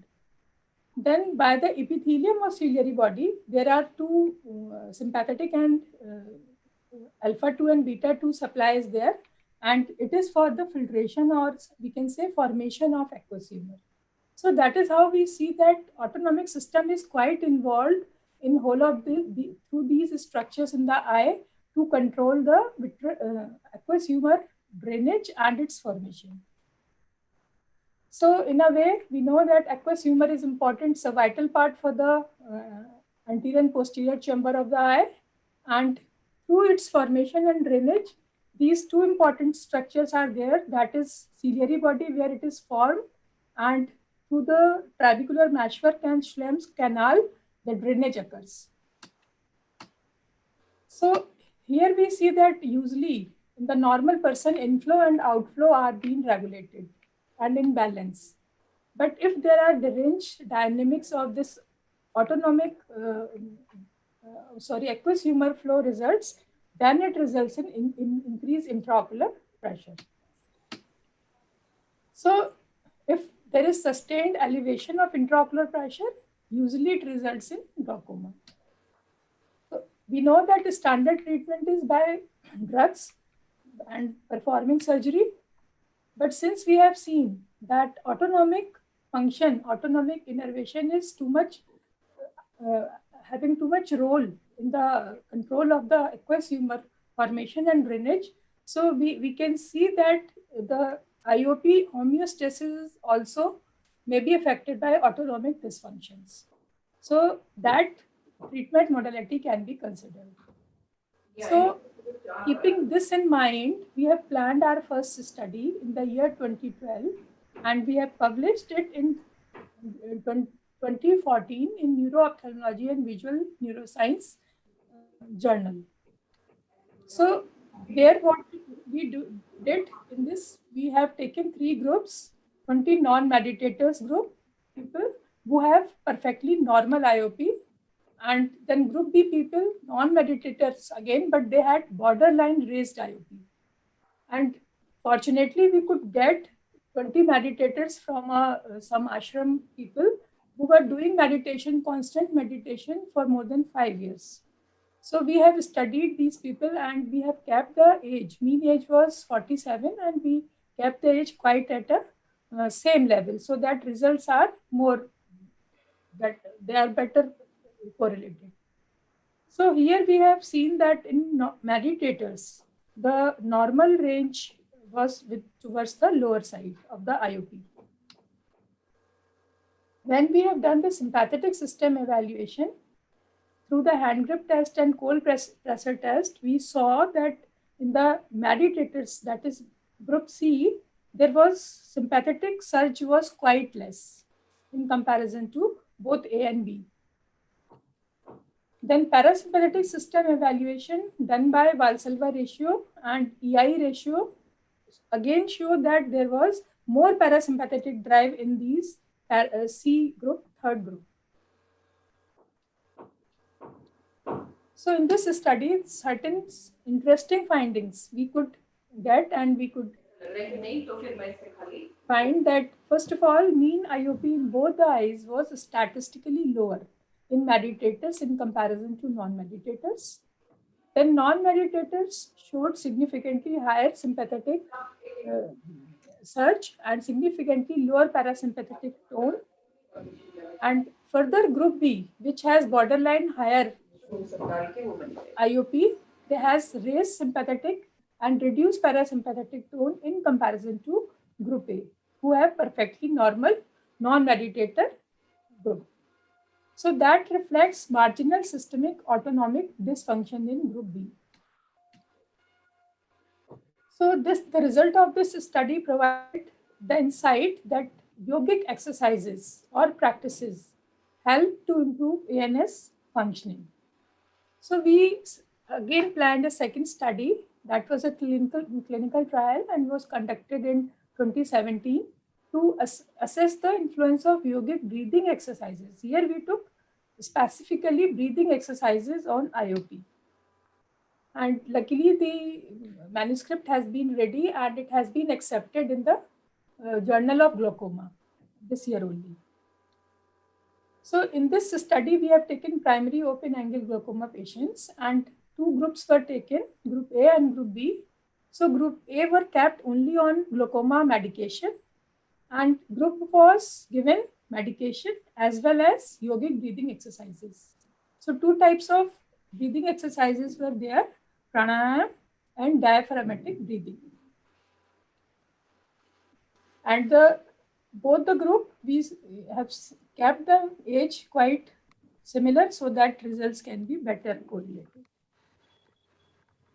So the outcome was that in group A, we can see that this is group A, the basal value was 19.151 and then it, after 6 months follow-up, it came to 15.76.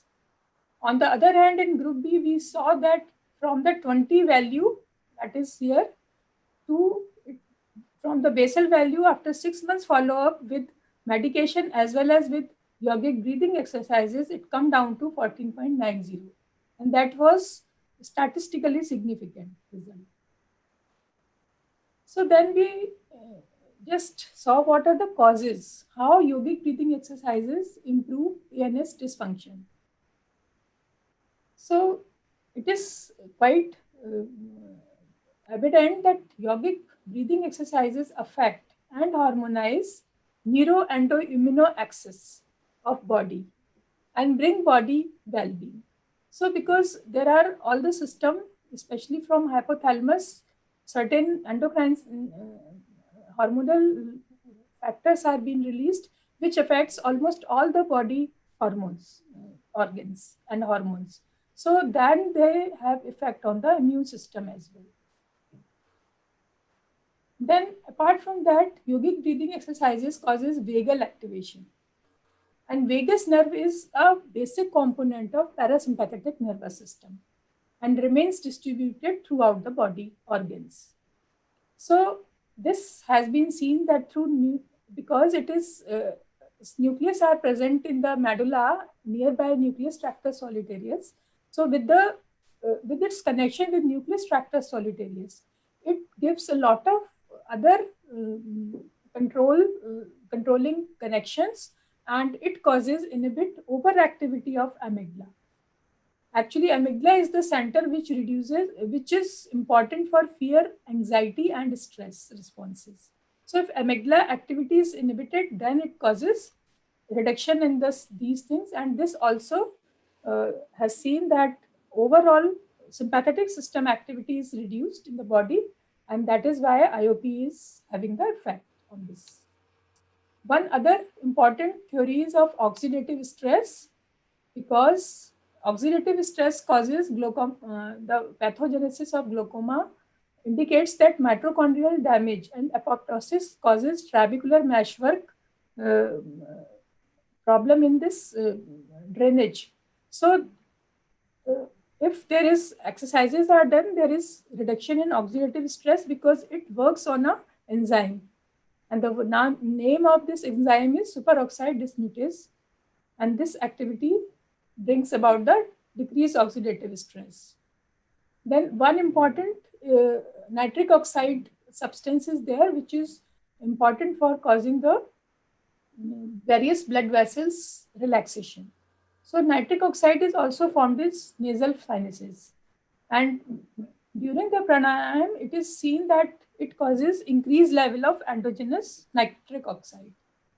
So nitric oxide not only causes relaxation of blood vessels lumen, but also causes juxtacanaliculaar cells of trabecular meshwork, and thus increasing outflow, and thus reducing the IOP. So in conclusion, we can see that these studies provide scientific evidence for lowering eye pressure with yogic breathing exercises. Yogic exercises involves no cost, can easily be learned, practiced by glaucoma patients, including elderly, and can reduce the need of medicine. Yogic exercises can be recommended as an adjunctive therapy for glaucoma patients and not as a substitute for medicines or eye drops. It may also help glaucoma suspected high-risk persons to reduce the medication. These are my references. Thank you. Thank you, ma'am, Smita. It is very nice to listen about the yogic, especially the pranayams leading into the physiological action and reduce the intraocular pressure by meaning of the parasympathetic activity. So thank you very much. This is very much useful, and I do hope that this study will be more continued in the form of scientific way to establish this very well. Thank you very much, madam. Thank you, sir. Quickly, I request Dr. Deepak Misra. Is Dr. Deepak Misra here? Yes, sir. Good afternoon. Good evening, sir. Please be fast and to hurry your talk. Because there is no time at all. Thank you. Yes, sir. First of all, thanks to Namrata Sharma ma'am and DOS for giving me the opportunity. My topic is tonometer, glorious past and bright future. There is no financial interest. Actually, what we expect from our tonometers. First of all, it should not be affected by the corneal conditions, because the corneal conditions changes and the readings and another things. Another one is its accuracy and effectiveness. Third is whether it can be possible that we can develop a tonometer which is self-monitoring, like nowadays BP machine is there, blood sugar machine is there. And as a glaucoma expert, they are much bothered about the diurnal variation. So can we have anything which having DV, and of course the lesser learning curve and the low cost. These are the grandfathers of all the tonometers. I am skipping this, and this is the available option at present in the form of tonometers which we are having. Like we are having all the types of tonometer mentioned here. They are either based on the principle of indentation, where you can have the COTs, then the applanation, there is combined, and the recent one, few tonometers are there.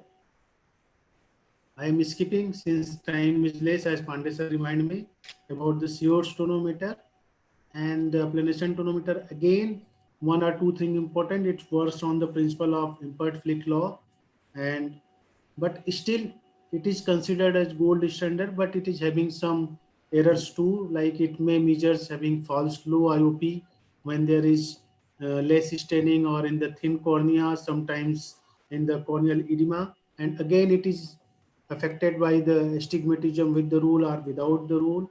And also it is having in some condition having the false IOP. Then Perkins tonometer, it is an handheld tonometer and having the same feature as of the applanation tonometer, except that it having some advantages, like it can be used in the infants. Even you are seeing here in the film that an infant is very cooperatively allowed to perform it. It can be used in the bedridden patient where the applanation is not possible by the applanation tonometer, and in the operating room. Meckenbach tonometer is another tonometer. It has advantage of it can measure the IOP in the scarred, irregular, and the edematous corneas, which are not possible previously in tonometers. And TonoPen is the handheld version of the same Meckenbach tonometer. Another one is the ORA. ORA is a different kind of tonometer software. It is type of non-contact tonometer. Here it flattens the cornea twice. Once when it interact and flatten, and another it measures the IOP when the cornea rebounds back. and based on that, it will make a corneal hysteresis graph. This is the graph which we create, and since corneal CT scan बोल दिए. Cases have been reported in literature in the intracanalicula segment 2 years after the primary surgery. Thymoma High index of suspicion for ocular metastasis. Thymic hyperplasia या thymoma ढूंढना है. Particularly breast cancer presenting with visual Yes, Hello. Excuse me. Can you limit? Stop the Yeah, please continue, Dr. Deepak. Continue. Okay.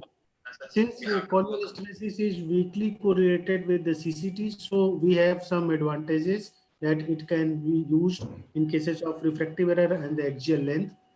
Rebound tonometer is again a newer version, and it is having some flip or this one disposable sterile tip is there which can goes and detect. Advantage is that this probe you can discard it individually after the each cases and useful in recording the IOP even in the infants and without anesthesia. DCT, this is again a third generation tonometer, and it works on the Pascal principle, means the principle of the contour matching. You can see here that it matches the whole of the cornea. So the effects of the corneal thickness and the rigidity is overcome when we use this for measuring the pressure. And DCT is again useful in such cases. It's having advantage that it is not affected by the CCT, which is important in case of applanation. It has digital display and it doesn't require any mechanical calibration tools. It's useful in the cases where the cornea is having keratoconus or the post-refractive PK patients and LASIK patients. Phosgene tonometer, these are the something which in our pocket for the self tonometry devices. Here the patient can use this with down gauge and put pressure till he can see the phosgene spots in the lower field of the temporal. It can be used as a self-monitoring tool for IOP in the future. And IOP telemetry, this is something which is maybe the substitute of binaural variation in the future. Here we are seeing this is titanium plate which is placed on the cornea with the contact lenses, silicone contact lenses, and it measures the IOP very fast for 30 seconds for every 5 minutes, and at the end you are getting the 24-hour binaural variation of both right and the left eye. So the 24-hour tracing or the DB which we are officially doing on the office hour or 24-hour can be replaced by this in the future. So at present, what is the condition is that Goldman applanation tonometer is still considered as Goldman, is gold standard. Irregular corneas, we have some tonometers. For contact lenses, we have. For pneumatic or gas, we have. So what was our expectation? Obviously, that not affected by corneal condition. Yes, we have some. Accurately, yes, they are, most are the accurate. Self-monitoring, yes, but how useful phosgene is still in doubt. For DV testing, yes, we have, but not as much friendly as we required. And cost and learning curve, yes and no. So still we have some tonometers which are having very bright futures, but still they'll mange more. We need something much more better which fulfill all of the requirements.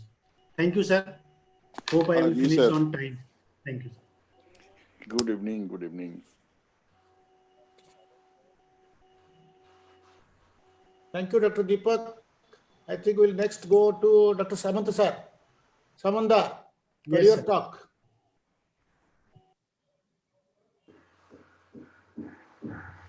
Unmute, sir. Unmute yourself. Samantha, sir, unmute yourself.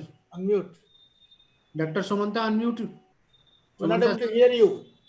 A couple of minutes, not more than that, because already we have got one more speakers and the most enthusiastic speaker, Professor Lalit Nepalia of Ajmer, Rajasthan, who will give the concluding talk. I just recall with only one photograph.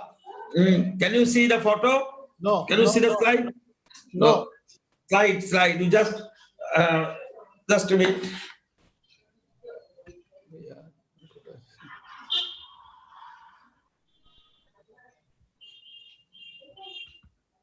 Yes. Yes. No, yes. It is the only slide. I just like to show you. This is the group photograph of our last Forum of Opthal Professors of India meeting in Kolkata in January 2020. So let's assemble once again in January 2021. I do not like to tell much about how these online classes of UG and PG is going on right now and how best we can do our teaching and training program through this online, because already from 1st of December, Government of India, NMC and everybody has withdrawn the bar, and everywhere the physical classes has started in every medical college. That's why we do not like to discuss any more on this, and what we will discuss in our next meeting in 2021 January. What I like to request in this particular meeting, that here is with us Professor Lalit Nepalia of Ajmer, Rajasthan, a very dynamic and benevolent professor of ophthalmology, and who has been entrusted by Association of Community Ophthalmologists of AQUAN as a liaison between Forum of Opthal Professors of India and AQUAN to formulate and design different meetings with the Opthal Professors of India. So may I now request Professor Subudhi and Professor Anita Panda to keep in close touch with Professor Nepalia, and we are also looking forward to hear from Professor Lalit Nepalia on his future planning, so that on every week, at least for half an hour, with the Opthal Professors of India can interact amongst ourselves, as well as we can plan for our next annual meeting in 2021, which must be a physical one. Thank you very much, Professor Subudhi and others. Thank you. Thank you.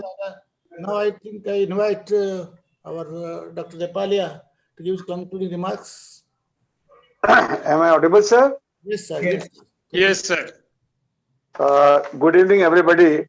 It's a great pleasure to join all of you this evening. And we had a wonderful clinical interaction, starting from Dr. Anita Panda, who has highlighted about the sutureless corneal surgery future, and speaking very high about the fibrin glues in various conjunctival corneal surgery, etc. Then Dr. Bhavna Sharma, she was she had shown very excellent surgery about corneal those cataract where the corneas are already compromised. Then we had none other than Dr. Subodhi, who had talked about recent advances in MSICS, and I think we have taken a great message from this great man, Dr. Subodhi, that phaco is not a surgery for all types of cataract, but SICS is a surgery for all types of cataract. Thank you, Dr. Subodhi, for that kind of message. Professor Bhava had talked a lot about ergonomics. Then Dr. Kavita Bhatnagar compliments for talking A to Z about amblyopia. Dr. Tariq has shown some excellent videos about traumatic cataract, core vitrectomy, and removal of foreign bodies, and some fantastic videos. Compliments to Dr. Tariq. Dr. Reddy needs a compliment for talking about a very important subject, dry eyes associated with glaucoma. It's really a double trouble, both for the patient and the clinician. Then a compliment to Dr. Bhaskar for talking something really practical about target IOP, and he has very rightly mentioned that you need titration of target IOP for all for every individual patient. You cannot fix a particular pressure as a target pressure. Then Dr. Sunita Mittal has brought a very new concept of involvement of yoga and breathing exercises for glaucoma patients. And Dr. Deepak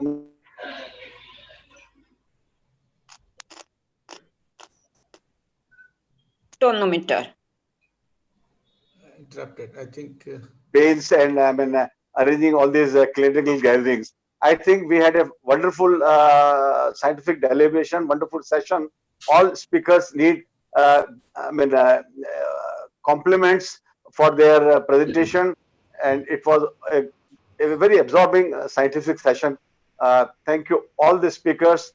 for your wonderful presentation. And thanks to Professor Namrata Sharma, Dr. Anita Panda, Samant Dada, and Dr. Subodhi, and all other executive members of DOS, Econ, and FOPI for arranging this wonderful scientific session. Thank you all.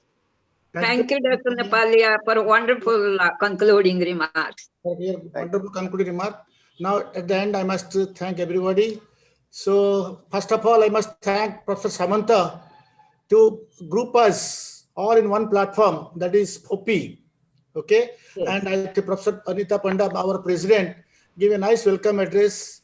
And all the speakers, I thank very much for the participation in this session. Glimpses of clinical ophthalmology, rightly they have justified their inclusion in this program. Thank our moderators, Professor Dadan Pandey and Professor Sharma, for giving a nice moderation in this topic. And of course, last but not the least is our organizers, Professor Namrata Sharma, Professor Subhash Dadaya, and whole team, giving us an opportunity for more than 2 hours in the DOS conference. Is very unusual. Today, really, we are lucky that we got more than 2.5 hours program session in this, and we would like to request them to continue this 2.5 hour session in the next coming years of DOS conferences. And of course, as the Professor Samant has already invited, so let us meet in January 2021. Let God permits that there will be physical conference rather than the virtual conference. I think physical conference more better than these virtual conferences. So we hope we'll meet at Dr. Samanta's place. And last but not least, the admin people who has already given us this platform without any failure. So I thank everybody and hope to meet in the next new year. Happy New Year to all of you in 2021. Bye. Thank you. Bye, everyone. Bye, bye, everybody. Bye. Thank you, everyone. Happy New Year to all. Happy New Year to all. Thank you, sir. Thank you, and same to you. Bye-bye. Looking forward to see all of you in the Aquan session on Sunday. Aquan Yes, session on Sunday in Hall B. At Yes, sir. 2 p.m. Aquan session. Time, Yes, Dada. sir. Thank you. Thank you very much. 2:30 in Hall B. Okay. Bye-bye. Bye-bye. 2:30. Bye-bye. And Bye-bye. I would request all of you to Raigad, Government Medical College, Raigad in January to have our 4th annual meeting of FOPI there in Raigad. Professor Nepalia, sir, please take the initiative. Thank Yes, you. sir. Yes. Okay. Thank you. Very much. Okay, thank you. Thank you, everyone. Thank you. Bye-bye. Thank you. Thank you. Bye. Thank you. Bye. Thank you. Bye.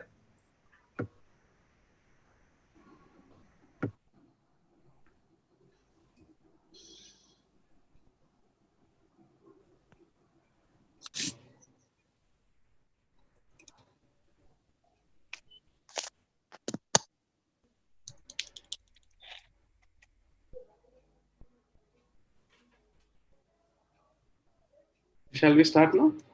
To all of you.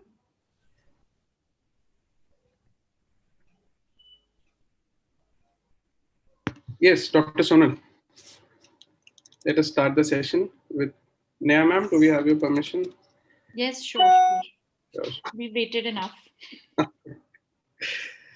Chaliye. Just a second.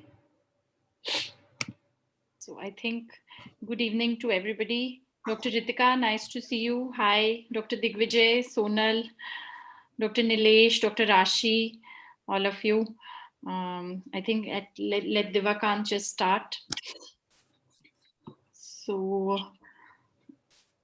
I'll start with my presentation right away, ma'am. We'll see some So time. welcome to the YOSI session under the Delhi chapter. And as we know, Dr. Divakant is the current secretary of the Young Ophthalmic Society of India. And we are very happy to be joined by Dr. Digvijay, our president, and Dr. Sonal, our vice president as well. So these are actually the flag bearers and the torch bearers of YOSI who have got it to its current level. So nobody better than Divakant to tell us what YOSI has been up to. Divakant. Thank you so much, ma'am. And at the outset, I would like to thank DOS for giving us this opportunity, and the chairperson of the state chapter, Dr. Neha Goel, for constructing a nice session for all of us. So I'll quickly try to run through the history of YOSI and what we have done so far. And it all started way back in 2013, 2014 with the team of Dr. Tarun, Dr. Digvijay, Dr. Sonal, Dr. Vijay sir, all these people starting YOSI. It initially started as an online thing, a Facebook, social media, collective efforts on that. And then it slowly got registered and became a proper society in 2014. Initially, we started with three main pillars for what we wanted to do was to generate a platform for the young ophthalmologists, generate content that is relevant to them, and identify issues that they are facing and escalate them to the concerned authorities. This is the present team. We have 7 office bearers and 20 executive members who are helping us with the whole process. First, we started with the Yo Times, and we have published almost 18 editions so far, and it has been very well received, and it has traveled all through the world. And we have started focusing on the specialty issues now. We have worked on the retina. The pediatric issue came up a few months back, and we're working on a couple of more of them simultaneously. The physical meeting started in 2015 with the first young eye surgeon meeting. Then slowly we followed it up with the AIEOC forum, which is like our annual event in 2018 and 2019. And similarly, we have collaborated with state societies, and they have been very generous and granted us sessions in their state meetings. These are few glimpses from all these meetings that we have done so far. And yes, and this was from the DOS conference last year. And similarly, the national bodies like the AIOS, we get a hall that is dedicated to us for the Yo Pavilion every year. And it has been very successful and has generated a lot of interest.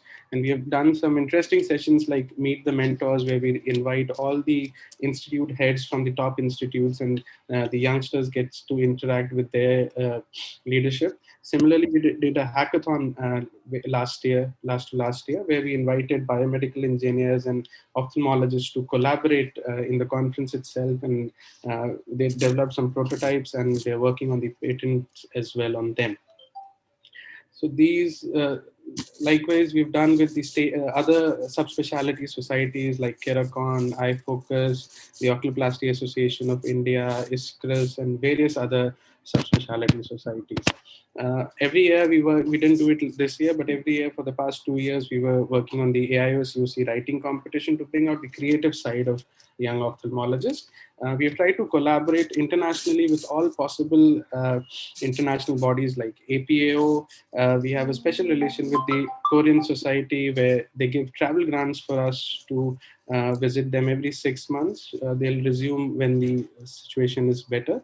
Then with the American Academy, the Turkish Society, and we organized the first Global Yo Symposium in Singapore this year itself. That was the last meeting that all of us attended.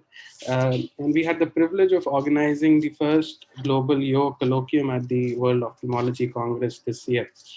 So when COVID struck and we had to resort to online meetings, it was like a boon for us, where we were able to collaborate with many international societies. These are few glimpses from there. And now we have formed the Asia Pacific Consortium of Young Ophthalmologists, and we have collaborated with the APO in that. And we brought out our first newsletter a couple of months back, and now we are working on our second one.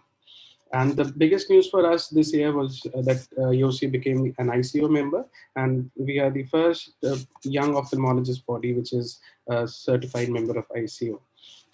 Other initiatives are like the YouTube, and it gives young ophthalmologists the opportunity to upload their videos, the YOSI flash notes. And one thing that has helped young ophthalmologists a lot is the fellowship help desk. We are getting queries on a daily basis, and our team of on the help desk helps them with fellowship queries. And now it has evolved more into something like a counseling. People reach out to us for various personal issues as well now. We have constituted the Young Ophthalmologist Award. And similarly, so the last date for this year is 23rd of December. Please do apply for it.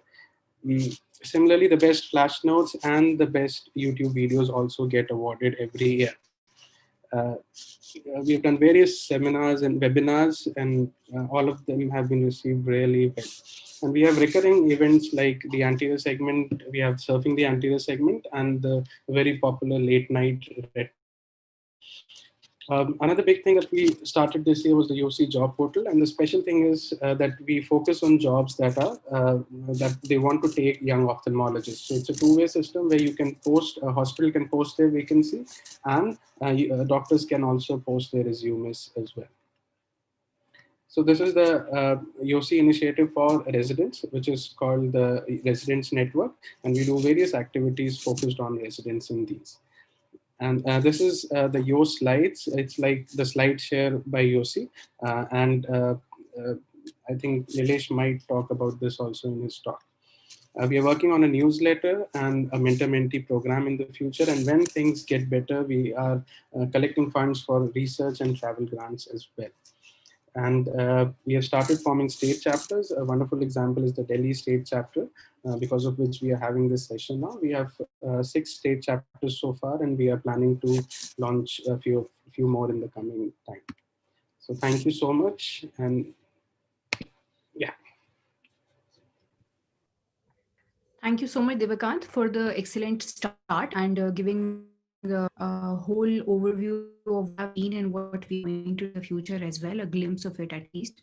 I would next invite Neha, who's an researcher and a fine clinician, and she's in, we would request her to please on PubMed search done right. Thank you so much, ma'am, for joining us today. Thank you. Thank you so much, Sonal, and thank you, Devakant, for updating us. So I'll just share my screen. There. Okay. So PubMed search, this is a very favorite topic of mine, and you'll see why. So PubMed search done right. Now, medical literature search is important. Why? In fact, I like to, replace the term publish or perish by search or perish, because as doctors, as clinicians, we need to have a thorough and up-to-date knowledge of the subject, not just for academics, but also for patient care. We owe it to them. For academics, of course, it's very important whenever you want to think of a new research topic, whenever you're writing an article, or whenever you're doing a presentation, you are not free from this medical literature search. So what are the sources that we have? Now, this is the hierarchy of the literature as we know it. The lowest come the case reports, case series, and the highest are, of course, the systematic reviews and the meta-analysis. Now, these are available in the Cochrane library, the systematic reviews and the meta-analysis. Everything lower down, that is the RCTs, the case control cohort studies, and case reports, are available on Embase and Medline or PubMed. Now, Embase also has conference proceedings, which PubMed does not. Google Scholar is also an option sometimes, but it's more of gray literature because it's not always indexed or reliable. So this is what we are looking at. Now, why use PubMed? I'll basically be talking about PubMed. As we know, it has a huge database of about 5,200 journals, right from 1946, covering all branches of medicine and even allied medicine. And approximately 40% of articles in the last 5 years contain full text links. This is important, especially if your institution doesn't have access. As we know, paid access is difficult for everybody to get. But as I said, the meeting abstracts and conference proceedings are not here, for which we have to look at Scopus.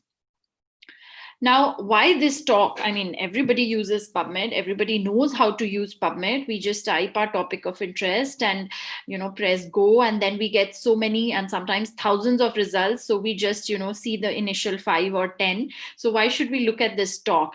Because we can use PubMed to our advantage to give us a more relevant search. Ask yourself, can you locate and use the advanced search builder? Do you know what are Boolean operators? What does mesh mean to you? Do you get automatic updates? And if not, then definitely please hear on. So I've divided my talk into 3 parts: basic search, advanced search, and then 10 summary kind of 10 tools to improve your search. Now, basic search, as we know, this is the old PubMed user interface. And firstly, I would like to say that please everybody make an account and register. It's for free, and then log in, because a lot of features are available only if you have logged in. So now PubMed has replaced this by the new version, which is this, which again, I'm sure all of us are familiar with. Again, as you can see, it's important to log in. So this is the home screen that we are looking at. Now, how to search? So firstly, we enter the terms or the key concepts. Now, whenever you enter a search word, PubMed automatically matches it to the MESH term. MESH means medical subject heading terms. Now, you can further make your search more specific by using field tags. For example, if I write, say, cataract and TI in square brackets, then it will only search articles which have cataract in the title. Okay. Similarly, I can type a word and then put AB, where it will only search in the abstract.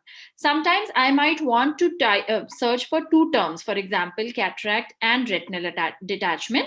So then we connect these with Boolean connectors, which are and, or not, and these should be in capitals. You can also search for authors. Please remember that this is only applicable for articles after 2002. You can also search for journal names by just typing in square brackets after the term JOUR or AU.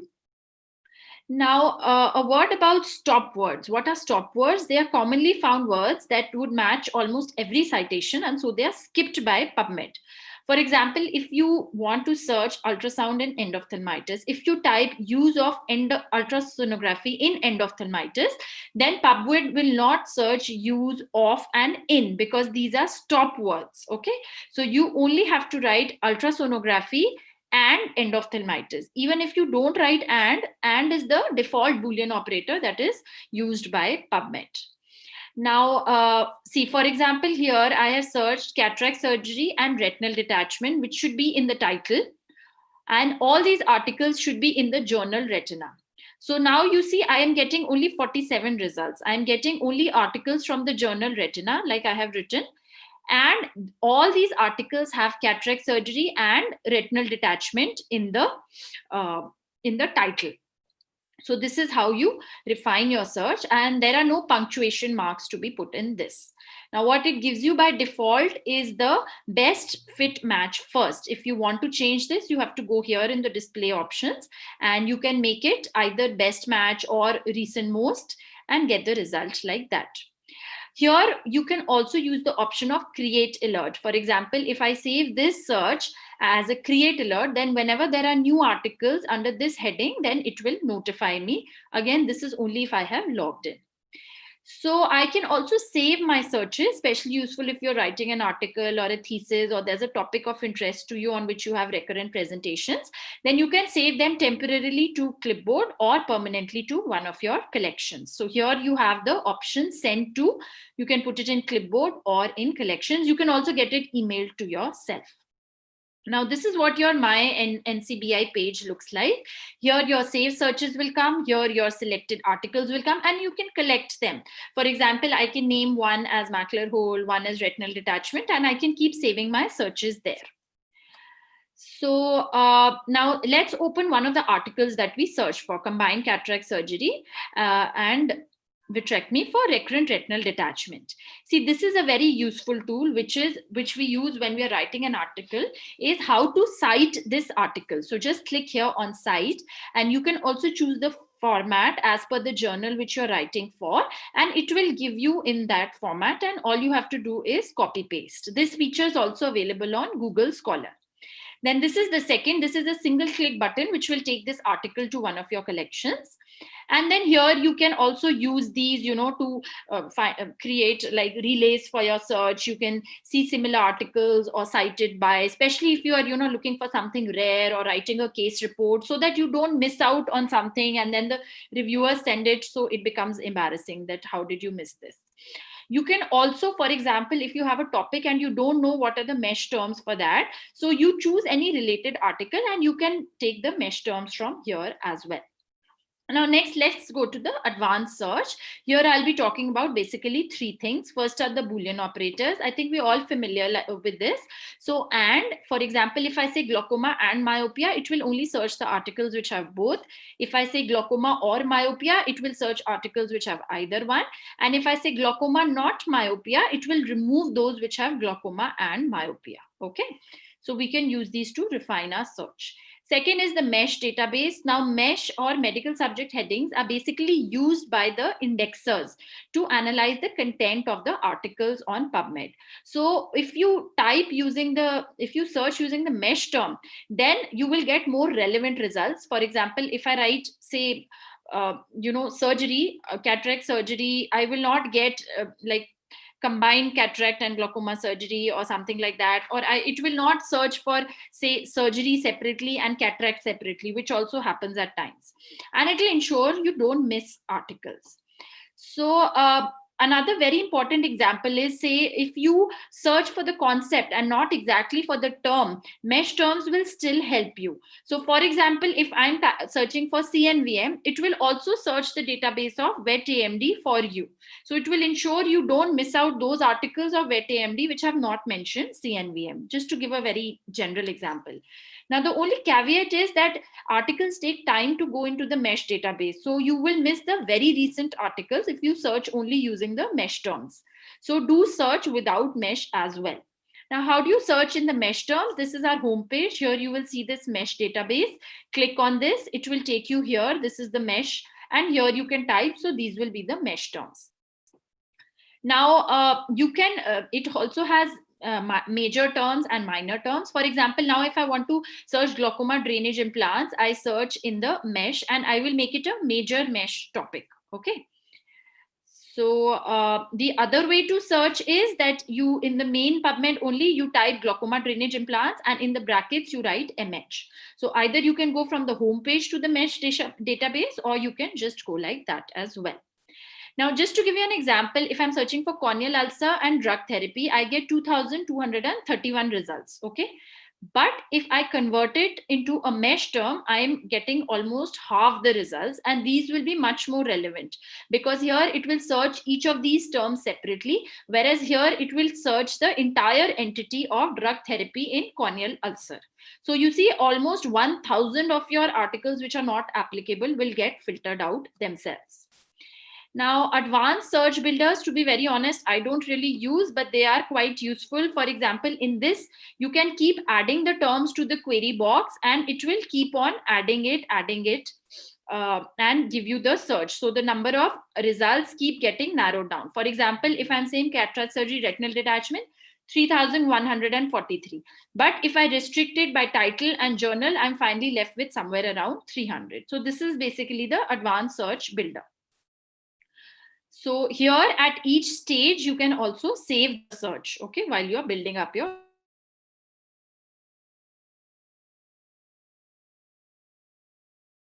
And then the next one, it'll ask you whether you want to add with add or not.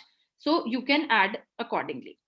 Now, here you can also filter by the article type. If you see over here, one is text availability and then is article type. So you can restrict your search to, say, full text or reviews or case reports or like that.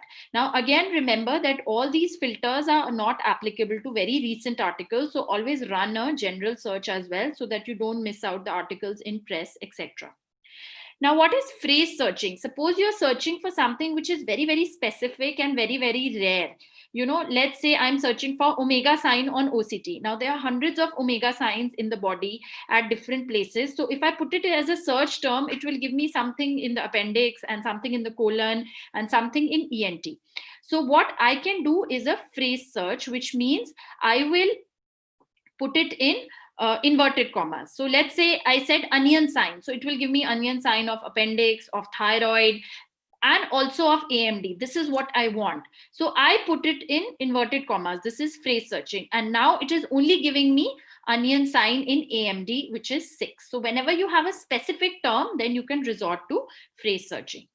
Another useful tool is the clinical queries, which you can find on the homepage itself. Say you find a patient in the OPD about something which you haven't read up since quite some time. So this is very useful. You can quickly search on your phone. So let's say I take juvenile glaucoma. So it will give me, the genetics, the systematic reviews, and the clinical study categories separately. And it's very good for a quick revision or if you want to save on time.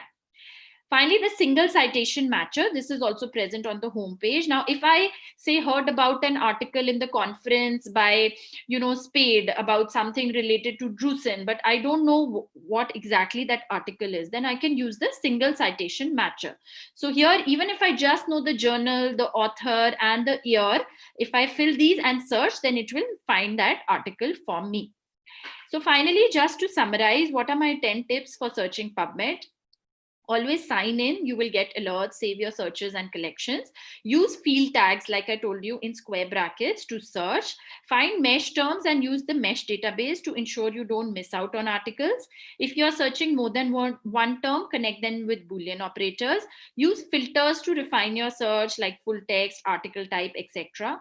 Combine searches using the advanced search. You can save your results temporarily or indefinitely. You can also get them emailed to you. Use the single citation matcher to look for a single article. Citation export options are present, which can help you to write the bibliography or references of your own articles. And clinical queries can help you for a quick search, while especially useful in clinical settings. So I'd like to conclude by saying that a best search leads to the best research. Thank you very much.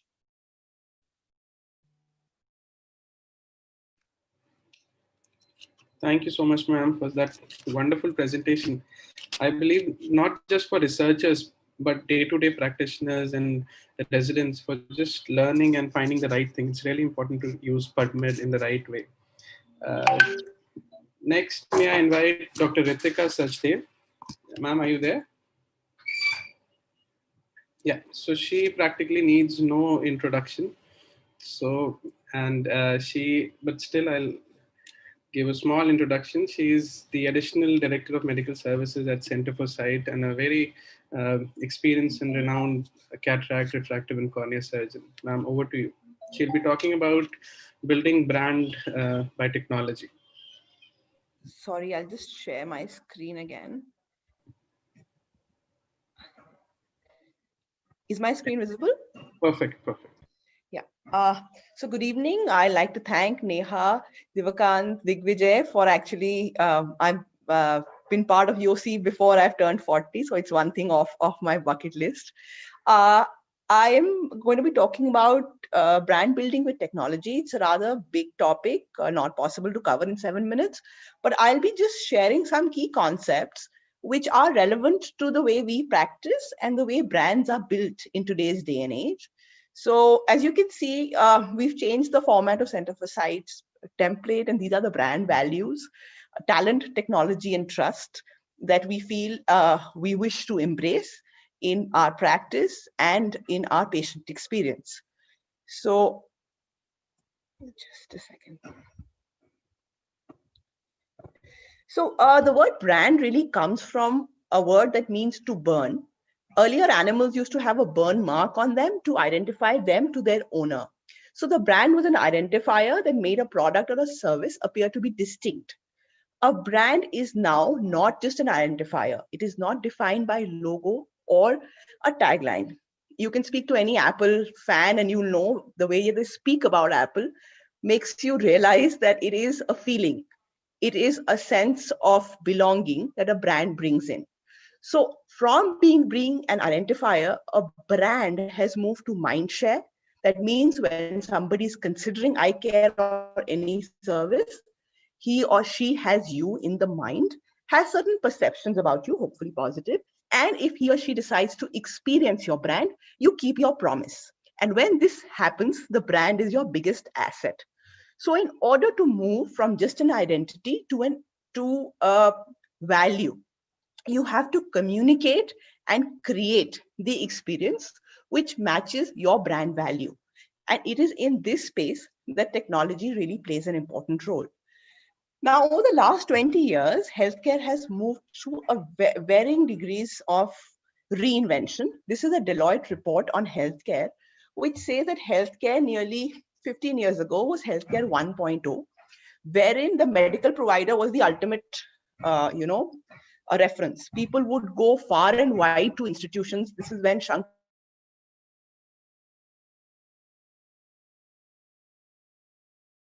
institutes.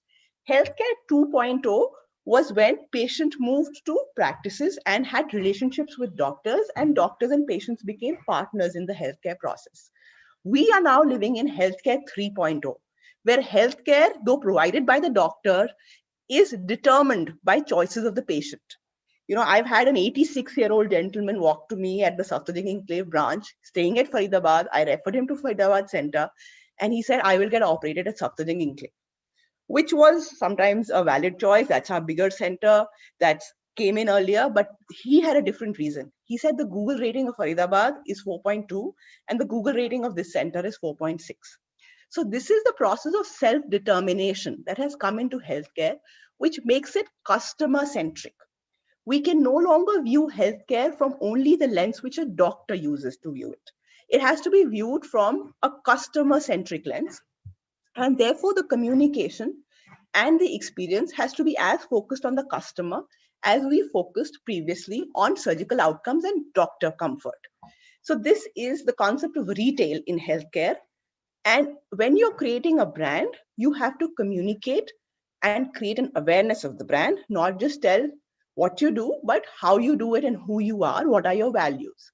The traditional way of creating a brand was, of course, doing above the line advertising like newspapers, print, hoardings, below the line like coupons, camps. I think camps has been done by almost all organizations, and this was a way of brand activation on the ground. Now we have a much more interesting curated approach to creating a brand with the CRM relationship. So you are, those of you who go on Facebook very often know that if you search for something, for example, I was searching for home decor, and Facebook will just keep throwing in sites to me about home decor. So therefore, you're throwing content which is curated for the consumer. For example, now we just learned that, at the website, you can curate your content on Facebook. If somebody has come on your website and searched for, say, a squint procedure, you can curate content, which therefore gives them your squint specialist profile or your squint services. Similarly, if they've come for a LASIK procedure, you can curate content. Therefore, you're not really just throwing out content, general offers, but giving curated content. And you can do this across various platforms. So therefore, it has moved from just mass information to curated customer-driven information. A key aspect in this is, and this is actually available at low cost and even free models, you have ReadSquare, HubSpot, Zoho, Freshworks, which allow you to really analyze how you are getting the patient or the consumer, what the consumer is there for, whether the consumer avails your services, and after he avails it, how you are engaged with the consumer or the patient to maintain a lifelong value system. Of course, sometimes you may not be searching for specific things. You can always just have a display advertisements about who you are to just create that mind share. And the same can be done in Instagram or Facebook. What is the ultimate convergence points of all this is a good responsive website. In today's day and age, 76% of the patients, particularly in metros who visit you, have been to your website. And the search in the website is largely driven through the mobile. So you must make sure that your website is mobile responsive. So we just redid our website. And initially when we made the website, we did it in a manner that we thought it will be aesthetic, etc. But the landing page had a video on it. And that video took a very long time to load. And what's more important than how it looks is what the customer or the patient is searching for. So a patient, if the website doesn't load in 6 seconds, bounces off. So there are other metrics that make the patient experience very relevant in technology that you must keep into account. So it has to be mobile friendly, quick loading, with an improved sense of security, where you can actually see where the patient has hit on your website, whether the patient is hitting on your LASIK page, cataract page, retina page, etc. And of course, it gets you a good SEO mileage. The patient again wants quick assistance. So you can have various ways such as WhatsApp integration and chatbots. Another very interesting thing is that we look at HMIS, and I've been in the process of actually developing one. And the first thing we want is for us to be able to capture clinical data for our papers, for our follow-up, etc. But you must understand this technology is also an interface for the patient. So though we do want technology which helps you deliver your care better, we also need it to be relevant for the consumer or the patient. For example, the online appointment system is something that the patient may prioritize. The patient may want to know the anticipated waiting time basis AI, or have a queue management system that when he or she enters, he is given an anticipated waiting time. It really has been shown through various studies that waiting is less painful once you know what you're waiting for and for how long that wait will last. The patient may also need after services like reminders for a glaucoma checkup, medicine delivery, etc. So all this must be integrated to the hospital management system, because only then you're creating technology not to serve you, but to create the brand experience. Technology should also be used to learn more about yourself, and therefore understand what people are saying about you, because brand is not what you say about yourself, but what people say about you. A good way to do that is customer satisfaction scores. We routinely calculate our net promoter score. It's a very seriously taken index in each of our centers, basis the feedback. You can do sentiment analysis of what people are saying about you on the internet. This is a ready free tool where you just type in the name of your hospital or even the name of a person, and all the content on the internet from Twitter, etc., can be broken down into positive, negative sentiments. You should also have a look at competition in terms of the traffic that, because we don't have anything like a market scope. So these things give you an indirect indicator. Another key aspect of retail in healthcare is that though you have to be customer centric, the customer or the patient also needs you to reach them in ways when, where, and how they want. So this is something that COVID taught us. We all got into teleconsult, but we as ophthalmologists realized that without vision, a teleconsult was really tricky, because a red eye from conjunctivitis to uveitis without vision is very difficult to diagnose. So we use technology to enable teleconsult further, wherein through a Zoom, you could assess vision, color vision, take a photograph, assess the alignment of the eye. So you basically use technology to get you more information and create a different channel which is convenient to the patient. We also slowly developed our home care services. You see, this is again technology. iNetra, it's a VR system wherein the patient can do a auto refraction on their own, but then we realize that VR is something that all patients are not as comfortable with. So you have to curate technology. You now have such a similar field analyzer for opters, etc., which through the home care experience help you create a wider funnel. This is what we do in our home care. Also, what is very important is that for us as a brand, we pride ourselves in being ophthalmology driven. We are ophthalmologists in the business of ophthalmology, not businessmen in the business of ophthalmology. Hence, it was very important for us to create and communicate that. And during the lockdown, these were events that were done. Sangeet Setu 2.0, which many of you may be familiar with, it was driven through technology, but created a community participation and integrates your brand into the community that is most relevant. We also have Coffee with CFS, which is online, wherein all our team members across locations share interesting cases. And this creates a common value system. Remember, brand is values which manifest in behavior, which can be communicated through stories. It is not a tagline, it is not words. This is again something that we drive, because it's not just healthcare professionals like doctors that build a brand. You also need a very strong paramedical and non-medical team. So this is a LinkedIn profile that our director of operations drive, where people plus process is equal to profit. And the basic theme is you don't build a business, you build people. So this is just to reach out to people who effectively later may at any time may want to work within your organization, for them to understand what your brand values stand for and whether they resonate with theirs. This is another system. As a brand, you can, it's most important that every team member owns that brand. So rather than just posting on Center for Sight page, we created this CFS Influencers Network.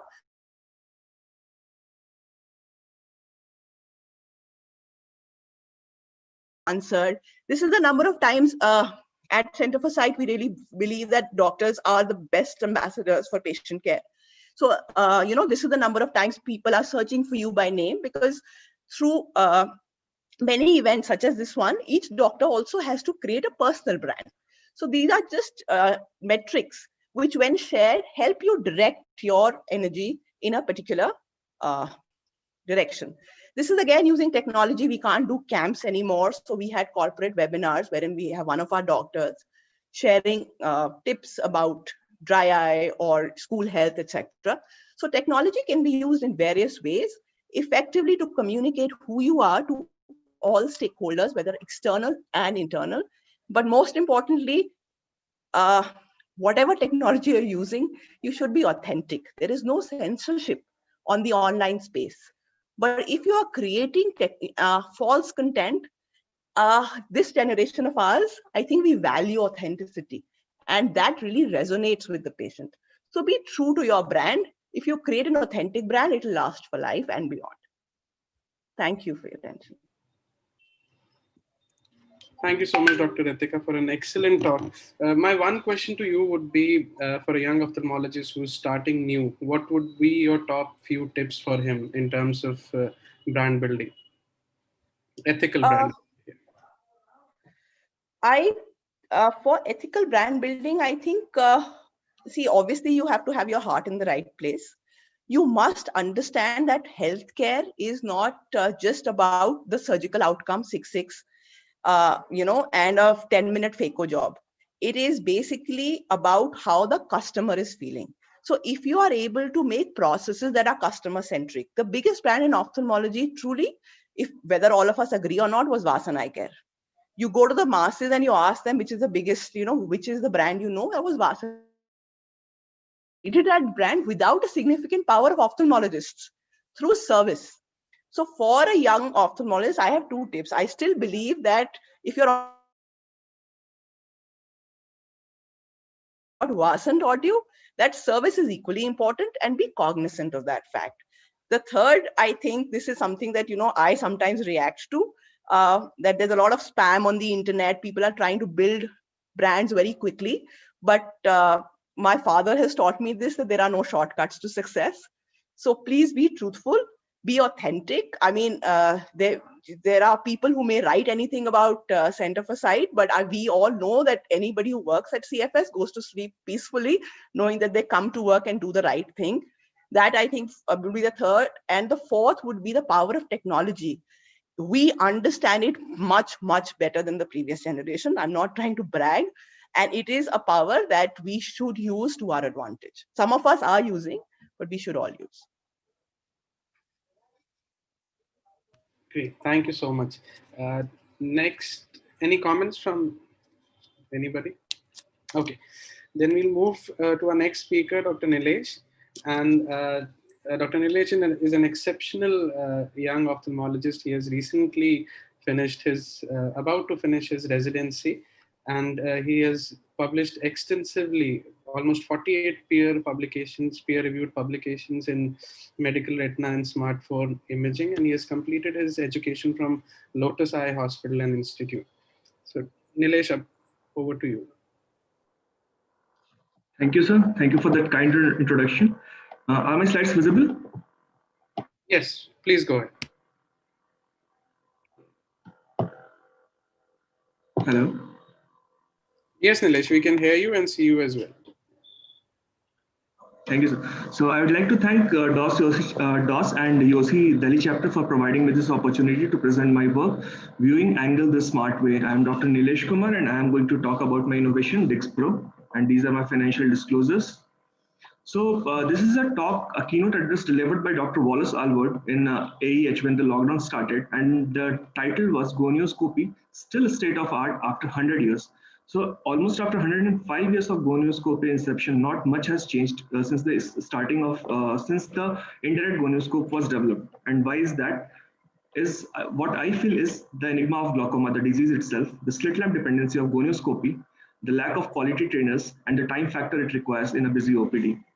So that results in a junior residents, 83% of them are not confident in doing gonioscopy, and half of the patients who visit a glaucoma clinic do not get a gonioscopic evaluation done at baseline. In a country like India, where 11.2 million adult population is suffering from glaucoma with equal open and closed-end glaucoma, we can't even miss gonioscopy in a single patient which visits a glaucoma clinic. The surrogates which is most commonly used is Von Erich technique, which is not at all accurate, Anterior segment OCT and UBM are utilized in centers, but it is very cost sensitive. NIDEC GS1 is a 20 lakh machine just to take a gonio image, which I don't think many of us have invested into. So that all is where you have resources. How will you perform a gonioscopy where you are taking the vision with your own fingers? You don't even have a vision chart. In such case, the solution has to be practical, convenient to perform. It should be time efficient, and it should give reproducible results.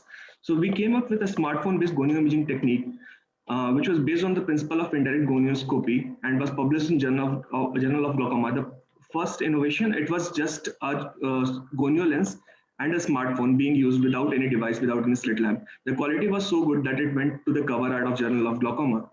But as my mentor, Dr. Ashish Sharma, has so many times told me that no journey of an innovation is complete unless you have a device which can be used by anyone, anywhere. So we developed a device which is completely slit lamp independent, a world's first of its kind device, 1 year into the patent process, compatible with 2, 3, 4, and 6 mirror gonio lens, and with all major smartphones, including multi-camera setups. We call it the DixPro. And this is how the device is set up. You take your gonio lens. This is a 4 mirror gonio lens being used. You fit it into the adapter and you screw it tight. And you take your smartphone, any smartphone, be it Android or smartphone, place it into the holder. It snaps fit. Use your stock camera app. That's it. Your device is ready to use. You're under topical anesthesia. Just 1 second. Under topical anesthesia, you place the gonio as you apply normally. You center your smartphone holding segment and you just click using your flash. That's it. It's completely slit lamp independent. You don't need anything extra to do. So it is compatible with 2 mirror, 3 mirror, 4 mirror, as I have already mentioned. These are few sample images using 3 mirror gonio lens. It is also compatible with Xiaomi, Nokia, Smart, OnePlus, iPhone, Samsung, any brand you use. You can. Just has to have a decent camera quality. You can use it. It can be used in outreach camps and OPD. Be it patient in sitting position or lying down, you can use it. The main utility, what we suggest is to classify open and closed angle glaucoma. We recently concluded a validation trial where 280 images were obtained using DixPro and were compared with slit lamp gonioscopy. 89% were of gradable quality, and there was a substantial agreement between slit lamp gonioscopy and the DixPro images, and 2 mask graders, when they rated the gonioscopy images obtained from DixPro, the open and closed angle were having a substantial agreement of 0.82. Other application of DixPro is, I often quote this image where around 300 degree of angle was closed. This patient I saw in a camp where I had nothing, but I took this image because I was carrying my gonioscope. I took this image, I showed this old lady was in the office 8 a.m. in the morning next day to get her YAG-PI done. So we then concluded a trial where 29 patients were counseled verbally and 21 using image-based counseling. 86% agreed for YAG-PI compared to 53% when we just verbally counsel for YAG-PI, the prophylactic laser. It takes approximately 4 patients to train new residents to acquire this skill. We were fortunate enough to click a few gonioscopic anomalies as well. You can see angle recession with hyphema on the left side, iridoris cleft on the right side. We can get a glimpse of disc, a beautiful peripheral anterior synechiae on the right side, a Sampolsky line, a plateau iris configuration, inverse hypopia, and silicon oil bubble in AC, and synechiae. It was a post-traumatic case, adherent leucoma, you can see. So it can also, because of the inbuilt optics in DixPro, you can also take beautiful diffuse anterior segment images, as you can see in these 3 slides. We are also developing an app which will allow us to have complete offline storage. It will give patient-friendly reporting. It will have teleconsultation capabilities and consolidation of data, and it will allow us to collaborate for further research. So one such project, what we are working on is to create a data repository using DixPro images, which once we have sufficient images, we will employ artificial intelligence so that once the patient is having, once a photo is clicked by a technician in periphery in a camp, the device itself, the app itself will tell if the patient should be referred for a YAG-PI or not to the hospital. That's how what we imagine our future to be. So keep imagining, keep innovating, keep translating, keep digging. Before I sign off, I'd like to point out your slide, that is the YOSI initiative, where we are having curated keynote presentations. Each submission is reviewed by peer bias experts expert young ophthalmologists only. It is for young ophthalmologists by the young ophthalmologists. So submissions is by young ophthalmologists. The review is by expert young ophthalmologists. And then we are going to publish it on UC website, that is www.uc.in/your-slides. So we invite submissions. Submissions are open. You can submit anytime, and we will love to have your submissions. Thank you. Thank you for this opportunity. Thank you so much, Thank you so much, Nilesh. Excellent presentation on your device. And my one question to you is, innovation is one thing, coming up with an idea, and coming into an actual commercial product is a totally different aspect. So what are your tips for somebody, you know, if somebody has an idea and he wants to take it forward into converting into a commercial project? So there are two things. First is to own that idea. That has to be there are multiple thoughts. A few people say that you don't publish, but my thought, what I have learned is first you publish so that everybody knows that this is your idea. Otherwise, you go silently into a patent process, patent it, and then give it to the world. That is the first thing. And before that, one should feel that is there a market to make it commercial. That is the most important thing. Like you can ask your peer, like what I know that gonioscopy was not done by many people, and that was because of the lack of, it was not very easy to use. So I had the market, so I went ahead. That's So next, I would like to invite Dr. Rajat Jain, cornea surgeon at Jain Eye Center, Shalimar, Delhi. He's not just an excellent cornea surgeon, he's my senior from SMS as well. It's a pleasure to have you here.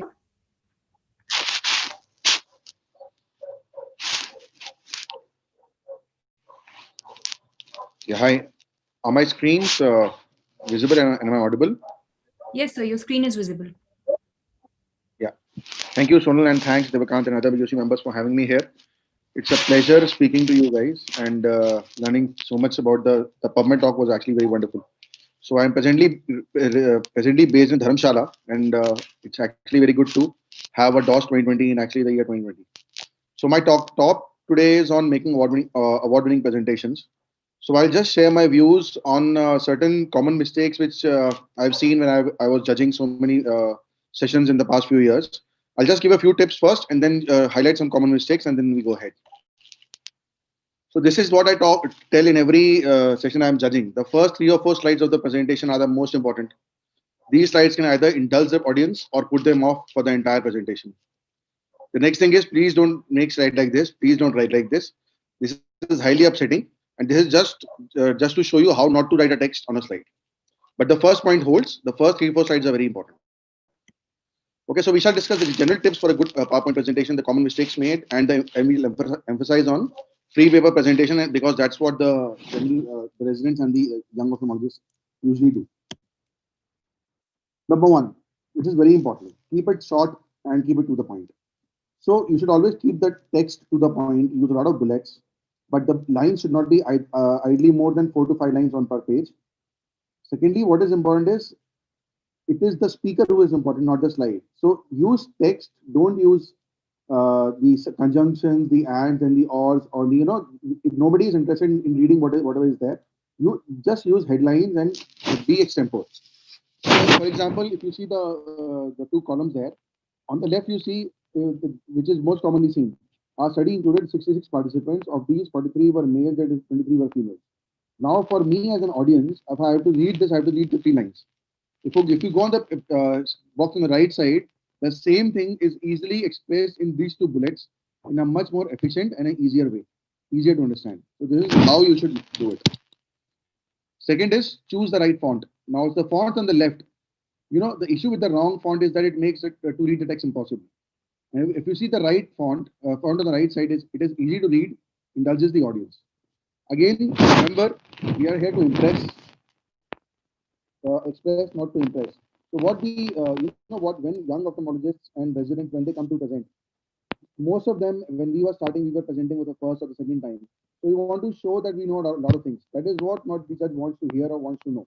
He wants the presentation to be easy going in a flowing manner, and he wants to be indulged into what you're presenting. So don't put him off by using unreadable font. Third is choose the right font size. See, when you are making fonts on paper and when you are showing fonts on a text on a screen, these two are different. So fonts should neither be too small nor be too big. It should be adequate. So on the right side, I have used a 20-point font, a 50-point font, and a 100-point font. So usually a 40 to 60-point font is an ideal font for a PowerPoint slide. Now consider the contrast. So whenever we use pictures, see the picture in these two pictures. If you see the pre-op on the above, so that pre-op is not very much visible because of the backdrop of the slide, especially on the right side. And if you use a proper contrast, it is much more readable. So it should be very much easily readable for the audience to indulge in, and they should not be finding where the text is written. Always use good quality images. They work. A single picture is worth more than 1,000 words. A picture on the left is a picture of a limbal stem cell transplant slide done by me about a year back. A picture on the right is a PK with a fold. After that, it failed and then we did a DSAC. So this picture is self-explanatory. You just don't need to write a text here. You can just extempore on what the image is. Data. Now, data is the most important part of a presentation, especially in a free paper. Please don't make it boring. So see on the left, what we usually see in presentations is of the 100 people, 54 were males and 45 were females. The same thing can be easily expressed by the pie chart below. So this is I'll be presenting a paper tomorrow in a TPS. This is how I have included my data. So this is the inclusion after the inclusion exclusion criteria. This is how I have included the patients. So if you these 4 points could have been written in a text in a line form. If you write it in a tabulated form, it makes it much easier to understand and very easy to assemble to information. Okay, so I was using slide transitions all this while long. These are always very disturbing. Please don't use slide transitions and animations in a presentation unless it's absolutely necessary. Transitions will take half a second to load. Transitions will, if you go from one side to the other, the mind of the audience will go into the transition first and then will come to the other side. So stop using slide transitions and animations. Be simple, be attractive, don't use slides. See, slide transitions are animations are very disturbing. Please don't disturb the flow. So we see them very often in the presentations. So I'll explain them now. Again, adopt a theme and be consistent. When somebody uses a lot of colors, it becomes childish and confusing. And this is also what we see a lot of times when the free paper presentations are taken. Now, this is what is very important. You should make the slides last. First, in your mind, have a clear flow of the presentation. What do you want to present? What do you want to have on each slide? Make handouts, make notes, and what slide, what do you want to have? And always remember the main content of the presentation is you. Always remember you should be prepared that if there's a presentation going on and the power failure is there, you should be able to indulge the audience on your own. You should not be dependent on your presentation. It should aid, presentation should aid the PPT should aid your presentation. It should only support it. Main content is you. Finally, the 2-4-8-2, not more than 2 slides per minute, not more than 4 to 5 bullets per slide, and not more than 82 words per bullet, as we have in this picture. So these are the usually 10 rules which I follow and which I think they'll go a large extent in making a good presentation. This is something which is important, the slide sort of view. So once you have made your presentation, you should go into your own presentation slide sort of view and just have a hang on of which slide is coming in which area. For example, you are presenting a free paper, you are on to discussion, and suddenly the examiner says go back to your introduction. You should know how many times you are supposed to press your cursor to go there, because if you try to find out that presentation, it might offset the examiner. This is, if you are going to present in a very nice way, also worthwhile looking at your slide sorters. So to make a nice presentation, you should prepare first, make an outline in the flow, the slide content and order should be in your mind. Arrange the data, the pics and the graphics, and always make the slide fast, as I told you. Design it properly, use minimum text, use limit them. Don't teach grammar it's not a grammar class, it's just you're supporting your presentation. And a picture is worth 1,000 words. The next thing is important. Rehearse. When you are presenting young, it is difficult to, sometimes people get nervous, people stammer, all those things can be avoided if you rehearse. Extempore speaking is the best. Always take a sip of water before you start presenting, because when you are starting, there's a lot of adrenaline, so the mouth dries up. And I used to always use washroom before starting my presentation in the earlier part, because adrenaline is flowing and you're patients are going out, so you think, the urgency sometimes comes in. And I've seen a presenter going off in between the presentation. So I will few slides about a free paper presentation. So, these are the things which you should take care when you are presenting a free paper in any conference, be it a domestic conference, international conference, state conference, wherever. So what does these 5 or 6 heading, what should they indicate in your presentation? An introduction should just include what is the need of your study. The aim should be what is your study. Method should be how did you do the study. Results are the primary and secondary outcomes only. Discussion is your data interpretation, and conclusions is the learning point. So commonly made mistakes while the presentations are being on is, okay, so this is my title slide. Whenever a title slide is presented, or whenever a young ophthalmologist or a resident starts the presentation, they start with myself, Dr. Rajat Jain. My topic is XXXXY. This is not required. This is written in the paper given to a judge. This is written on the presentation slide. Don't spend time on this. Don't spend 15 seconds of you have 6 minutes to present a nice paper. Don't spend 30 seconds on the introduction slide telling your name. Nobody is interested in your name. If your content is good, they will automatically ask your name. Who are you and where are you from? So don't waste time on this. Second, the most common problem which we face as judges. So when the title of the talk is efficacy of phaco in 2.2 inches versus 2.8 inches, and why are we learning about cataract? So what the presentation starts is like cataract accounts for 2.51% of global blindness. We all know that. Your introduction in this case should start, what is the advantage of 2.2 versus 2.8 in literature? And why is 2.2 better or 2.8 better? And why are you doing this study? This phaco emulsification is the choice of treatment. Everybody knows that. You don't need to stress that. There was another presentation, comparison of manual CCC versus femtosecond pulse capsulotomy. Again, cataract. Again, the examiner is teaching us CCC is of utmost importance. We all know that. We don't need to be told that. So stress on the points which are not supposed to be stressed. You're not teaching ophthalmology there. See, writing a dissertation or a thesis and giving a presentation are two different things. Again, this is the same presentation. I have not reviewed the speaker's name, obviously. See the text. All surgeries were performed by a single experienced surgeon under topical anesthesia. This just shows that the person has copied the text from dissertation and put it here in the presentation. This is not what we want. See the slide on the right. All patients were valued on PO day 1 for visual. All this text is not required. Okay, again, final few slides. I think. Again, a trigeminal maximum is something this is not required. Discussion should include what's the interpretation of your data. Discussion again in text, in text form, in what is written in the literature, all those things are not required probably. See, this is my last slide. What I really want to emphasize is you should in all your presentations, especially in free papers and in talks in your younger part, you should be in.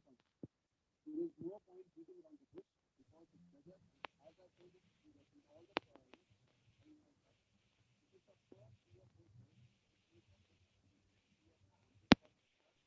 would not be a just keep these things in mind. I think I made my point there, and I'll be happy to take any questions if they are. Thank you.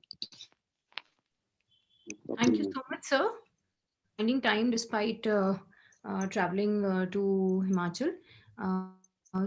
Would you like to give in particular tips for young ophthalmologists who are making their presentations, in the video format? Okay, video format. See, again, the general tip about any presentation which is being telecasted anywhere in the world is, first of all, the content is supreme. Especially when you're talking about videos, the video quality should be high. See, whenever a talk is given, even when I'm listening as an audience and I'm looking at a video presentation, and then the examiner says, I'm sorry for the quality of the video. That is totally upsetting. If you are making a video presentation and the quality of the video is not good, then there is no point making the presentation. So the content is supreme. Second, in a video presentation, especially the commentary which you give along with the video presentation, that is a very highly important. Where the presentation should, where the commentary should come, what points of commentary you should be highlighting them, where should you give a pause, where should you be highlighting a slow motion of the video, where should you should be skipping the video. All these things are important, and whichever point you want to highlight. I have seen a lot of videos which are award winning. Suppose you are doing, for example, you are showing how a rent took place. Show it in a slow motion, show it in a fast motion, show it from a learner's perspective, show it from an experienced person's perspective. You have to detail it threadbare. For example, a first year PG is listening, he should be able to get something out of it. A second year PG is listening, he should be able to get something out of it. Or a professor is listening, even he should be learning something out of it. So if you can, just discuss it threadbare, I think it will go in a large way, making a large good presentation. Thank you, sir. Next, I would like to invite Dr. Rashi, who's a DNB resident at Sahib Ambedkar Medical College. She's going to speak about posterior segment smart photography.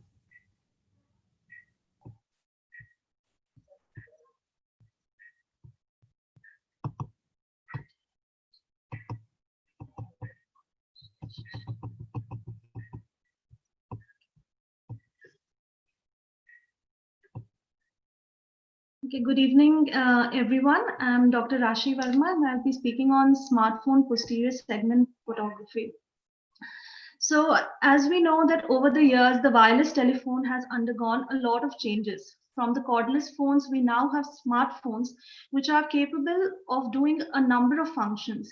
Similarly, the initial posterior segment photograph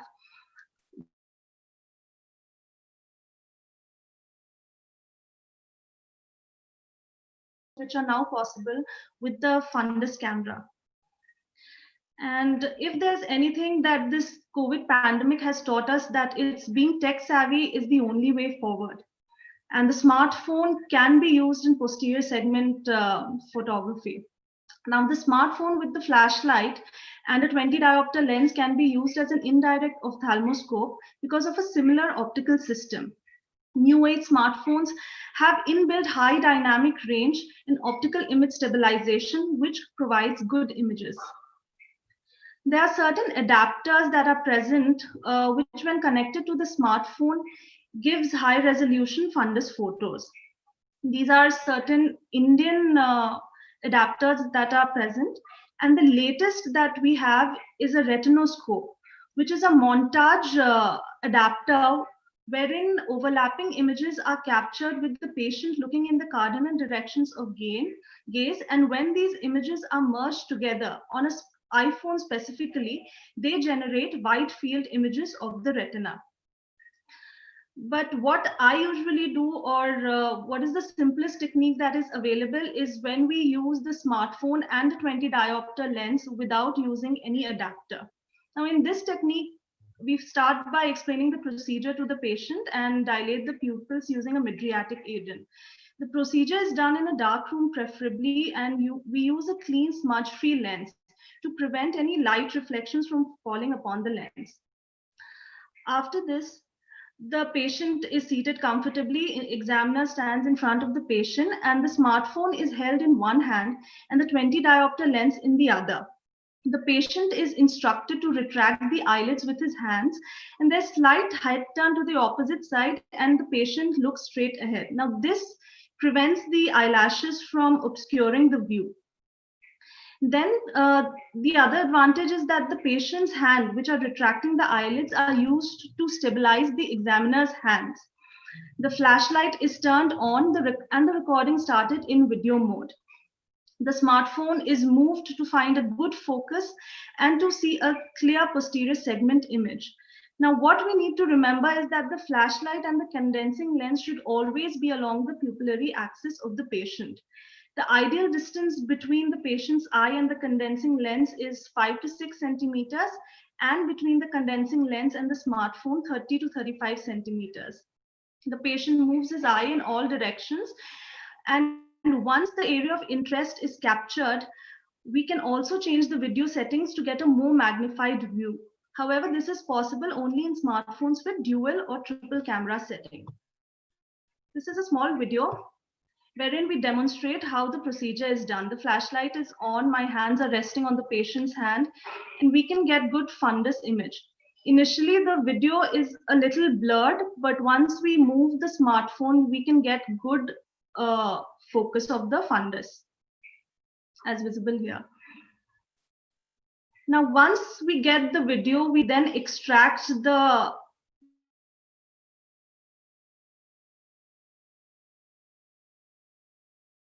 that can be done is converting it to a grayscale version, which highlights certain macular pathologies, which might not be clear in colored photos as given below. Now, irrespective of what the smartphone is used, both the central and the peripheral fundus can easily be captured, although the clarity of the image might vary a little. These are the few photos that I was able to capture. And in this, you can see that the different smartphones are being used, but the pathology is being seen. Similarly, with the peripheral fundus. A few more slides. But what I would like to say is that the smartphone posterior segment photography has a few limitations, and that is that simultaneous fundus drawings and scleral depressors can't be used, so extreme periphery cannot be visualized. This can be overcome by making use of an adapter. The intensity of the light can also not be adjusted except in iPhones. In undilated pupils, it is not possible to view the fundus, and patient cooperation is a must. In spite of all the limitation, there are various advantages. It's simple and affordable technique. It can be learned with practice. There is no attachment that it's needed. Grayscale images highlights macular pathology, and reasonable quality images are obtained. This is especially useful in outreach programs, telemedicine, emergency settings, and also can be used as a teaching tool. To sum up, I just want to say that the posterior smartphone posterior segment photography does not replace the fundus camera, but can definitely be used as an add-on in peripheral settings. Thank you.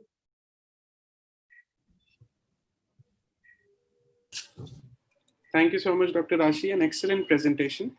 And as you said, I think everybody must learn this, and it's really useful. And I feel in my practice, it gives me a lot of advantage when counseling patients. So when you show them right there and then what the problem is, some bleeding or a retinal detachment or some other pathology, it really helps in counseling. So next we have Dr. Sonal Kalia. She's the Vice President of the Young Ophthalmologist Society of India, and she's an assistant professor at the SMS Medical College, Jaipur. And she'll be talking about the residency exams. Please, Dr. Sonal. Thank you so much, Divakant. Can you see my screen? Yes, we can hear you and see your screen. Okay, thank you so much. Good evening from Jaipur. It is a daunting task to rise in 7 minutes about acing the postgraduate residency exams, especially seeing the tough times brought by the school.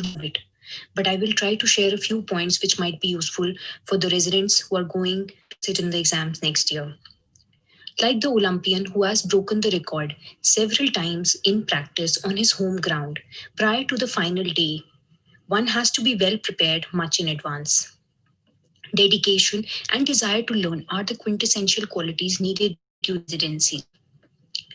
Be it the first month of your residency or the first day, it's never too soon to pick up your books and begin the journey of learning. It is essential to observe and practice each examination technique meticulously after learning not just the principle, also the documentation techniques. Of course, while doing ophthalmoscopy, gonioscopy, retinoscopy, we have to be mindful and take precautions related to COVID as well. Whether you are a night owl or a lark, reading daily has to be incorporated early on. Reading interesting cases, topics of class, etc. is very important, else the days would slip by really fast. Before and after seminars and case presentations, be it in the online format or the physical format, teaching your juniors and discussion amongst yourselves would enhance your learning. Reading up before approaching your mentors is always a good idea. Also, try to discuss on various online forums like Yossi, WhatsApp groups, Messenger groups, and the Facebook group. Eyes don't see what the mind doesn't know. When you're in the OT and assisting a quickly finished surgery, and yet you can miss a lot if you've not read well or looked up the various techniques for a particular type of surgery.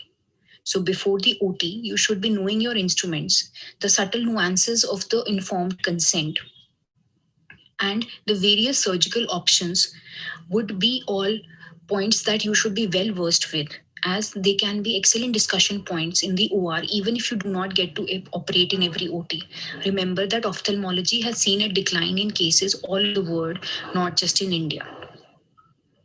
Yes, exams are the ultimate goal, but one must begin to study to understand the concepts, for which standard textbooks like Jacobi are a good way to begin.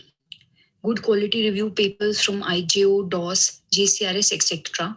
are the next step. It is a common dictum in medicine that knowing uncommon manifestations of common diseases is also very important. But if you know the details of a rare disorder but falter on basic tests like FFA, would not be impressing the examiner at all. Real growth occurs when you step out of your comfort zone. We all have topics we are uncomfortable with. We all have topics we are unfamiliar with. Example, squint. And it is a good time, good approach to spend quality time on all topics equally, especially topics that you have not read in as much detail or the topics that need more revisions.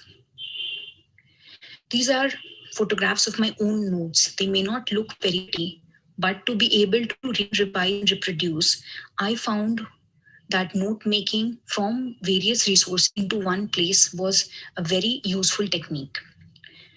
Because right before the exam, I would have all the points about that topic in one place securely.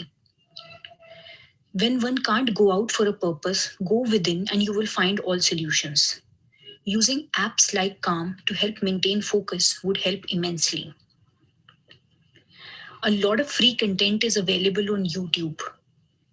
This year, we have seen a surge in webinars, be it the PG teaching programs like IPEP, Masterclass by AIOS, or focused learning sessions on niche topics by YOSI or your local state societies or institute. You could gain exposure to different ways of doing things and topics that are new to you from the comfort of your home. But the desire to learn has to come from you. Not just for the final exam or the passing of the degree exam. Working hard on your thesis and research projects is always useful in your academic career, otherwise also.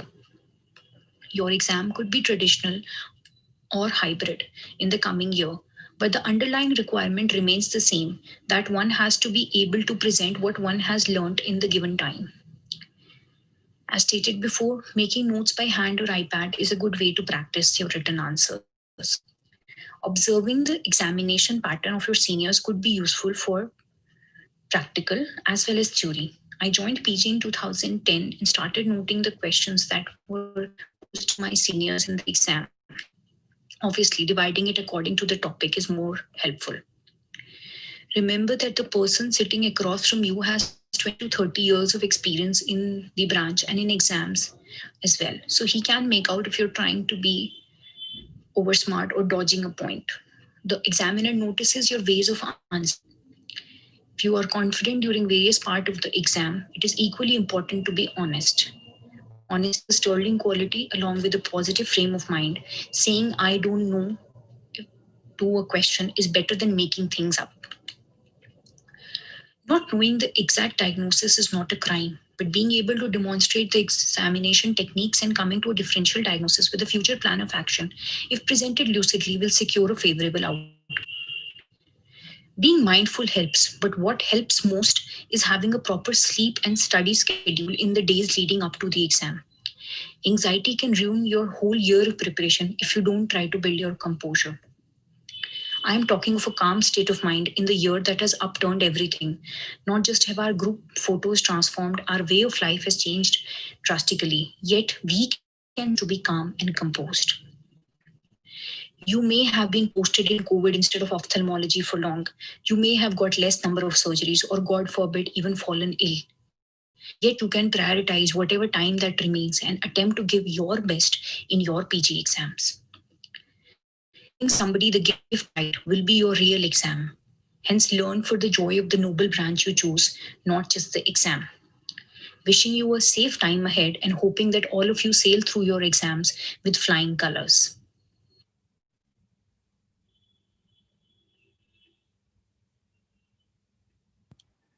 Thank you very much. I was actually expecting all the speakers here, and so to finish it in 7 minutes, everybody was recording, and so I pre-recorded the whole talk and thought I would be able to finish in 7 minutes then. You did finish exactly in 7 minutes, and despite we had half an hour there was offshoot in the last program, we still have managed to finish it in time.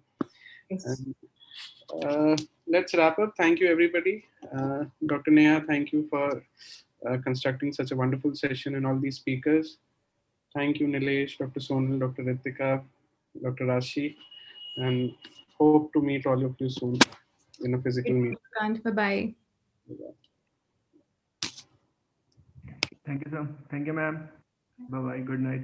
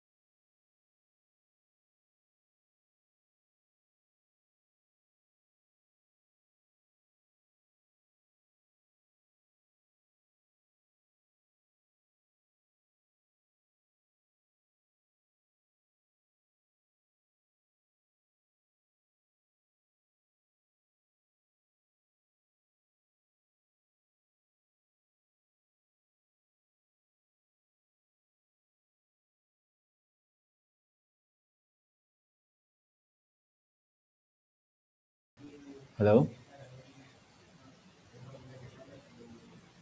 Hello? Dev sir? Hello?